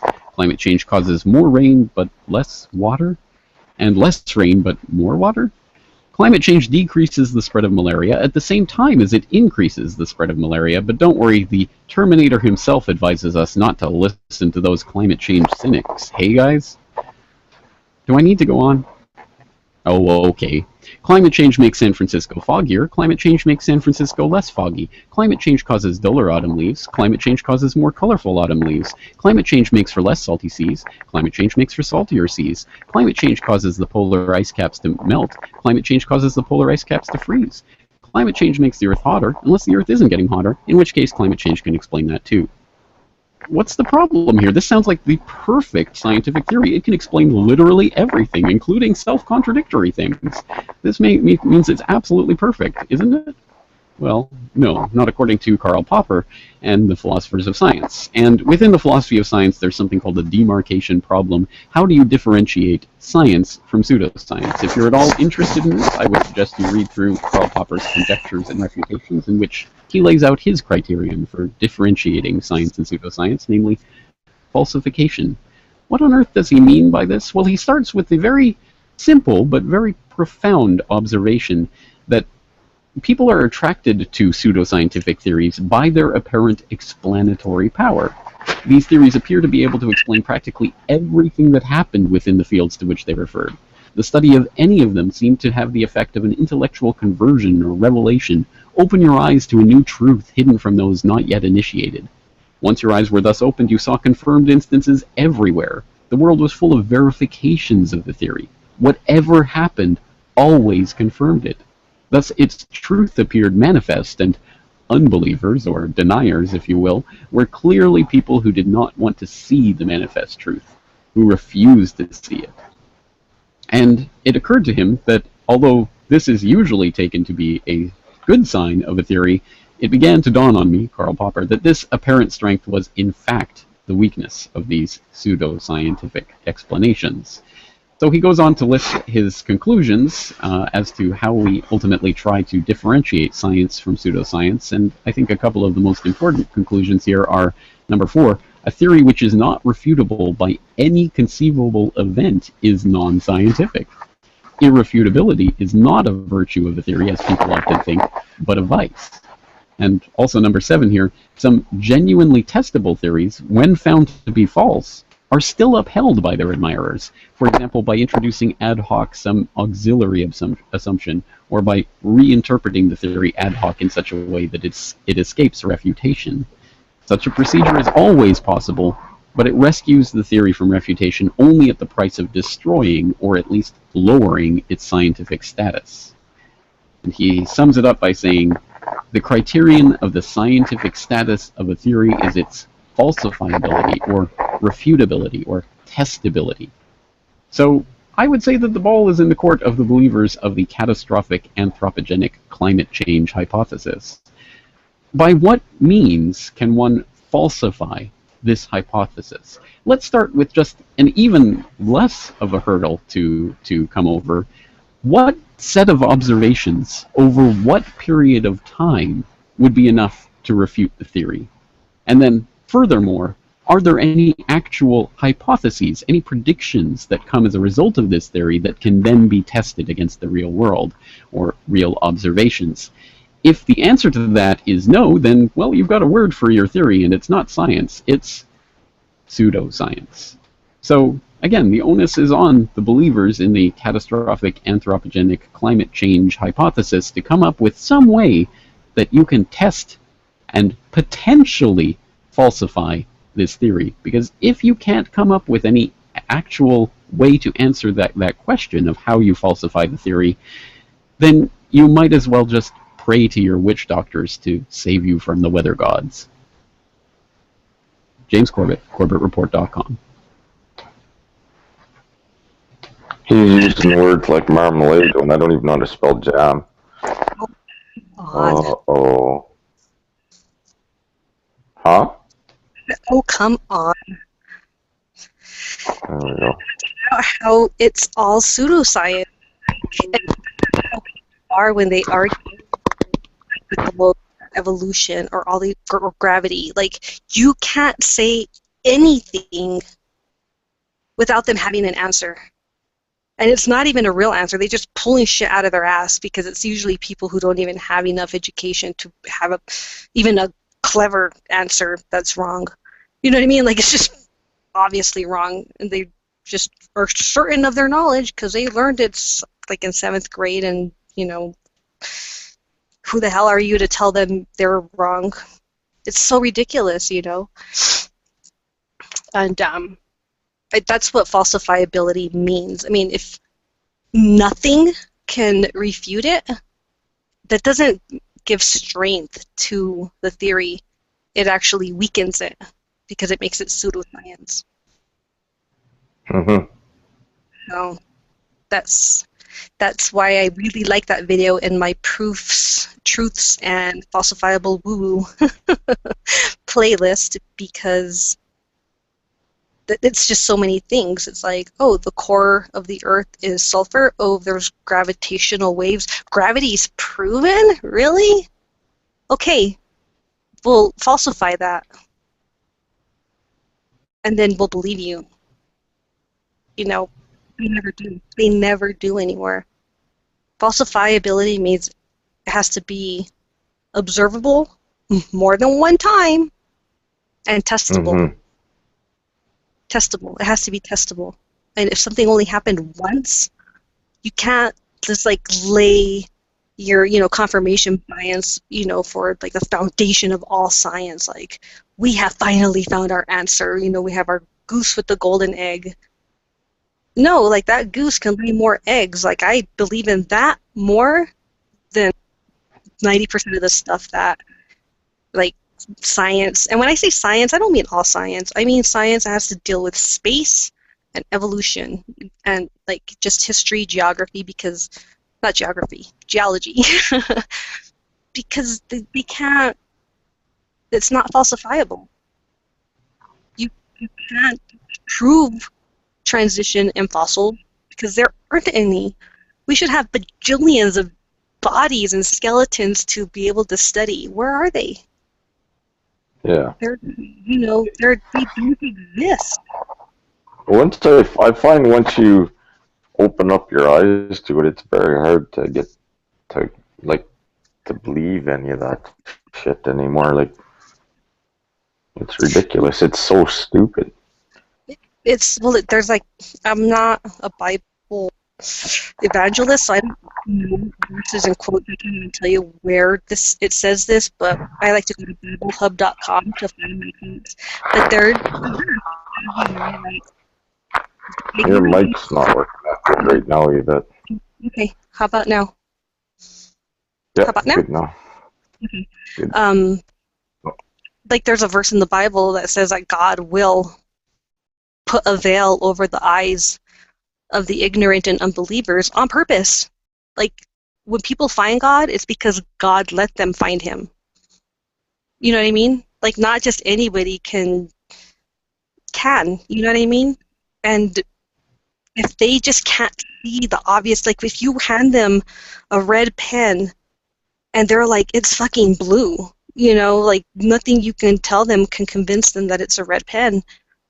Like, those are the people that God put a veil over their eyes, on purpose and for a reason. And that's why I don't argue. That's why I don't argue with them. Like, until you can see that red pen for being red, there's 0 point. Like, there's nothing I can tell you that's going to convince you otherwise. And I've been like that. Like, because I feel sometimes like people try to argue or convince me of things that I know aren't true, but they don't, because I just have like a specific knowledge set that they never got. But they'll just argue with me like up and down, and I'm like, dude, like, I'm telling you. I don't know why you don't want to believe me, if it's ego or what, but they won't see it. And the same things happen to me. The problem, at least the thing with me is like, even if it takes a year to realize, I'll be like, I see what you were saying now. And I will call that person or I'll email them, and I'm like, okay, it took me a year, but I totally fucking get what you were trying to tell me that night. You were horrible at explaining it, but I get it. I get it. You know what I mean? Like, I will tell people that. But at the same time, I will also be that person who will, like, we could be arguing all night, and I will email them the next day with links and, like, proof. I'm like, you were saying this is this, and I told you this, and you would not believe me? Look, you can read this scientific paper and and shut up kindly. You know what Yeah. I mean? It's like, holy fuck. Mhm. I've had a lot of I have a lot of really smart friends, but they're like all the globe heads, you know, they have way more confidence in the things they know and this pride that they're just so fucking certain that they know more than you, so nothing you say is going to convince them otherwise. Had a lot of Yeah. No, that's right.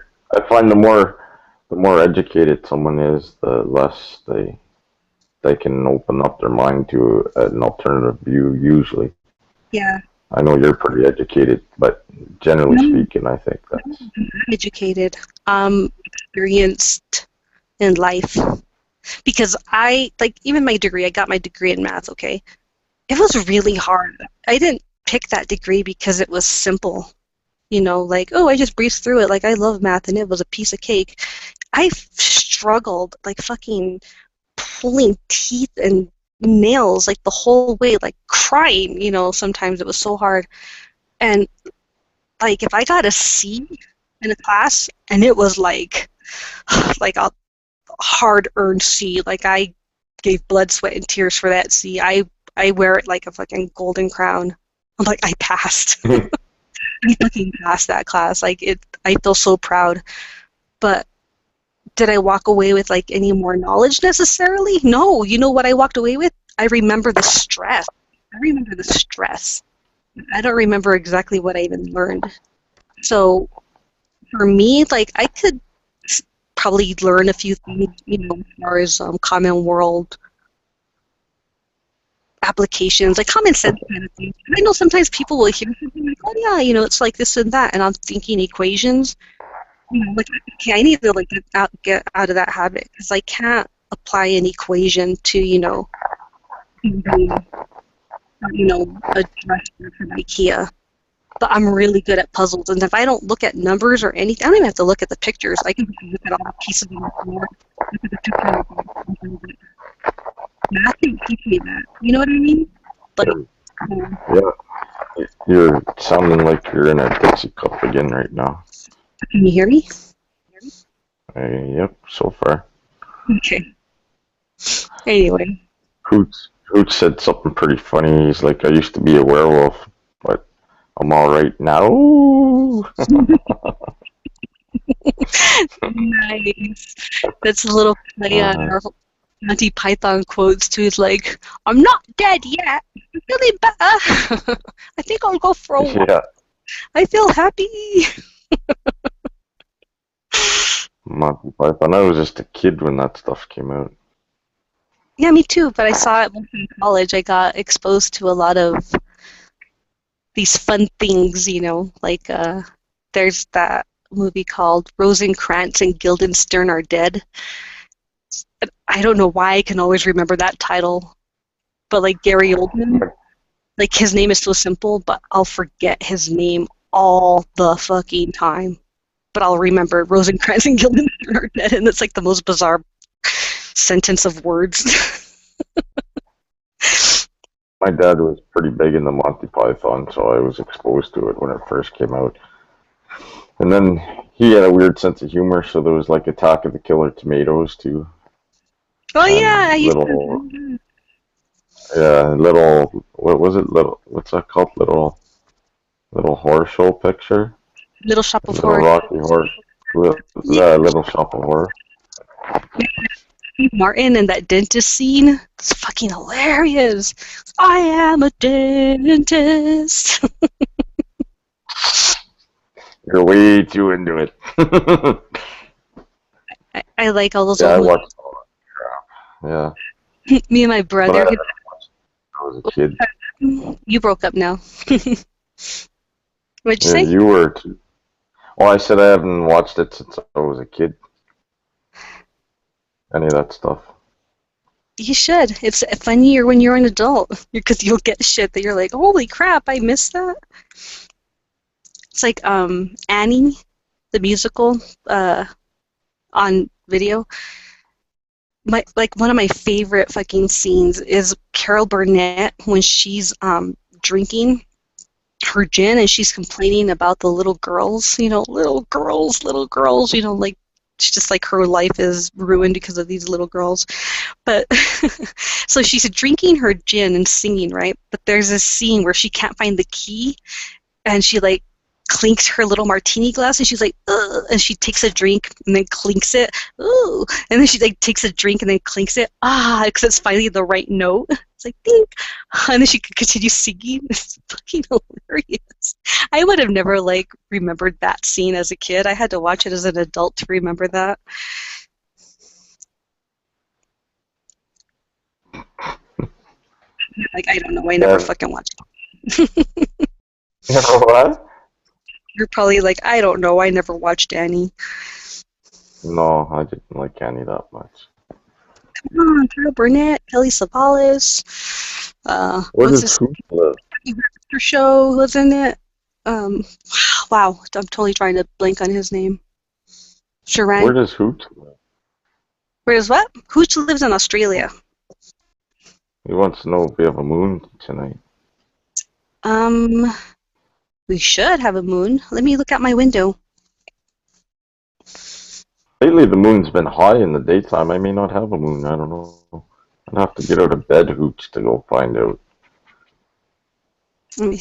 I have like these bay windows that face west, so I usually get a pretty good moon set. But yeah. Oh yeah, it's almost full actually. It's very bright. Do you guys want to see if you can try and see it? Well, wait a minute. He can see the moon in Australia right now. What? Like in the daytime, though? Like the way we saw it in the daytime? Yeah. What time is it there now? Huh? I better go outside and look. I better go outside and look, because I'm What further time is it? north. What time is it? Where, in Australia? I'm in front of the chat, so I can't. I don't know. I'll ask him.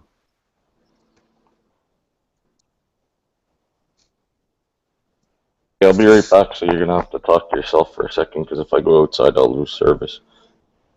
Okay.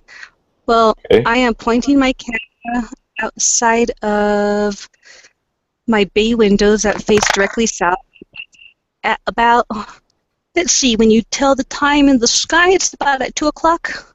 No, not 2 o'clock. Maybe 1 o'clock. I don't know if anyone can see that. I can't zoom in on this puppy, but it's right there. And Hangouts doesn't have good. Oh, we could do a live experiment with my telescope, though. Here's my mess. Here's my telescope. See? And here's my globe.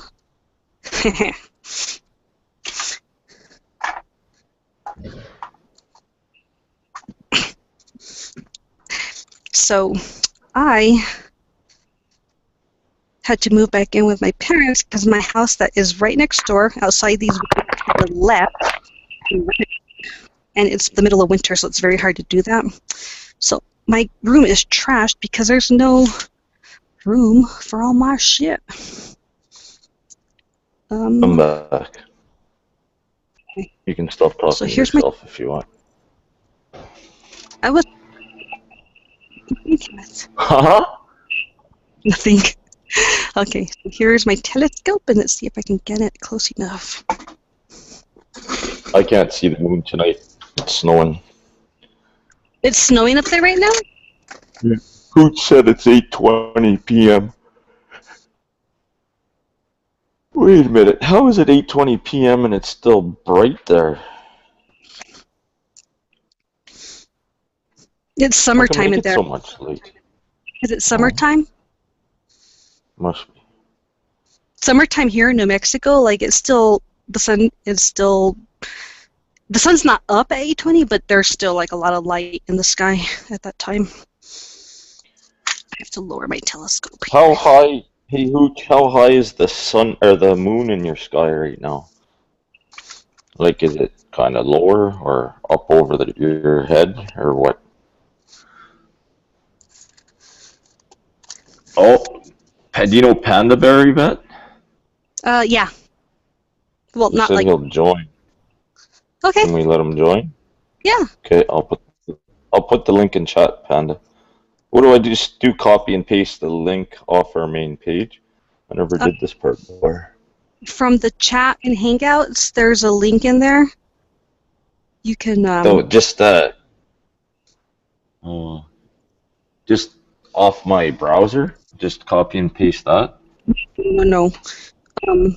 Like if you know how when we chat in Hangouts, the link was posted at our group chat in that window. And so I don't have access to that right now. I can get it and just if I'm doing an experiment with Can you put it in? I'm away. I'm one for you, Gal. I can only do so many. Okay. Let's see. Okay. It would help if I took the cap off the fucking telescope. You might need more of that later. Oh, Dave posted. Dave, I thought you were supposed to be sleeping right now. I was listening though. Okay, Panda Bear, click the link. Come on. Let's see what you got to say. Let's hear what you got to say. Don't be all combative from the start. I'm not being combative. He's in the library. Not to worry. Oh, does that mean you're not coming off, Panda? Or coming on? Where is Panda Bear from? No clue. Dave says he is sleeping. It must be his automated friggin' texting that told me he's sleeping, I guess. That's funny. I might need to let the moon drop a little more. I have no time finding it through my limited window here. Where are you from, Panda Bear? That you're in the library. Must not be North America, I'm thinking.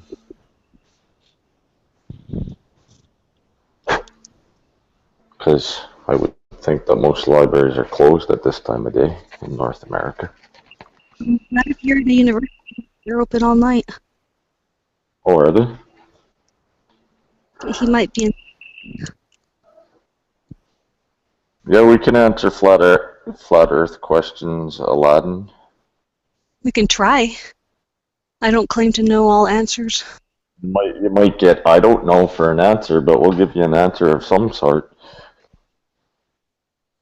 Maybe we'll tell you E equals MC squared or something. I could definitely point you to places too, though. Oh, he's in London, that's why. What time is it in London right now, Panda? Are you done goofing off with your telescope, Yvette? High to get past my windowsill, so maybe in another hour, if we're still on the air, I can try again. Because it'll be really cool. Yeah, a good view. I'm trying to get someone to come on and talk to you so I can bugger off. Oh. What do you got for a question, Aladdin?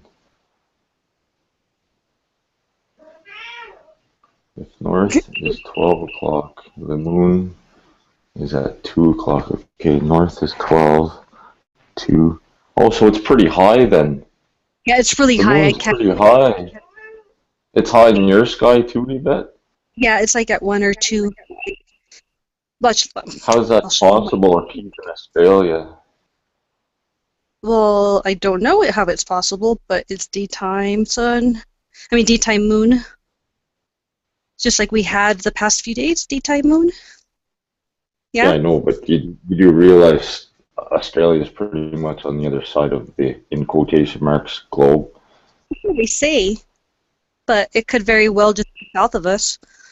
Like, that's the first thing that kind of stood out to me when Kitty Dan was doing his map, and he was like, it seems like Australia is actually just south of America, like kind of like off to the right of South America. Anyway. Okay, so Aladdin's question is, He says, "Okay, I've been trying to figure this out. When we consider the dome model, how are meteors explained? Could answer for any other flat Earth models also." You can. Well, for me, okay, well, meteors, they tell us coming from outer space, but they can never really see them coming until they're like right here. And oh wait, they just missed us, right? Right. Actually, you know what I mean? Like, how do we? Anyways, my point is like, it could very well be remnants of stuff even from like the flood, because the Earth, you know, the water below erupted and have broken. You're all breaking up, Yvette. You just broke up everything you said just now. So, You want to try again? Can you hear me now? Yep. So Okay. far. Be No. Earth, you know, there's a lot of, you know, like the Mariana Trench. There's craters that, you know, could be explosions, you know, the flood days. It could be pieces of there are explanations. Your mic's getting pretty bad. But the Mariana Trench, let's take that for an instance. Did they ever find the meteor that caused it, supposedly? No. Exactly. So, who's to say it was a meteor? I guess that's my point. Have we ever? I don't really know this subject actually that well, the meteor thing. But have they ever found meteors on the ground? Well, you'll see a hole in the ground and they'll say that a meteor caused it, but you never see the rock that caused the hole. No, well, we do have smaller meteorites. We do have these big ones that have like this massive devastation for some reason, and there's like zero evidence as to even being ice. Like there's no water or minerals that are extraterrestrial. There's no metals, you know, that they would expect to find from meteors, like nickel and iron, different ores. They don't find these things at these craters, and people have been digging and digging for 20 years looking. They can't find anything. So what was it? Dry ice? That's what I came up with the other night. I was like, could it be? You know, because dry ice is pretty solid, and then it just evaporates, you know. It doesn't leave water or anything. Could it be that something even hit, or is it just the remnants of a crater from an outward explosion, like volcanic, you know? I think meteorites, as far as like asteroids, I think are remnants of just our actual Earth that have exploded and like blown out. Do I believe that they're in some strange orbit like Halley's Comet? No, I don't believe that. I don't believe that a ball of ice could be orbiting the galaxy so far away, but yet appears on schedule every 75 years. That's just a hokey. It's super hokey. Like it should have evaporated and dissolved, you know. But I think they could just be remnants of our actual planet from biblical times, you know. Mm-hmm. And yeah, I haven't. Yeah. Oh, sorry. Go ahead. Because you know, like I think I had gotten cut off, but it could also be pieces of the firmament, you know. That it's falling, breaking off. You know, end times supposedly coming, supposedly here. I know they've been saying this for millennia, but Revelations has a pretty clear picture of the way things are going to have to unravel, and this isn't cherry picking. Like there's a lot of just extremely precise fulfillments of Revelation already, and So maybe it's crumbling. But I haven't seen an asteroid. No clue. No I've idea what never we see. seen an asteroid, but I haven't looked very hard into it either.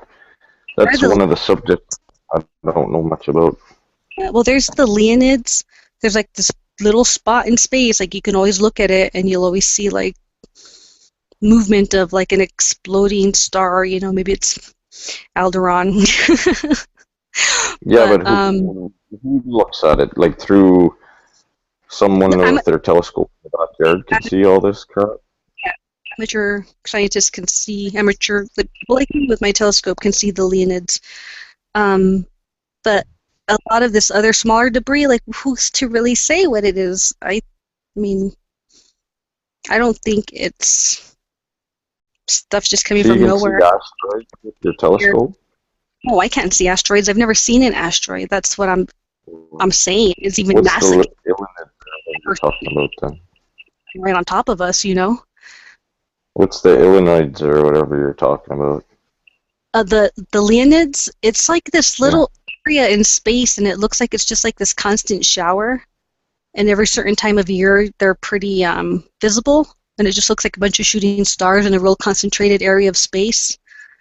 I don't know. I mean, it could be a compromise in the firmament. I mean, I honestly don't know. I'm saying firmament because I trust the Bible, and I don't have another explanation for that. But these are just, observations and imagination, which is important. Everyone should use their imagination because there isn't only one answer to things. So the more people who can start thinking and using their noggin of possibilities, I think someone will say, whoa, that makes sense finally, and lo and behold, there's the answer. But without our imagination, nobody's ever going to figure shit out. Ever. Mm-hmm. Rely on us for answers. Use it as inspiration if you must. Hopefully something we say will trigger something or make something click from your own personal knowledge and life experience, and go from there, because that's happened to me a lot of times already just with flat earth. I'm like, oh, maybe that means this, and you got to follow that train of thought. You have to follow it through. Write it down, don't forget it, and talk to us about it. Bring it to us. Don't be shy. You got any other questions that you wanted to ask there, Aladdin? And I don't know, did that explanation help you out at all? Also, Itmar has a comment. He says about the sun, and this is very interesting how it is working. I think it is light, not physical body. 2, it seems like it should be it seems like it's even a projection. And 3, it is rotating clockwise. 4, something swirling and producing ether, and there is it just, if I read it word for word, it just says like a stop. Huh? Yeah. And there's like a stop because I know where I am located and I can harvest the ether. Okay. Yeah. You can harvest the ether.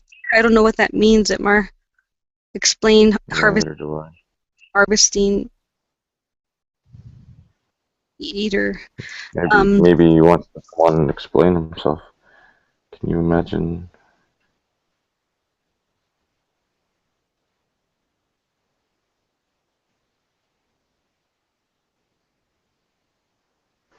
I'm not quite sure what he's saying. He's drawing hexagons. Metal from the ground, spring water.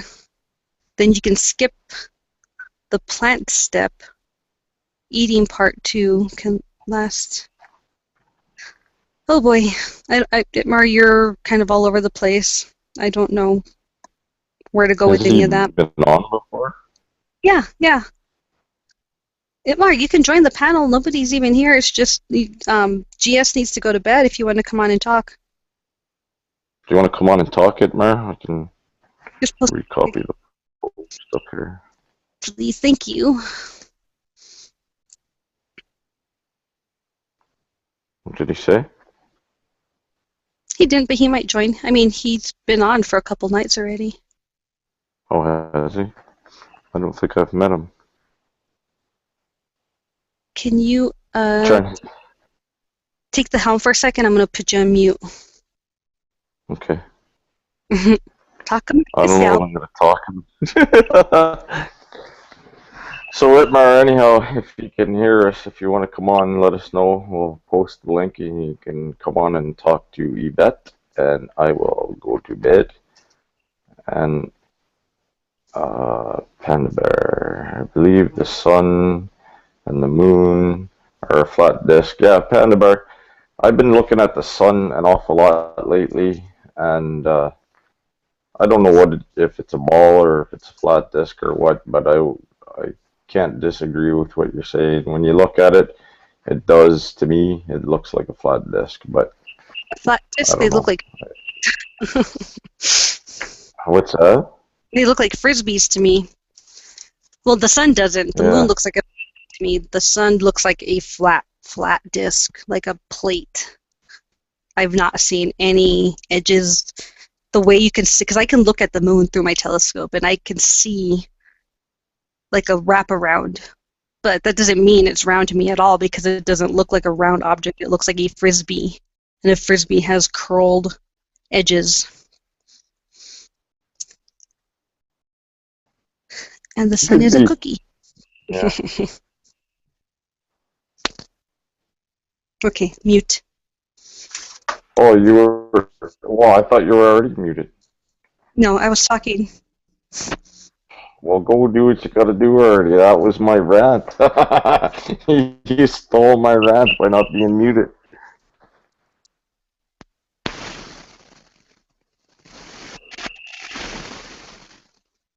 Alrighty, original BK. Have a good night, buddy.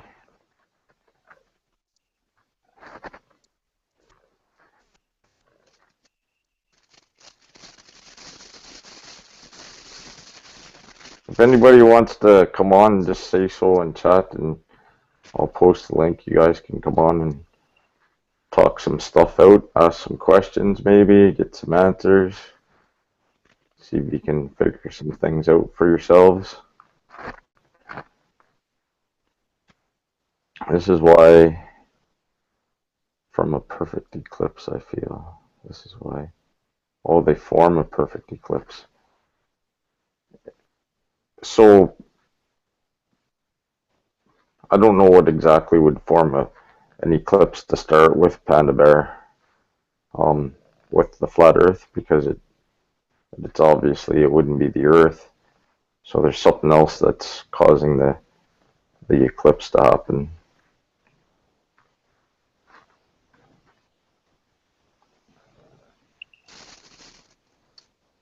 Or no, I guess I'm wrong. That's just the... Yeah, I was thinking about the moon. Sorry, Panda Bear. The shadow on the moon would not be the Earth. I'm not sure what causes that, but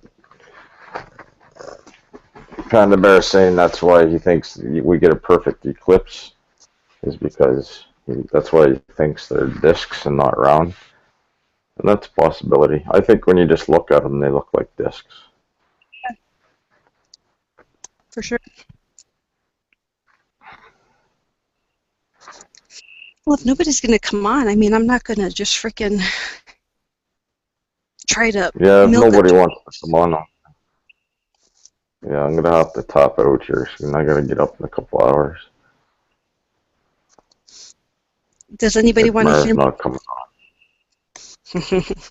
Does anybody want to hear what? Your mic cut out. Does anybody want to hear me babble alone?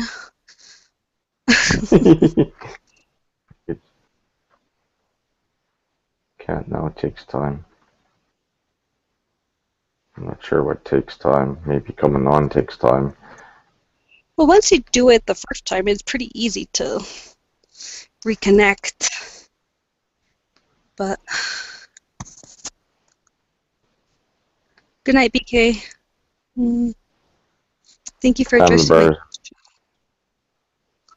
Sorry. Yeah, BK, I think Well, no, that's our PK might be long gone, I think, now. So Aladdin said, "Thank you for addressing my question. From what I gathered, most meteors burn up in the atmosphere. Also, some meteoroids are displayed at museums. I think." Oh shit! Hi Hooch, you totally just scrolled away my answer, my question. Hold on.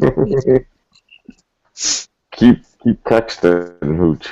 Here, I'll do something. As soon as she starts reading up her center. These are just. When I went to Australia, I saw it there. Yeah, I've seen supposed meteorites too, but I mean, who's to say that it's just not some rare earth mineral, that just looks, extraterrestrial. I mean, according to the Big Bang Theory, everything on Earth came from outer space, right? So, our elements, everything. So, who's to say what a meteorite even is?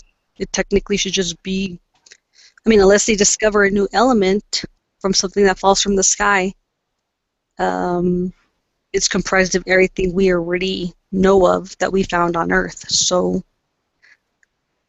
do what you will with that knowledge, but I like to start my critical thinking with the basic facts. And the basic facts are all these extraterrestrial things supposedly are all things that are found on Earth. So, even moon, right? There's literally nothing that is strange about that. Those moon rocks, I think they try to pass a piece of petrified wood off as a moon rock. It's pretty sketchy. I have not heard of an element being added to our periodic table that we discovered off our planet. So that is a good point. Always take it back to basics and what makes sense from there. Like, oh, we're all stardust. Oh, okay, so that doesn't mean glitter and gold. That means like dirt, ice, ash, gas, radioactive things. Yeah, I don't know. Plasma. I'm not stardust. I don't know how anybody else feels about that comment, but personally, I don't think I'm stardust either. Stardust is the same shit you might scrape out from under your fender in your car. Like, that's not me. See, one of the things about the Big Bang that doesn't make a whole lot of sense is the fact that it was an explosion, and we can witness explosions on, we can demonstrate an explosion. We see it on TV all the time when we watch movies, and we know what happens. And an explosion never creates anything that has order. It always creates chaos. So for the idea that there was one time in history that an explosion created order, it's a fairy tale. It doesn't make any sense. Well, explosions create chaos. Yeah, it's a fundamental natural law. Like yeah. It's like a library isn't going to explode and a dictionary come out of it. Right. Well, it's like the whole order out of chaos, quote that the Masons love is in itself a contradiction on its head. Like they know that's not possible. They just want to create chaos and then pretend like they're going to instill order. And it's the whole dialectic, right? Like the problem, reaction, solution. You cannot create order out of chaos. Only chaos creates chaos, and only order can come from order. There's no mixing those two. Those are objective truths. Like, that's not...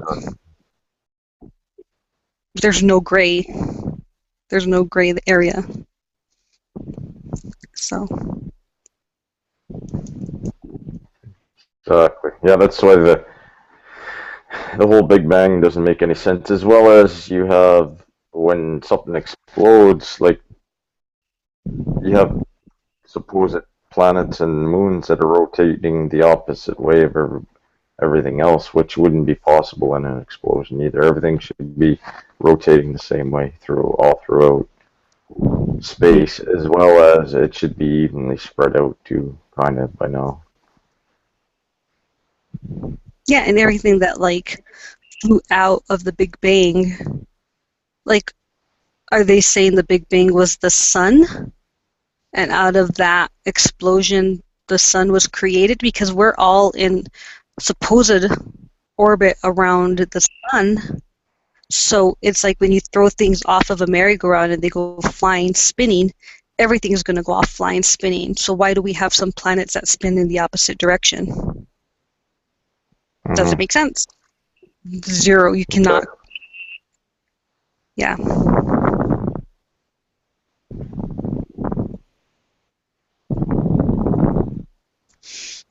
So.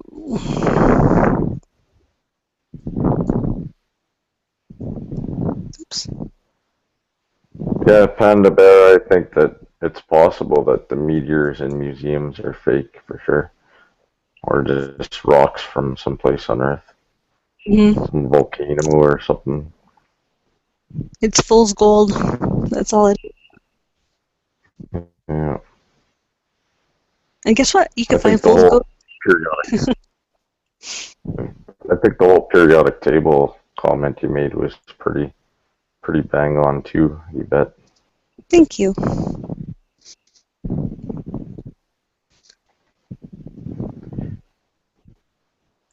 They are fake for sure. Regarding Big Bang Theory, first.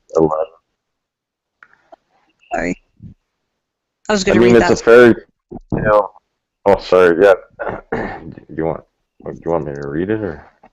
No, I'll read it. Regarding the Big Bang. Okay, go ahead. I think you're on a tiny little. But so regarding Big Bang Theory, law of thermodynamics goes against it. Something can't be created from nothing. Exactly. I mean, everything about it is a contradiction. It's impossible. It's absurd. But they'll say no. Yeah, it's a fairy tale. It's like nobody believes you if you kiss a frog that a charming prince will come out of the frog, but you believe that if you add time to it, that a frog could turn into a charming prince through evolution, right? Or not necessarily anybody here, but I mean, there's a lot of people in the world that believe that.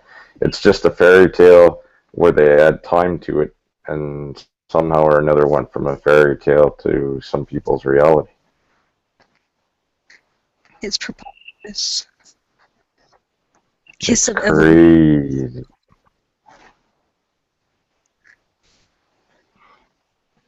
Okay, well, what's this? Why do NASA wrap everything in gold? Seems like, yeah, that's something that actually, Panda Bear, what you just said there in chat about NASA wrapping everything in gold. I was just listening to a video today that made me, I read the Bible and believe what the Bible says, and it made me think about what they did in the Old Testament where they covered their idols in gold and stuff. And it made me think exactly that, and I was wondering if NASA is actually still doing those same old things that were back in the Old Testament where they were covering their idols in gold, and that somehow or another, some way, and I don't know how this part would work. It's just a thought that I've been mulling over in my head today, so I didn't really want to bring it up, but it's interesting that they cover everything in gold, and I wonder if somehow or another these are idols to them. It's interesting. You got anything to add to that, Yvette? No, I think there's something there for sure. I mean, it's the fucking half all over again. So whatever religion that was, that God was saying, no, stop that, specifically, what was that? So these people are holdovers to these old religions. Mm-hmm. I think it could definitely be an idol thing. Yeah, but I mean, yeah, it's a conductor, but so what? Like, it's so flimsy looking. Like it looks ridiculous the way they wrap it in gold. I mean, it's like a child tried to wrap a present. If you're gonna use gold foil for anything, you kind of want that shit to look like a circuit board, like in there. You know what I mean? Like, why is it always all like a badly dressed blind person put on something shiny to go to the disco? I don't know.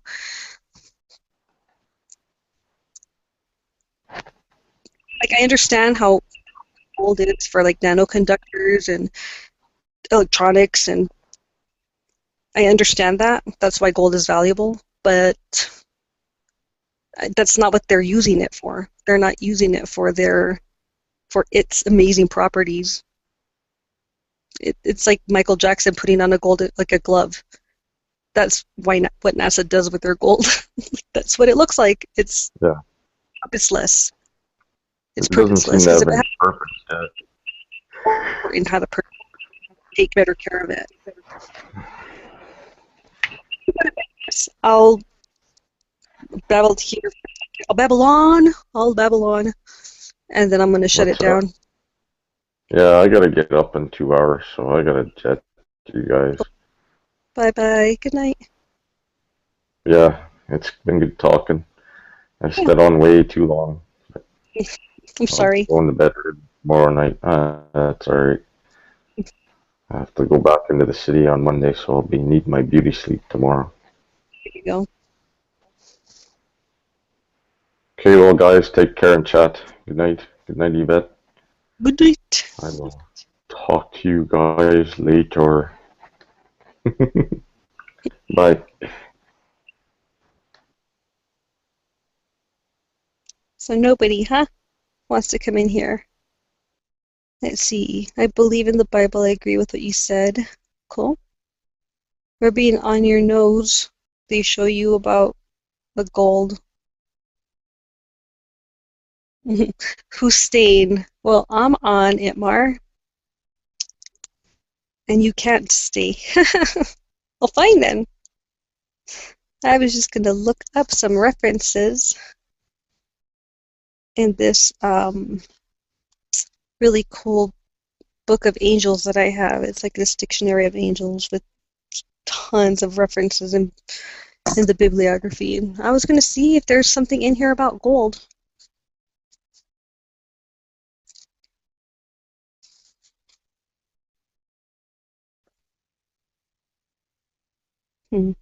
Golden Legend. The Jacobus. Oh man, I can't say this name. Dvorak, Dresden.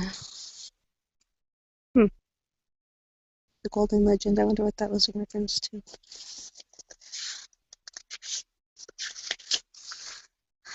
Okay, hooch. Everybody says goodnight, GS. If anybody has any questions, I will entertain you. Otherwise, we may call it a night. You know, it figures that the night that I'm hyper and I could talk all night, everyone's gone. Tapped out. But I did sleep last night, so I guess that's my pass. Tonight's everybody else's turn to sleep.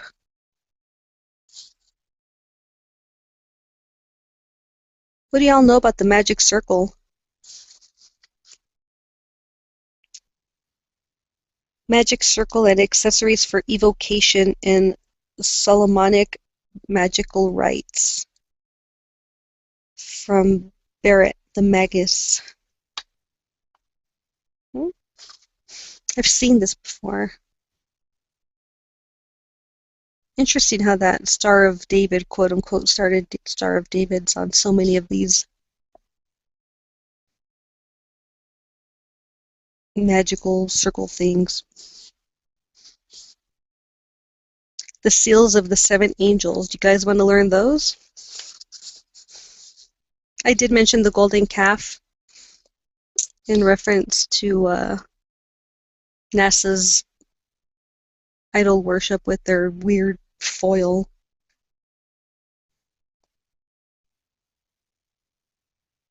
How many hours on air? You know what? I don't know. I joined in kind of late, and I think they started pretty late. It says we've only been streaming for 2 hours, but I think I probably need to refresh my screen. If anybody wants to look under where you would normally find the show description, it says right there how we've been on the air.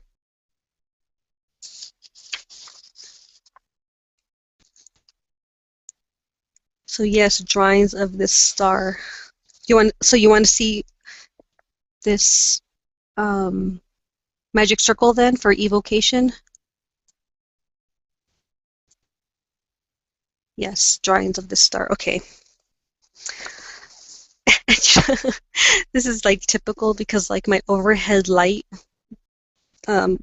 blew like a couple days ago, and I haven't replaced it, but I have enough side lamps. Hopefully that will illuminate enough for these purposes. You guys should just jump on here so I don't have to keep trying to read.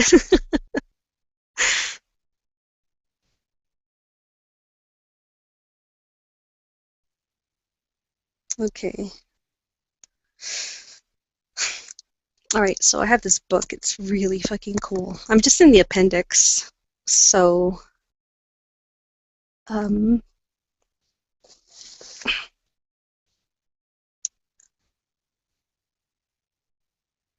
can screen capture or hit pause. Let's see if I can get it. The only bad thing about this, the way I'm doing this, is I can't focus this camera when I want it to present better.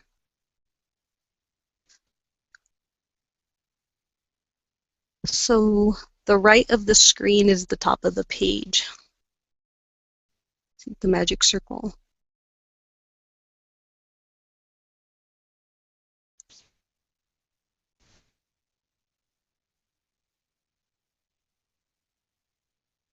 Or you can come in soon. That'd be cool. Did you get the link or do you need it again? Let me take this out of my little case here. Why does everything have to be so difficult? Okay. All right. Maybe this will help. Ugh. I'm really sorry. Don't get like motion sickness from me trying to figure out how to do this here. Wow, that looks crappy. Can you find a focus point? So this part right here, let me read that to you.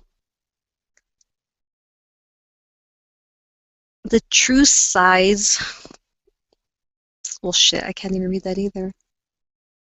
The true size and form of the crystal, which must be set in pure gold and the same names and characters as in the model here given. Okay, so up here it says invocation by the crystal, and it says the names of the angels around this circle right here. It says Michael, Gabriel, Raphael, Uriel on this like tag thing. And here are like 2 candles. It says, oh man, what does that word say? The magic circle of a simple construction in which the, shoot if I know what that word is, must stand on, or set inside the crystal. I don't know what that says. Then there's like all this stuff along the side. It's this crazy sigil magic here. The magic, shoot. The magic wand to be used in the invocation by the crystal. And there's all these weird symbols on it. And it says tetragrammaton. Yeah, that's my phone. The Tetragrammaton. And then it says to write or engrave on the other side ego, alpha, and omega. Something about the alpha and the omega. So it does say that on there. Tetra. I don't know. It's like the unspeakable name of God, right? The Tetragrammaton. So on this side, we have the seals of the 7 angels. Looks like child scratch to me. The first one says the seal of Eritron, the alchemist who commanded 17,640,000 spirits. That's this one up here. The second one is the seal of Bethor, who commanded 29,000 legions of spirits. And the third is the seal of Phaleg, the warlord. This is the seal of Och, the alchemist, physician, and magician. The seal of Haggith, transmuter of metals and commander of 4,000 legions of spirits. Seal of Ophiel, who commanded 100,000 legions of spirits. And the seal of Full, Lord of the Powers and the Moon and Supreme Lord of the Waters. So yeah, I mean, we have hundreds of thousands and millions of spirits that are commanded by angels. We have the Yesidic archangels. I'm not going to try to pronounce those, dude. Oh, I'm sorry, at the bottom of this here says the seals of the 7 angels who rule over the 196 provinces of heaven from the collection of the ancient magical books reproduced in the works of Cornelius Agrippa. So, I don't know, there's all kinds, there's all the fallen angels, 103. So, there's not just one.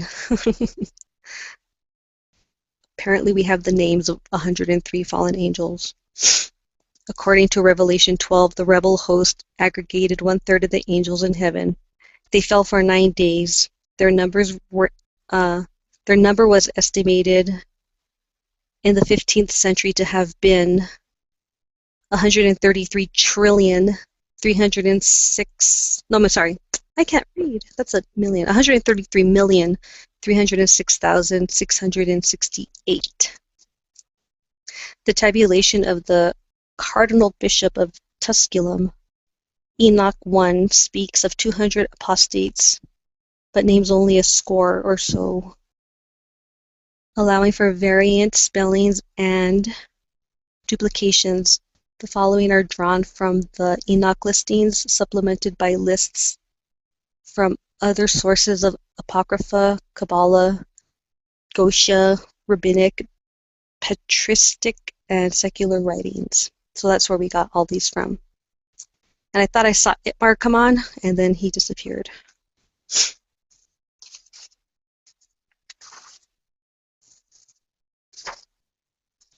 The angels of punishment. You guys want to know those? Over the 7 divisions of hell, we have Kushiel, rigid one of God, Lahatiel, flaming one of God, Shoftiel, judge of God, Makatiel, plague of God, Hutriel, rod of God, Pusiel, or Puriel, fire of God, and Rajziel is the wrath of God. The angels of punishment are under the leadership of archangels, who in turn are under the rulership of the angels of death, according to the Testament of Solomon. What is the name of the book? The book is A Dictionary of Angels, including the Fallen Angels, by Gustav Davidson. And it says, magnificent, informative, offers endless delight to all seekers of wisdom and pleasure. That's weird. Times of London. And here's the back. This was, you can find this in the religious reference section. There's all kinds of like really cool shit in here. Here is the Black Angel. In Mohammedan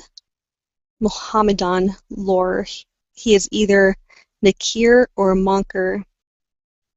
Here he is shown with features of Rakshasa, a Hindu evil spirit, which are on the left, two lesser evil spirits, and from Muhammad al-Sudi's treatise on astrology and divination, reproduced from Larousse Encyclopedia of Mythology. Man, I wish I could get closer for you guys. Anyone you want me to look up? Everyone's in here.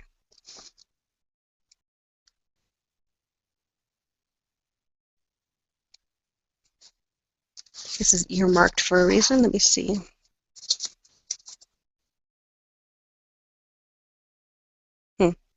No clue. Rakasha. You want me to look up? Oh, okay, Rakasha? Okay.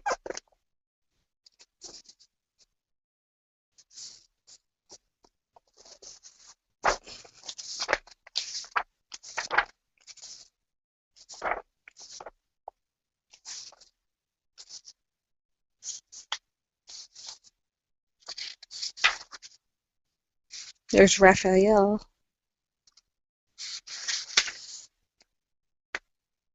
R-A-K.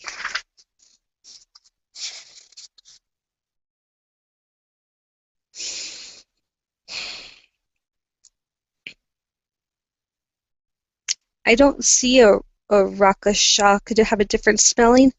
I have a Rakhaniel. That's the only one that has an R-A-K-H-A.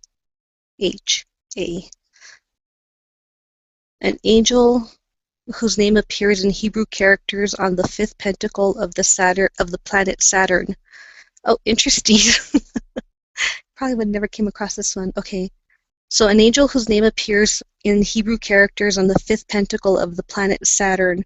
When conjuring Rakhaniel, the invocant should recite a versicle from Deuteronomy, preferably 10:17. Oh, so you can invoke these people by reading biblical verses. That's very interesting. Yes, I mentioned it along. I think that would have been the only reference to that name, because I've done that before in this book. Like it'll like slightly mention it, and I'll go look further within the book, and it won't have it as its own entry. So, oh, searching online now. You're welcome. Let's see. Here. Oh, this is in French, so I don't know. In Yetzirah, World of Formation, the Tree of Life, showing the 9 celestial orders and the chief angels governing each other from Amberlane to La Cabal Pratique. So we have the Seraphims, Metatron, and then just like all the names of the angels in the Tree of Life there. Trones, Zafkiel. Oh man, I need to study up on my French. Poissonces, Camiel, Dominations, Cherubims. So we have like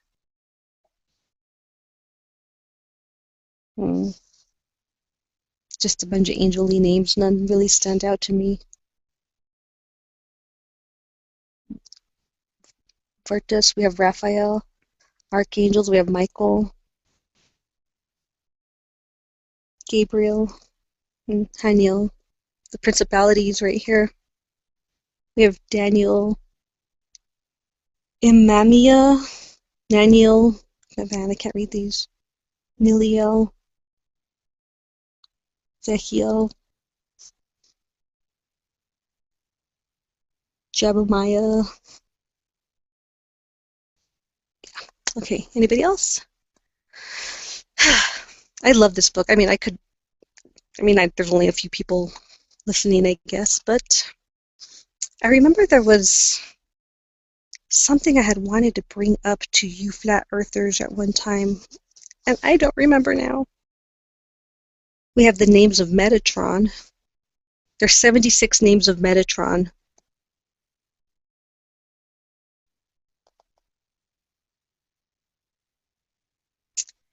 And here we have the 72 names of God in the Hebrew tongue from the 6th and 7th book of Moses.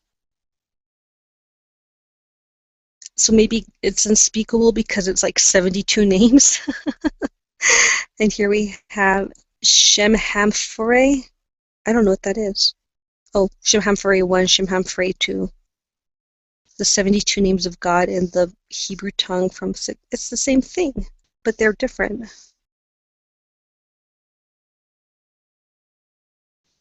They say exactly the same thing, but they're completely different. This one has all kinds of stuff in the middle of the triangle with 3 names around it. And this doesn't. This only has a very little symbol, whatever that is. And then the names go all the way around.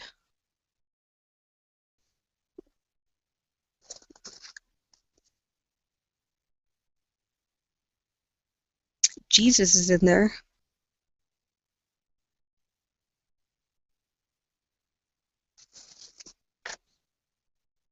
Eloi.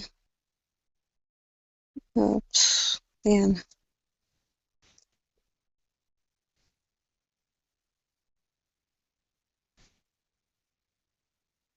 Yeah, I don't know.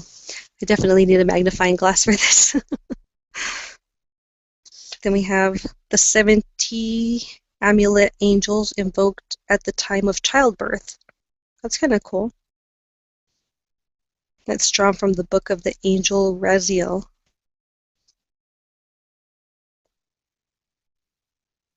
Look like typical angel names: Michael, Gabriel, Raphael, Nuriel, Kedumiel, Hadiel, Zumiel, Rumiel, Udriel, Azrael, Aniel. I thought Azrael was like a bad one, but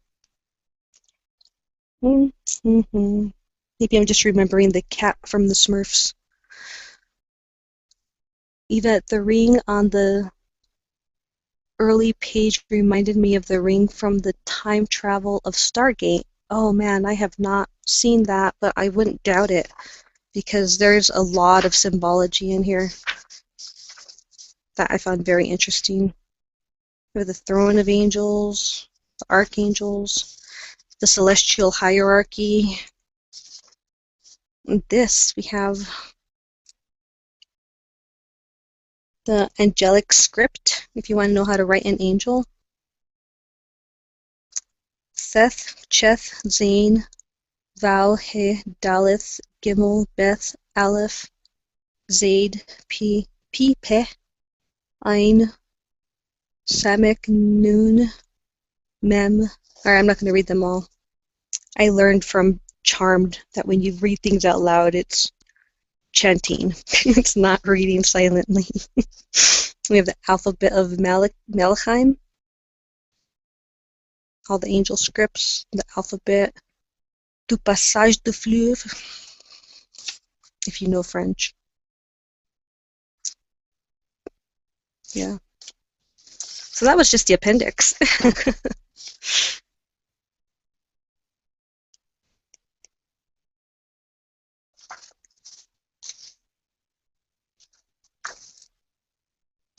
I wish I could remember what I wanted to talk to you guys, and it was very interesting because it had to do with either like the word avatar or something with being a fraud.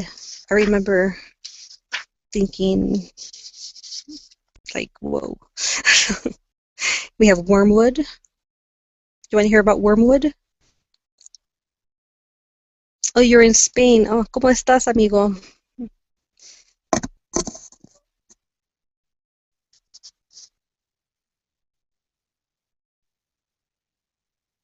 Let's see, in Revelation 8:11, wormwood is the name of a star that fell from heaven at the blast of the third angel. Hey, maybe that's where the meteorites come from. So a star fell from heaven at the blast of the third angel, according to a dictionary of the Holy Bible, American Tract Society, 1859. Wormwood denotes a mighty prince or power of the air, the instrument of sore judgment on large numbers of the wicked. In St. Paul's view, wormwood would be equivalent of Satan, whom Paul referred to as the prince of the power of the air. Marie Corelli, the English romantic novelist, is the author of the novel called Wormwood. And in another piece of fiction, The Screwtape Letters by C.S. Lewis, Wormwood, to whom the letters are addressed, is a junior devil on Earth and a nephew of the Screwtape, and latter being, according to Lewis, an important official in his Satanic Majesty's lowerarchy. The reader's attention is called here to Hamlet 3, like chapter 3, I guess, first two little eyes. I don't know my Shakespeare, sorry guys. Where the player queens, none wed the second husband, but who killed the first, draws from Hamlet the aside, wormwood, wormwood. It is unlikely, however, that Shakespeare had a revelation angel in mind, however, that he used the word as an expression of distaste or bitterness, a meaning that was from the word derived from the Latin for absinthium. So there we go. For absinthe was named because it was bitter. Let's see. Phineas takes on his commentaries in the Dacus Bible, and that wormwood was a destructive planet. For what that's worth, I think it's all very interesting. Here we have the Weigher of Souls. I don't know. Maybe the sum of your life's worth, and that's how you get into heaven. Your soul gets weighed. Good thing I'm a Libra.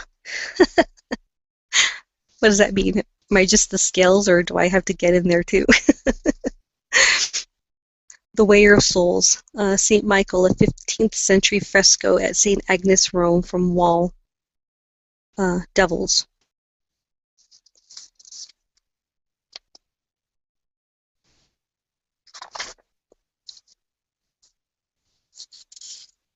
This crazy art here is the four angels of the winds. Oh, the corners of our earth.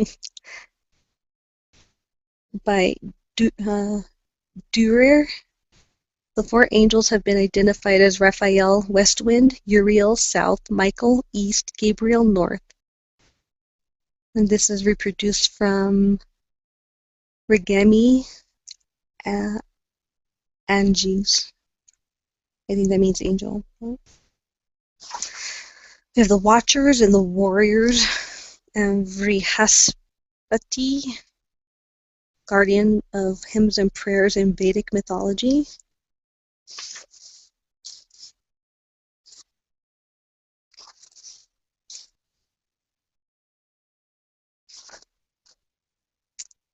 Vessels of wrath. These are the demons or fallen angels.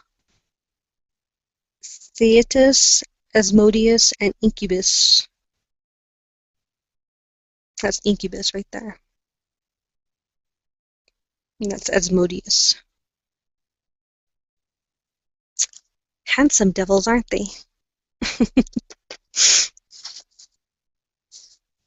Yeah, this book is awesome. You know, I had gotten it for my mom a long time ago because she was really into angels.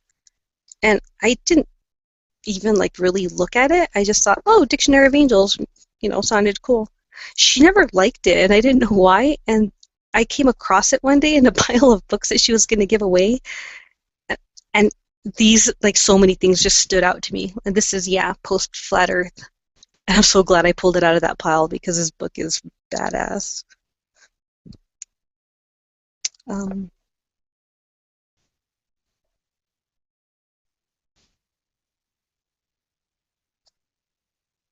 Oh, yeah, let's see, I had underlined a lot of stuff because I'm a Libra again. 12 spirits of the zodiac cycle is given by Eliphas Levi. The list consists of Serahiel for Aries, Seriel for Gemini, Seratiel for Leo, Shadakiel for Libra, Araziel for Taurus, Fakiel for Cancer, Shaltiel for Virgo, Sartziel for Scorpio, Ceritiel for Sagittarius, Semakiel for Capricorn, Zachmakiel for Aquarius. Oh man, these are bad. Volgatiel for Pisces. The list given for, I guess they're just listed again for a different book called The Theological Discourse of Angels. And it differs that they have much easier names to pronounce. It runs as follows. Maybe I lied. Melcadiel for Aries, Ambriel for Gemini, Verkiel for Leo, Zuriel for Libra, Asmodel for Taurus, Muriel for Cancer, Hamaliel for Virgo, Barkiel for Scorpio, Anakiel for Sagittarius, Haniel for Capricorn, Gambiel for Aquarius, and Barkiel for Pisces. Whew, that was a mouthful.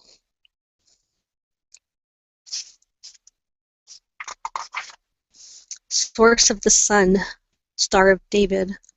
When was the book published? Okay.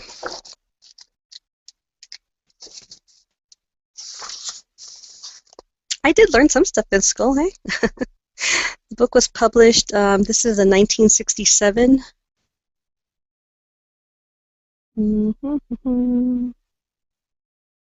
Library of Congress card catalog number 66-19757.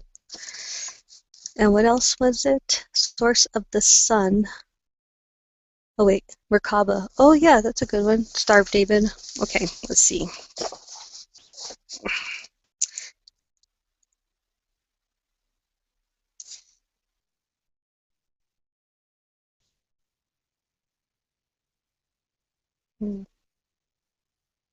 I think I've seen Merkaba in here before. Sigils. You can even the the right to do an exorcism is even in here. Okay. Oh, the names of Lilith also. Interesting. This is a list of all the art. An introduction. Something about the grimoire of Honorius the Great. I mean, a lot of references were used for this book.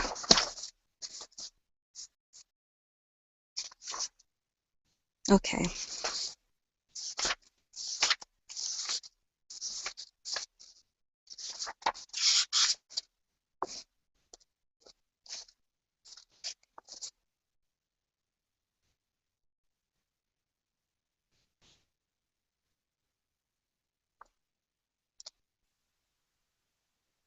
Was I kicked off? Nope, I'm still alive. But somebody else got kicked off. How do you spell Merkaba? M-E-R. Oh, there's Metatron.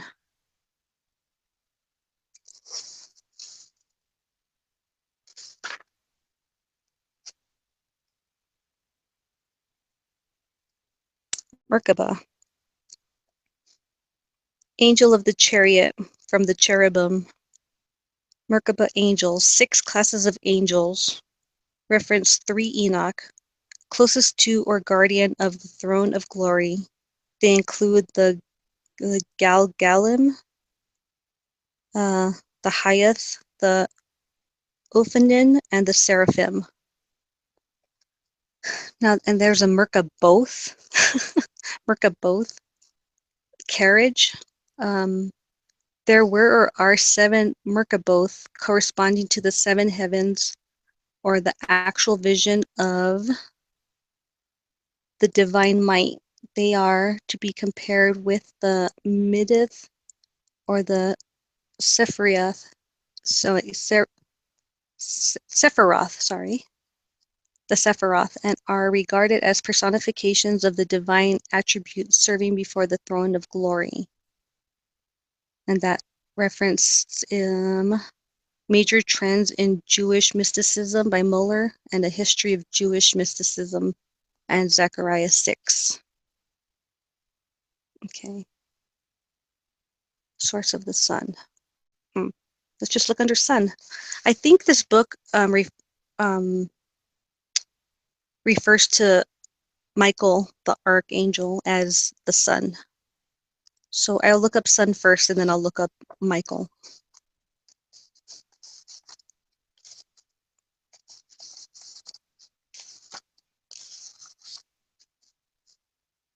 And here's Lucifer falling. The prince of the power of air, Satan.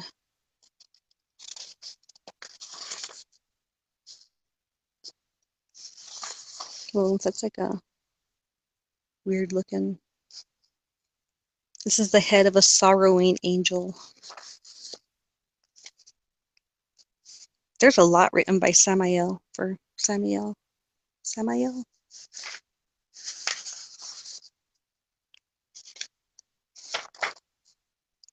This is Satan and Beelzebub, fallen angels in consultation on battle strategy. Yep, they look very planny. Is planny a word?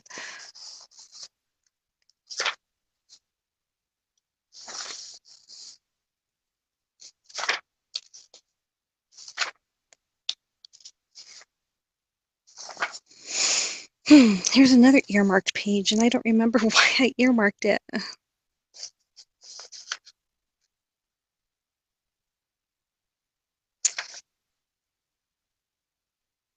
Shamshiel. I'll have to revisit that one.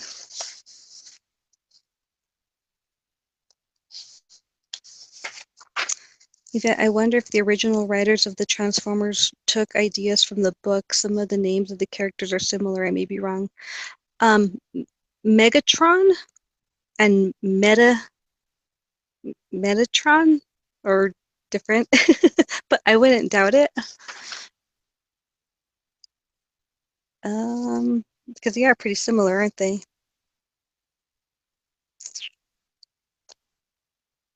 Let's see.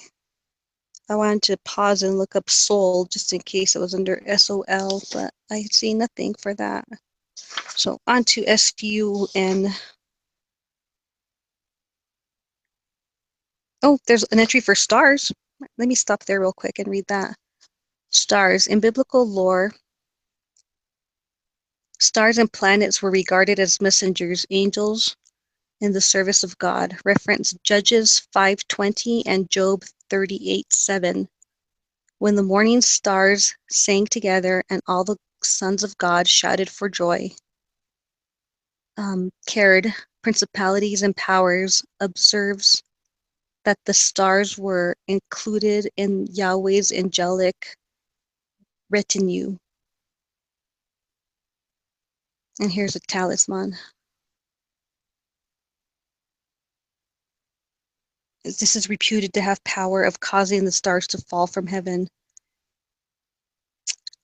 So if somebody makes the stars fall from heaven, they're using this talisman right here.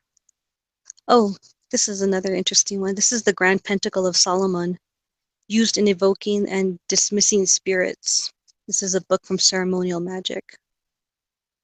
And it says Jehovah, Emmanuel, Titra. Why can't I say that? Tetragrammaton, and Jera. I've never heard that one. Jerah. Ark of the Covenant. Interesting. Okay, let me get to sun before I get distracted too much more. Sun. In the Kabbalah, the sun is a planet, in quotes. They put planet in quotes. And also an angel of light, taken from Levi Transcendental Magic. That's all it says.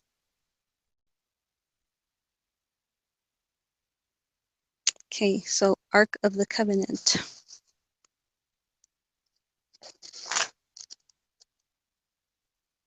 LMNOPQRSTUV. Wait, is Ark spelled with a C or a K?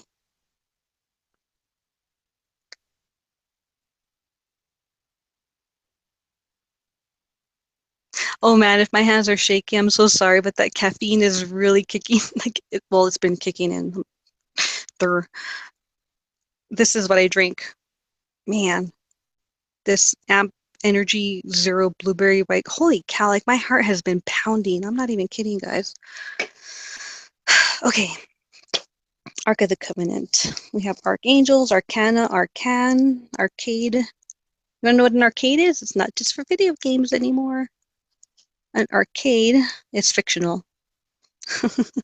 In Anatoly France's Revolt of the Angels, a guardian angel otherwise known as Abdiel.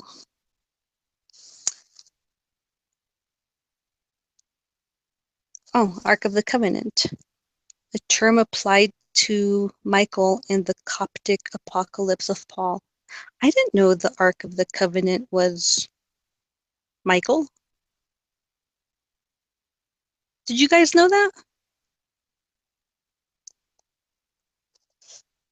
Nope, that says Archangel of the Covenant. Oh, okay, a little slow. What did you say? Arcanum. Well, I don't have the singular, I have the plural arcana. An angel's name found inscribed in Hebrew characters on the fifth pentacle of the planet Saturn. That's arcana, and that's from the Greater Key of Solomon. Let me look up Ark of the Covenant with a K. I just wanted to check with the C first.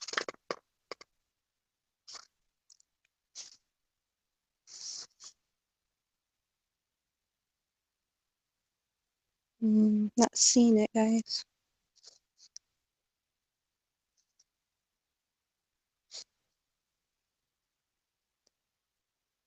Nope.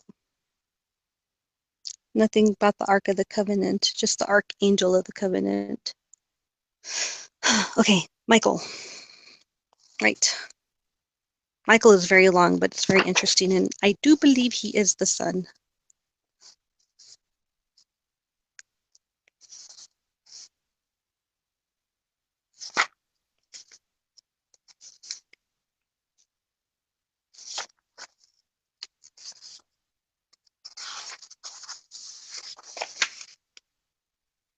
Okay, so this whole page here is all about Metatron.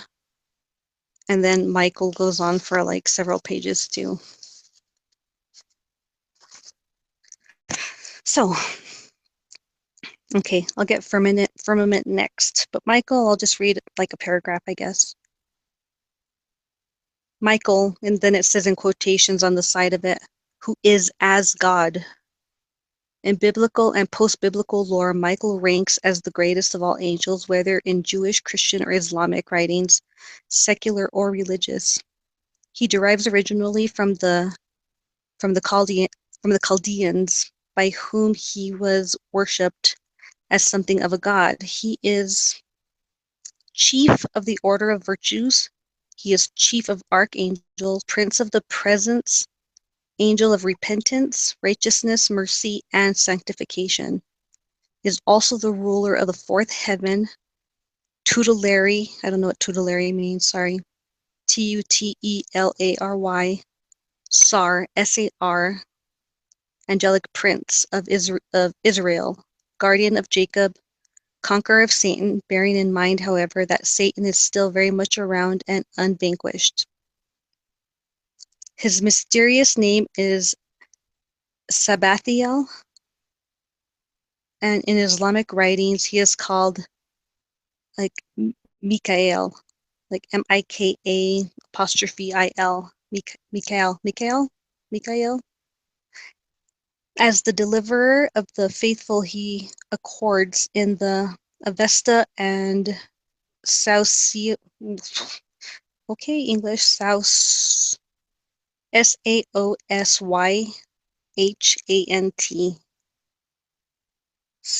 Sausiant, the Redeemer. Midrash Rabbah from Exodus 18 credits Michael with being the author of the whole of Psalm 85. So Psalm 85 was all written by Michael, the archangel. In addition, he has been identified with the angel who destroys the hosts of Sennacherib, a feat also ascribed to the prowess of Uriel, Gabriel, Ramiel. And as the angel who stayed the hand of Abraham with the latter who on the point of sacrificing his son Isaac, a feat also ascribed to Tadiel, Metatron, and other angels. In Jewish lore, Ginsburg, Legend of the Jews, page 103, the fire that Moses saw in the burning bush had the appearance of Michael, who had descended from heaven as the forerunner of the Shekinah? Does that make sense? Let me read that again. Michael, who had descended from heaven as the forerunner of the Shekinah, I guess. Shekinah. Zagziel is usually denominated the angel of the burning bush. And according to the Talmud, Barakot 35, where the comment is on Genesis 18, 1 through 10, Michael is recognized by Sarah as one of 3 men, in quotation marks again, men, whom Abraham entertained unawares. Legend speaks of Michael having assisted 4 other great angels, Gabriel, Uriel, Raphael, Metatron, in the burial of Moses. And Michael disputing with Satan for possession of the body in Jude 9. In mystic and occultic writings, Michael has often been equated with the Holy Ghost, the Logos, God, Metatron, etc. And Baruch 3, Michael holds the key to the kingdom of heaven, which traditionally and in popular image applies more aptly to St. Peter, just more aptly to St. Peter. In Hastings' Encyclopedia of Religion and Ethics, the article Demons and Spirits speak of the earliest traditions in Muslim lore as locating Michael in the 7th heaven on the borders of the full sea, crowded with the innumerable arrays of angels, and after describing Michael's wings as of the color of green emerald. That's interesting. Goes on to say that he is covered with saffron hairs, each of them containing 1,000,000 faces and mouths. Okay, that doesn't sound like beautiful. Okay, so he's covered in millions of saffron hairs, each of them containing 1,000,000 faces and mouths, and as many tongues, which in 1,000,000 dialects implore the patron of Allah. Do you want me to go on reading Michael?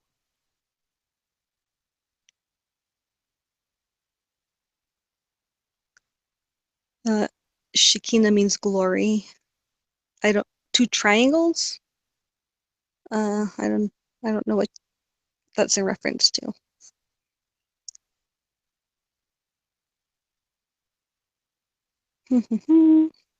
Let's see.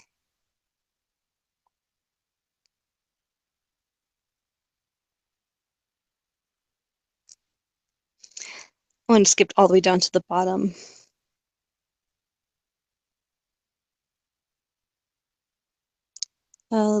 Legends. Oh, wait, let me see. Let me find an actual sentence to start with. So there's a book called Legends of the Madonna. So on page 43 of the same book, An Oriental legend is recalled which tells of Michael having cut off the hands of a wicked Jewish high priest who had attempted to overturn the bier, B-I-E-R, of the just deceased virgin. However, the hands of the audacious Jew were reunited to his body at the intercession of St. Peter. Among the recently discovered Dead Sea Scrolls, there is one titled The War of the Sons of Light Against the Sons of Darkness. Here Michael is called the Prince of Light. He leads the angels of light in battle against the legions of the angels of darkness, the latter under the command of the demon Belial. In Ginsburg, The Legends of the Jews, Michael is regarded as the forerunner of the Shekinah and the angel who brought Asenath from Palestine as a wife to Joseph, as the one who saved Daniel's compassions from the fire, as an intermediary between Mordecai and Esther, as a destroyer of Babylon, etc., etc. He is also said to have informed the fallen angels of the deluge. When he wept, his tears changed into precious stones. The Longfellow of the Golden Legend, Michael, is the spirit of the planet Mercury and brings the gift of patience. In secular writings, notably in Dante and Milton, Michael figures prominently. In contemporary fiction, he serves as archdeacon to Bishop Broman in Robert Nathan's The Bishop's Wife. Blah, blah, blah. It's just folklore. Actually, I think it's Raphael who's the son. So, okay, firmament in there. Let me see. Source of the sun. I think it's Raphael now that I think about it. But let me look up firmament.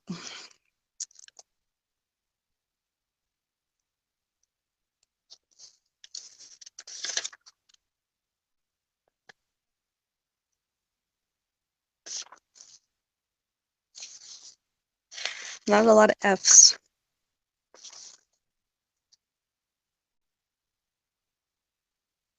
Female angels, fiery angels, fifth heaven, flife, whatever flife is, flames,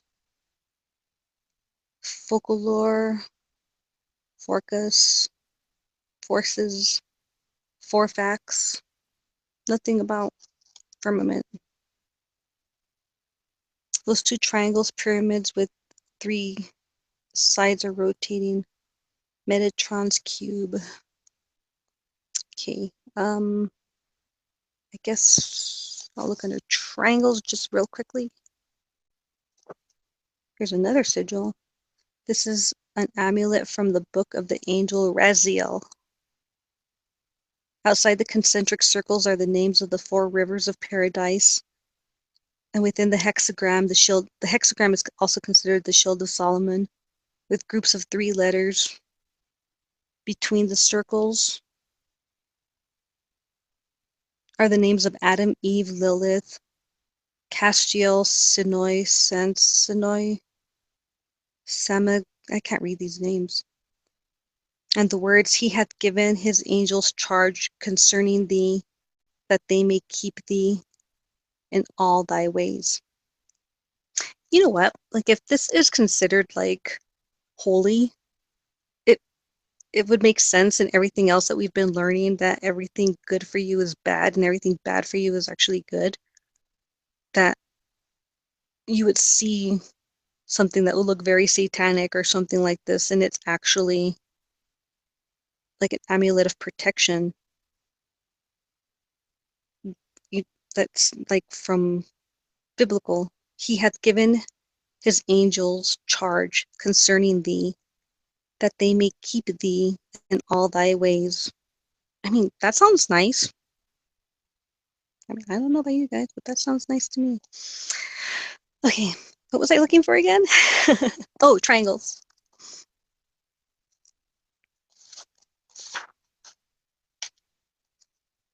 Well, we're close to Metatron, so let's see if we can find Metatron's cube.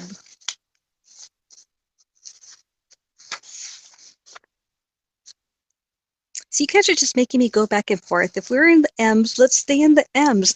I'm just kidding. I don't care. Okay.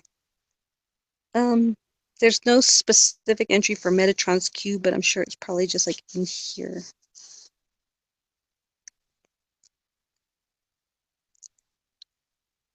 So in non-canonical writings, Metatron is perhaps the greatest of all the heavenly hierarchs. The first and also the last of the 10 archangels of the Bryatric world. He is also called the King of Angels, Prince of the Divine Face or Presence, Chancellor of Heaven, Angel of the Covenant, Chief of the Ministering Angels, and the lesser, like Yahweh, the Tetragrammaton. He is charged with the sustenance of mankind. Metatron, charged with the sustenance of mankind. In Talmud and Targum, Metatron is the link between the human and the divine. In an earthly incarnation, he was the patriarch Enoch. Huh? Did you guys know that?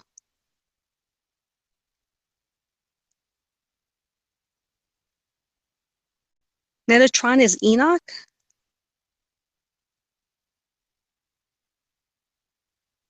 In his earthly incarnation, he was the patriarch Enoch. Although Tanhuna Genesis claims he was originally Michael. Oh, well, I don't know now. Talmudic authorities, for the most part, shy away from identifying Enoch with Metatron. On the contrary, the tendency is to play down the relationship and even to suppress it. Curious. But what else have they been suppressing, right? In a curious tale of the marriage of God and earth, Elohim and Edom, told in the alphabet of Ben Sira, God demands from earth the loan of Adam for 1,000 years. Upon earth agreeing to the loan, God writes out a formal receipt and thus wait, I'm sorry, let me read that again. Upon earth agreeing to the loan, so earth is personified here. Upon earth agreeing to this loan, I lost my place because I'm looking up at the chat.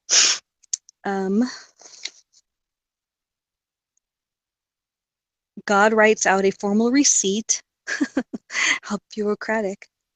And this is witnessed by the archangels Michael and Gabriel. The receipt, so the story goes, is on deposit to this day in the archives of Metatron, the heavenly scribe. Metatron has been variously identified as the dark angel who wrestled with Jacob at Peniel, as in Genesis 32, as the watchman in Watchman, what is a night, Isaiah 21, as the Logos, as Uriel, and even as the evil Samael. It is said that Exodus 23:20 refers to Metatron. Behold, I send an angel before thee to keep thee in the way and to bring thee unto the place where I have prepared. So usually applied to John the Baptist and Exodus 23:22, my name is in him. In addition, Metatron is also identified as the liberating angel and the Shekinah, who is regarded in some sources as Metatron in his female aspect. And Trachtenberg, Jewish Magic and Superstition, he is the demiurge of classical Jewish mysticism. According to the Kabbalah, Metatron is the angel who led the children of Israel through the wilderness after the Exodus. In other occult writings, he is described as the twin brother or half-brother of the angel Sandalphon. the twin brothers Ormuzd and Ahriman in Zoroastrian lore. With the possible exception of Anaphiel, Metatron is the tallest angel in heaven and the greatest apart from the 8 great princes and honored and revered ones who are called Yahweh by the name of the king. This is according to 3 Enoch. So Jewish legend relates that upon Metatron arriving in heaven, he transforms into a spirit of fire and equipped with 36 pairs of wings, 36 pairs of wings, as well as innumerable eyes. The meaning of the name Metatron has never been satisfactorily explained. Elazar of Worms thought it derived from the Latin meditor, a guide or measurer. Hugo Odeberg advanced the hypothesis that the name Metatron originated in Jewish circles and should be regarded as a pure Jewish invention. Viz a metonome, like the term little Yahweh, little YHWH. Okay, this goes on and on, so anything else? I could read the rest if you guys want. Let me scroll up here because I missed them. So, hi, Louie. Good morning. Let's see, I agree. We have been starved for a valuable knowledge. Don't trust Google Earth. Okay. The Zaria map collection shows 4 islands printed in the 16th century. I think we're not talking about my stuff here. Itmar. Link. Okay. I guess we're done with me reading, or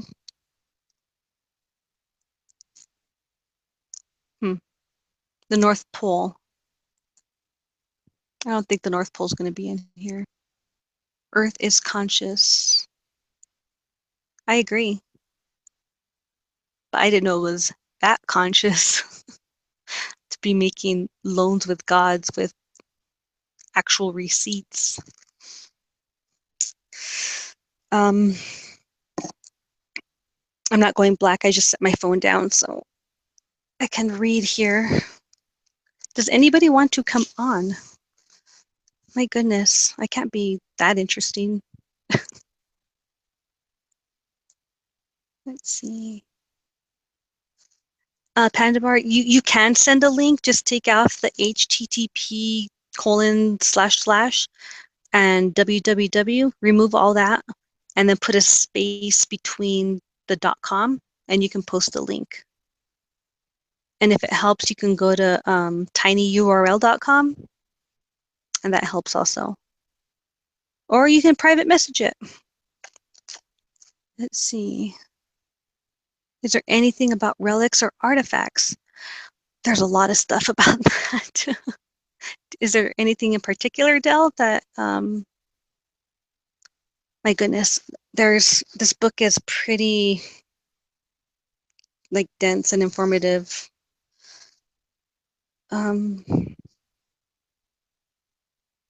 I would have to, like, go through it.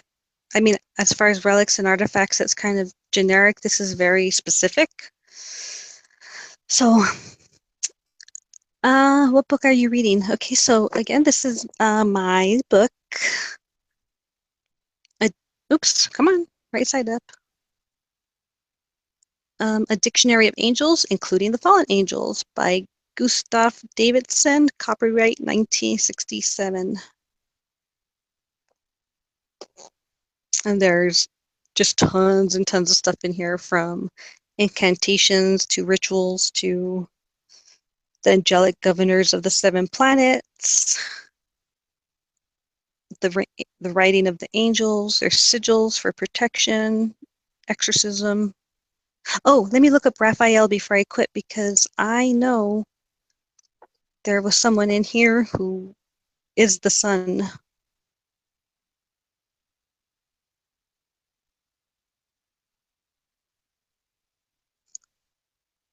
But I could be wrong again. Let me see. Raphael, God has healed. Of Chaldean origin, originally called Labiel, Raphael is one of the three great angels in post-biblical lore. He first appears in the book of Tobit. Yada, yada, yada. References.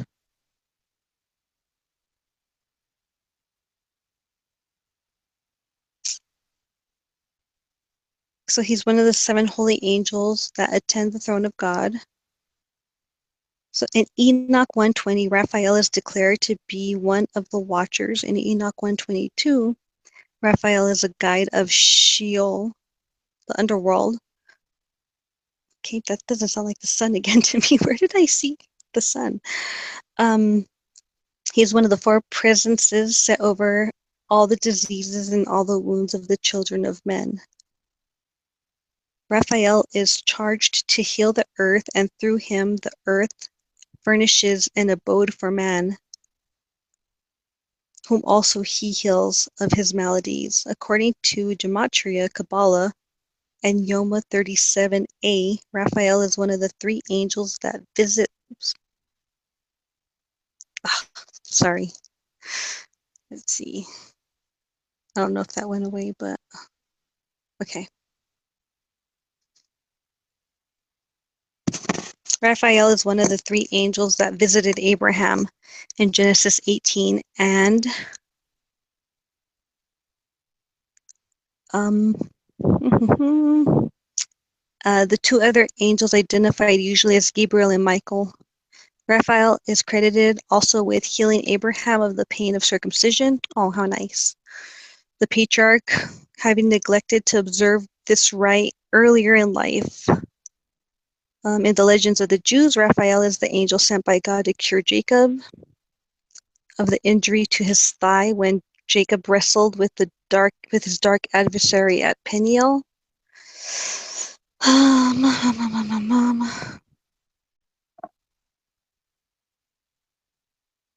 Okay, here it is. The book of the angel Raziel. Among the high offices, Raphael is the regent of the sun. Longfellow refers to him as the angel of the sun. Yeah, I knew I had read that. Chief of the order of virtues, governor of the south, guardian of the west, ruling prince of the second heaven, overseer of the evening winds, guardian of the tree of life and the garden of Eden, one of the 6 angels of repentance, angel of prayer, love, joy, and light. Above all, he is, as his name denotes, the angel of healing. He is also the angel of science and knowledge, and the preceptor angel of Isaac. Raphael belongs to at least 4 of the celestial orders, the seraphim, cherubim, dominions, and powers. According to Trithemius of Spanheim, the 15th century occultist, Raphael is one of the 7 angels of the Apocalypse. He is also numbered among the 10 holy Sephiroth, and while he is not specifically named as the angel who troubled the waters at the pool of the ancient Bethesda, he is generally so credited. And that was from the book The Vampire in Europe. Curiously enough, because perhaps Raphael has been called a guide in hell, a Ophite diagram represents Raphael as a terrestrial daemon with a beast-like form, and is associated with 3 other angels, Michael, Suriel, and Gabriel, in the same guise. In the canvases of such masters of Botticini, Lorraine, Pollajuolo, all these artists, Rembrandt, Raphael is variously pictured holding a pilgrim's staff and a fish, Tobit. As a winged saint supping with Adam and Eve, as the sociable archangel, as sixth-winged seraph, and as one of the 7 angels of the presence. The Testament of Solomon. Wait, sorry. I guess the file on Raphael is inexhaustible. There's so much more. The ring engraved on the pentalpha 5-pointed star had the power to subdue all demons, and it was with the slave labor of demons that Solomon was able to complete the building of the temple. Whew, my hands are getting tired. Okay, hello, Yvette. Oh, I already read that. Hello, Louis. That's kind of vague. Just thumb through it since we seem to be on the same page. I already forgot. Kabbalah, Tree of Life. There's a lot of Tree of Lives. Like each angel and order of angels have that.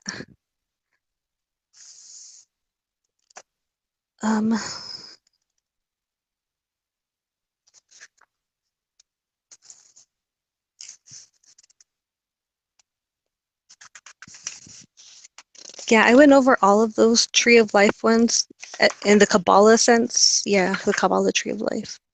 That's at the end. Let me look up Mary Magdalene. Anything about her? Good, yeah, good call. I hadn't looked her up before.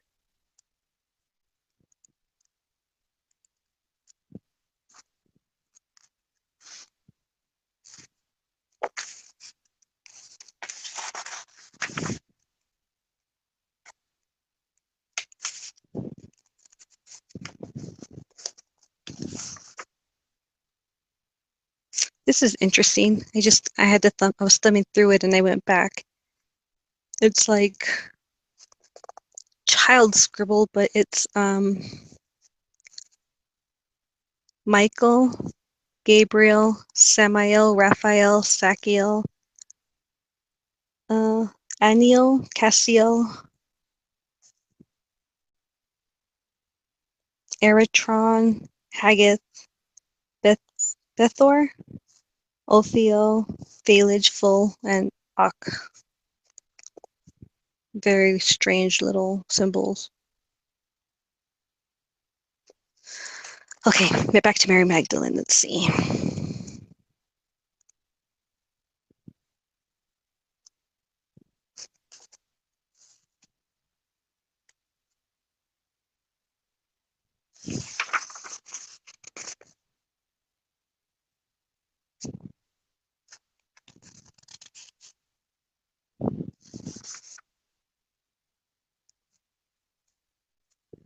Mammon. Many-eyed ones.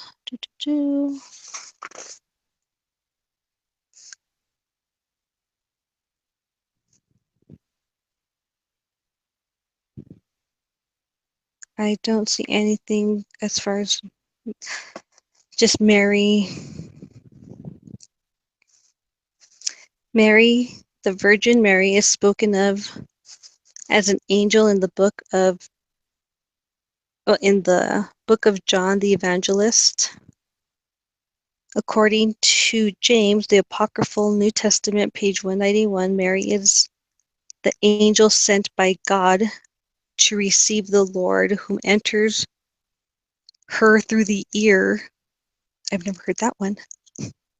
And who comes forth by the ear. In the Litany of Loretto, Mary is Queen of Angels. Nothing about Mary Magdalene, though. Any reference to the 2 witnesses? How would I find that? Let's see.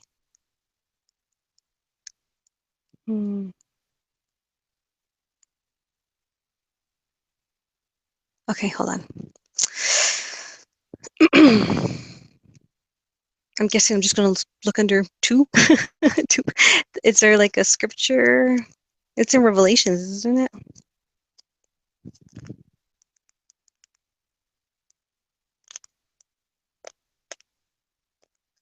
Okay, let's see.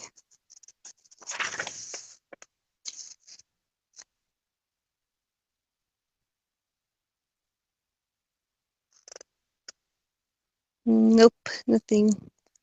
12 spirits, 24 elders, no 2. I can look under witnesses really quickly.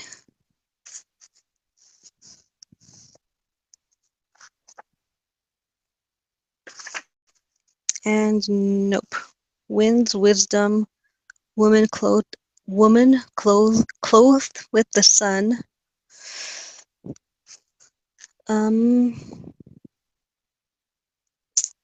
I can go back to the Kabbalah stuff, Tree of Life, since I'm at the back of the book.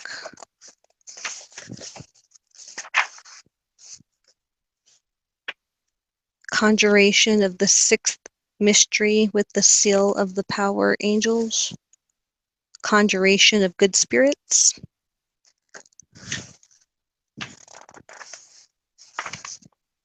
Conjuration of the sword, a death incantation.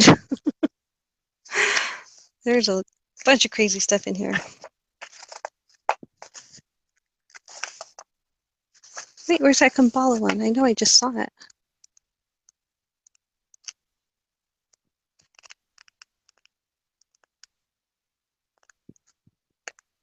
Here we go. Okay, Del, this is for you.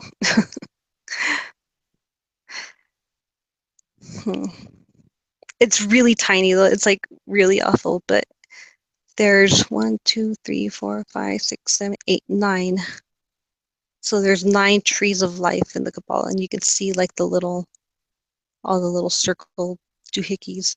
And it's really hard to read, but these are the anges. I guess it's French. Ange. These are Gabriel. And it looks like all the no, they all have different numbers. This is like 72, 71, 70,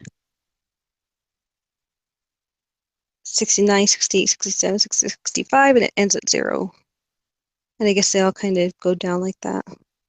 So 72, 64. So these are the archangels.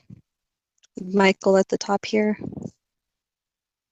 Starting with 56, this is the principalities with Haniel at the top here. The Virtus, starting with 48, and Michael ending at Raphael. The Poissons, does that mean fish? Camael with the number 40. We have with the number 32, the Dominations with Zetkiel at the top.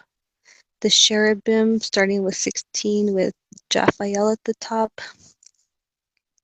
These are the thrones, starting with 24 and ending with Zafkiel at the top. And then we have the Seraphim with 8, and then with Metatron at the top. Okay. Oh wow, it's already 4 o'clock. Any last requests? Fallen angels, maybe? Oh, I don't know if you all were listening the other night when I wanted to talk about abracadabra, because I had my book with me and I was just going to read the definition, but somebody wouldn't let me read it.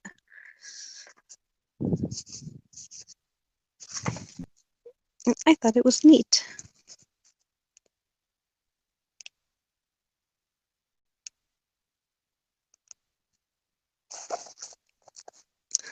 So abracadabra, in quotations, says, I bless the dead, is one of 3 holy names invoked in the conjuration of the sword. The word is one of the most ancient in magic. It derives, so it is said, from the Hebrew dabara, speak the blessing. As an amulet or charm inscribed on parchment, it was hung around the neck to ward off disease. The invocant, when chanting the word, reduced it letter by letter until he had only the final A left. And then it says, see Abraxas.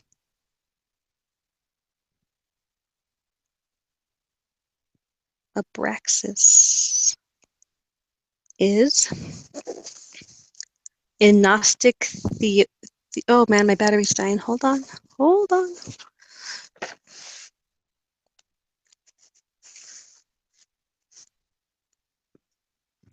Okay, I'll read Abraxas and then I'm going to bed. Unless anybody else.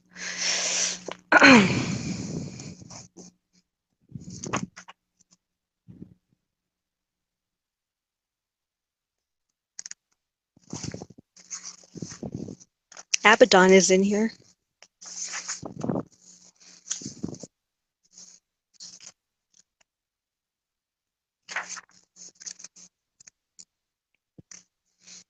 Okay.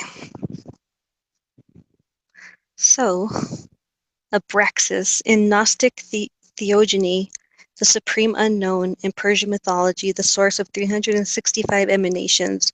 The name Abraxas is often found engraved on gems and used as an amulet or for incantation. In the Kabbalah, he is the prince of aeons, A-E-O-N-S, eons, and is encountered in the Sword of Moses, the book of the angel Raziel, and other tracts of magic and mysticism. According to the older mythographers, Abraxas is or was a demon and placed with the Egyptian gods. The word abracadabra is reputedly derived from Abraxas. Originally, it was a word expressing, in the Gnostic system, the eons or the cycles of creation. In the deeper sense, it served as a term for God. The Gnostic writer Basilides, who is said to have invented Abraxas, according to Forlong, Encyclopedia of Religions, claims that Abraxas was the archon ruler of 365 heavens and acted as mediator between the animate creatures of the earth and the Godhead.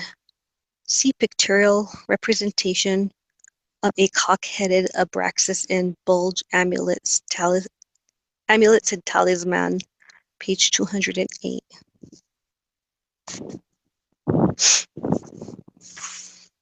Not this book, obviously. Whose book is it? It's my book.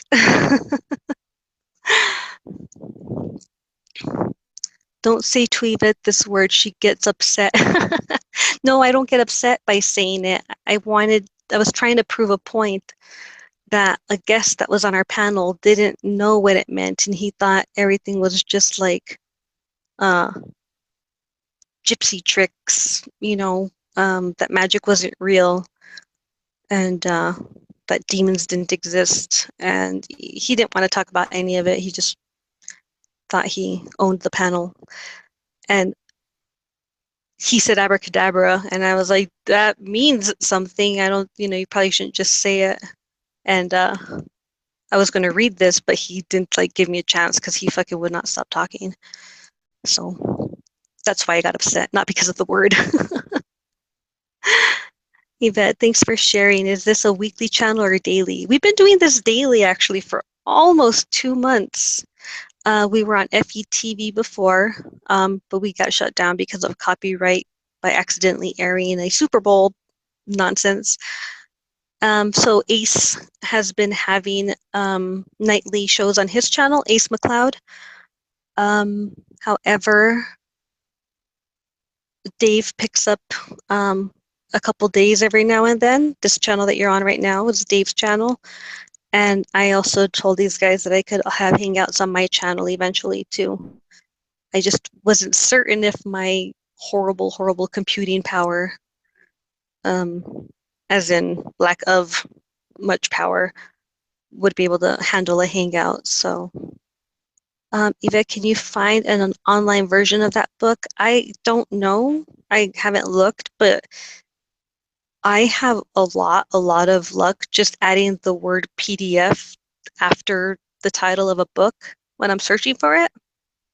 And yeah, if not, you can go to your a local bookstore, probably under religious reference, and maybe they might have a used one, or Amazon, perhaps. I don't know.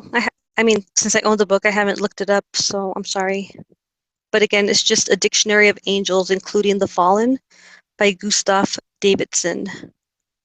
Hooch says no ABBA. Oh, as in the musical group. Do you want me to sing ABBA, or do you want me to look ABBA up in the book?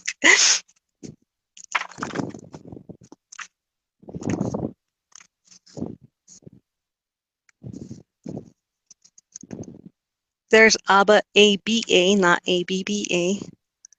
Abba ABA is an angelic luminary concerned with human sexuality and who may be invoked in Kabbalistic magical rites. Abba serves as a ministering angel to Sarabotes, who is the Friday ruler of the angels of the air. Now, the angels of the air were Satan, so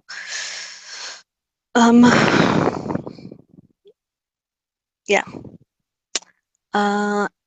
Azazel. Yep, I know he's in here.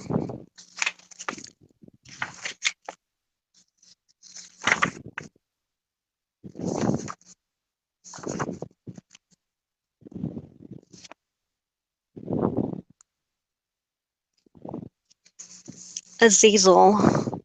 God strengthens. In Enoch 1, Azazel is one of the chiefs of the 200 fallen angels. Revelation speaks of 1/3 of the heavenly host being involved in the fall. Azazel taught men to fashion swords and shields, while women learned from him finery and the art of beautifying the eyelids. So when girls are batting their eyes at you, that's just Azazel. He is a scapegoat of rabbinic literature, Targum, and the Leviticus 16:8, although in the latter he is not actually named. In the Zohar, the rider on the serpent is symbolized as the evil Azazel. Here he is said to be chief of the order of Bene Elim, otherwise Ischaim, Ischim,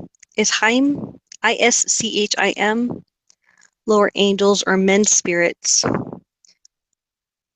Irenaeus calls Azazel the fallen and yet mighty angel.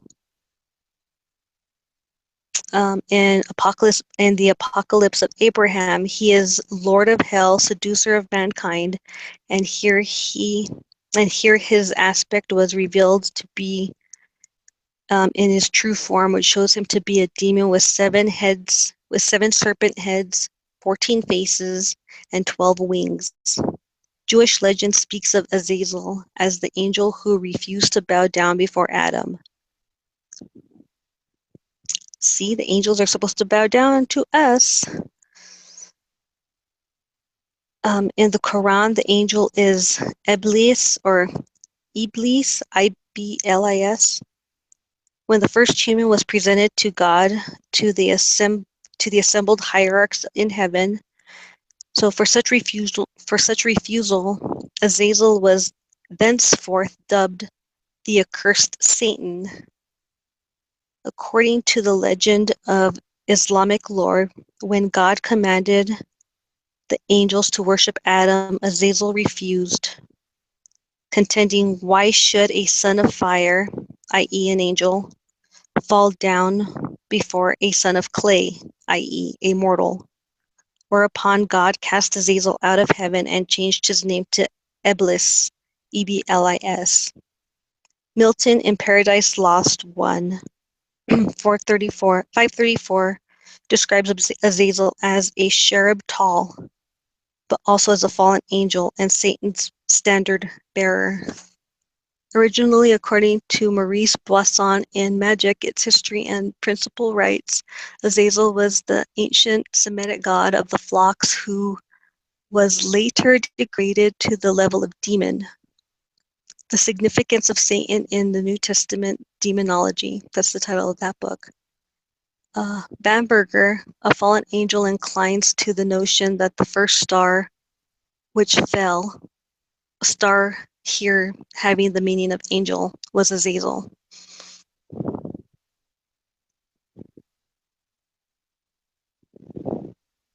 Abracadabra phrase meaning I create what I speak. That's not what this book said, but okay. God said it, and it was. Sing. Oh God. Link? I don't have any links for you. You're just gonna have to Google stuff based on what I read to you. If you want the name of that last book again, it was The Significance of Satan in the New Testament Demonology.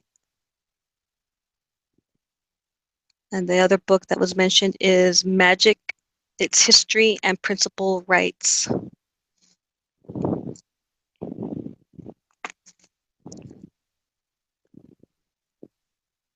Azrael. See, and I always thought Azrael was just the cat in the Smurfs. Gargamel's cat. I wonder if Gargamel's in here. Azrael is a chief angel supervisor referred to as Azrael the Ancient, sometimes as Machniel. Blah, blah, blah. His name is found inscribed on Oriental charms for warding off evil. He is the chief angel of destruction.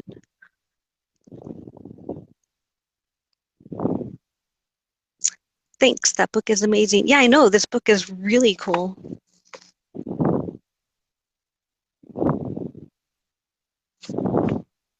And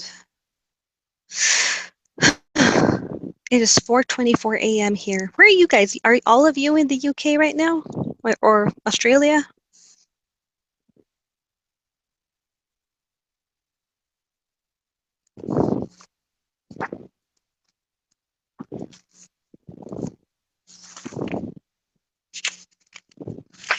LOL. That doesn't answer my question. Do you guys want to hear incantations? Ooh. 6 a.m. in Florida. Hey, you're up early. Good Lord, Del. Or have you been up all night like me?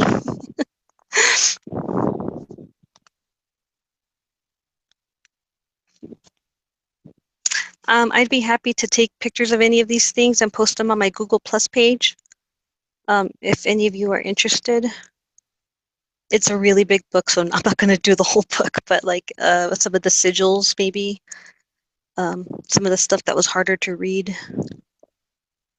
I could take a high-def picture and some brighter lights, and you can zoom in on it.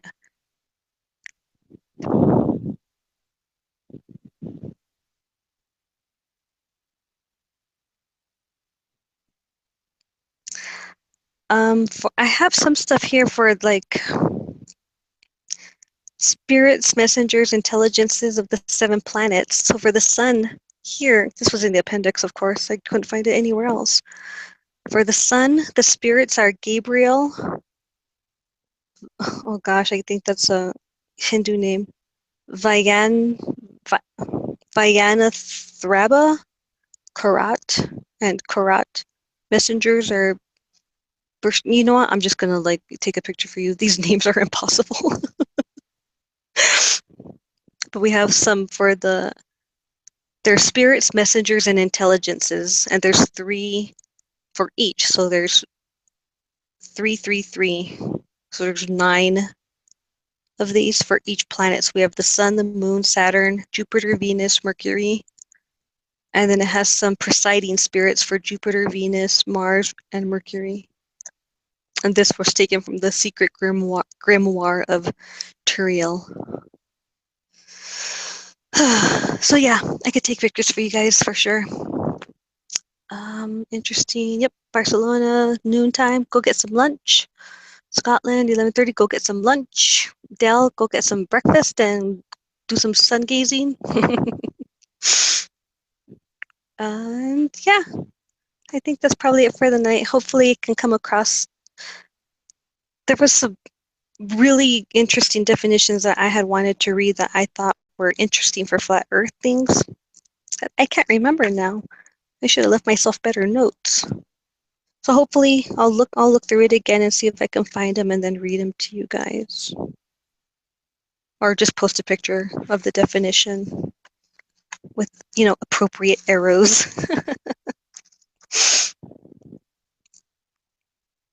And maybe I'll take some pictures of some of this art too, because it's really interesting. So I don't know if Dave is still up or listening, but hopefully if I hang up, I can get this thing to end and not have weirdos jumping in here. There's a whole bunch of stuff of phoenixes too. Okay, well, you guys, 10:30 p.m. Oh wow, it's getting late there too. Hooch, Dale, Louie, Panda, Itmar, thanks for staying up with me. And the 14 other people watching, I don't know who you are, but I will talk to you guys tomorrow.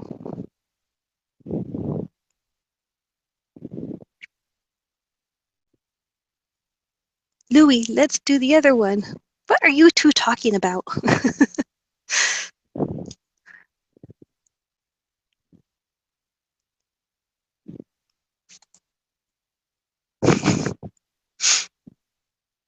Do you have time? You're talking to Louie, right? You're not talking to me.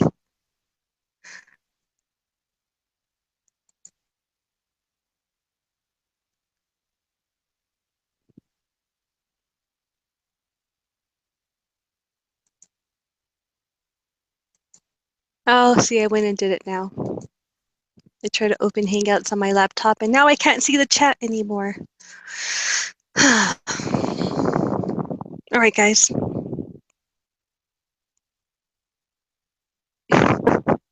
Hooch, you laugh at me way too much. Au revoir, arrivederci, bonsoir, buenas noches, and all that good stuff. I'll learn more languages for you guys later.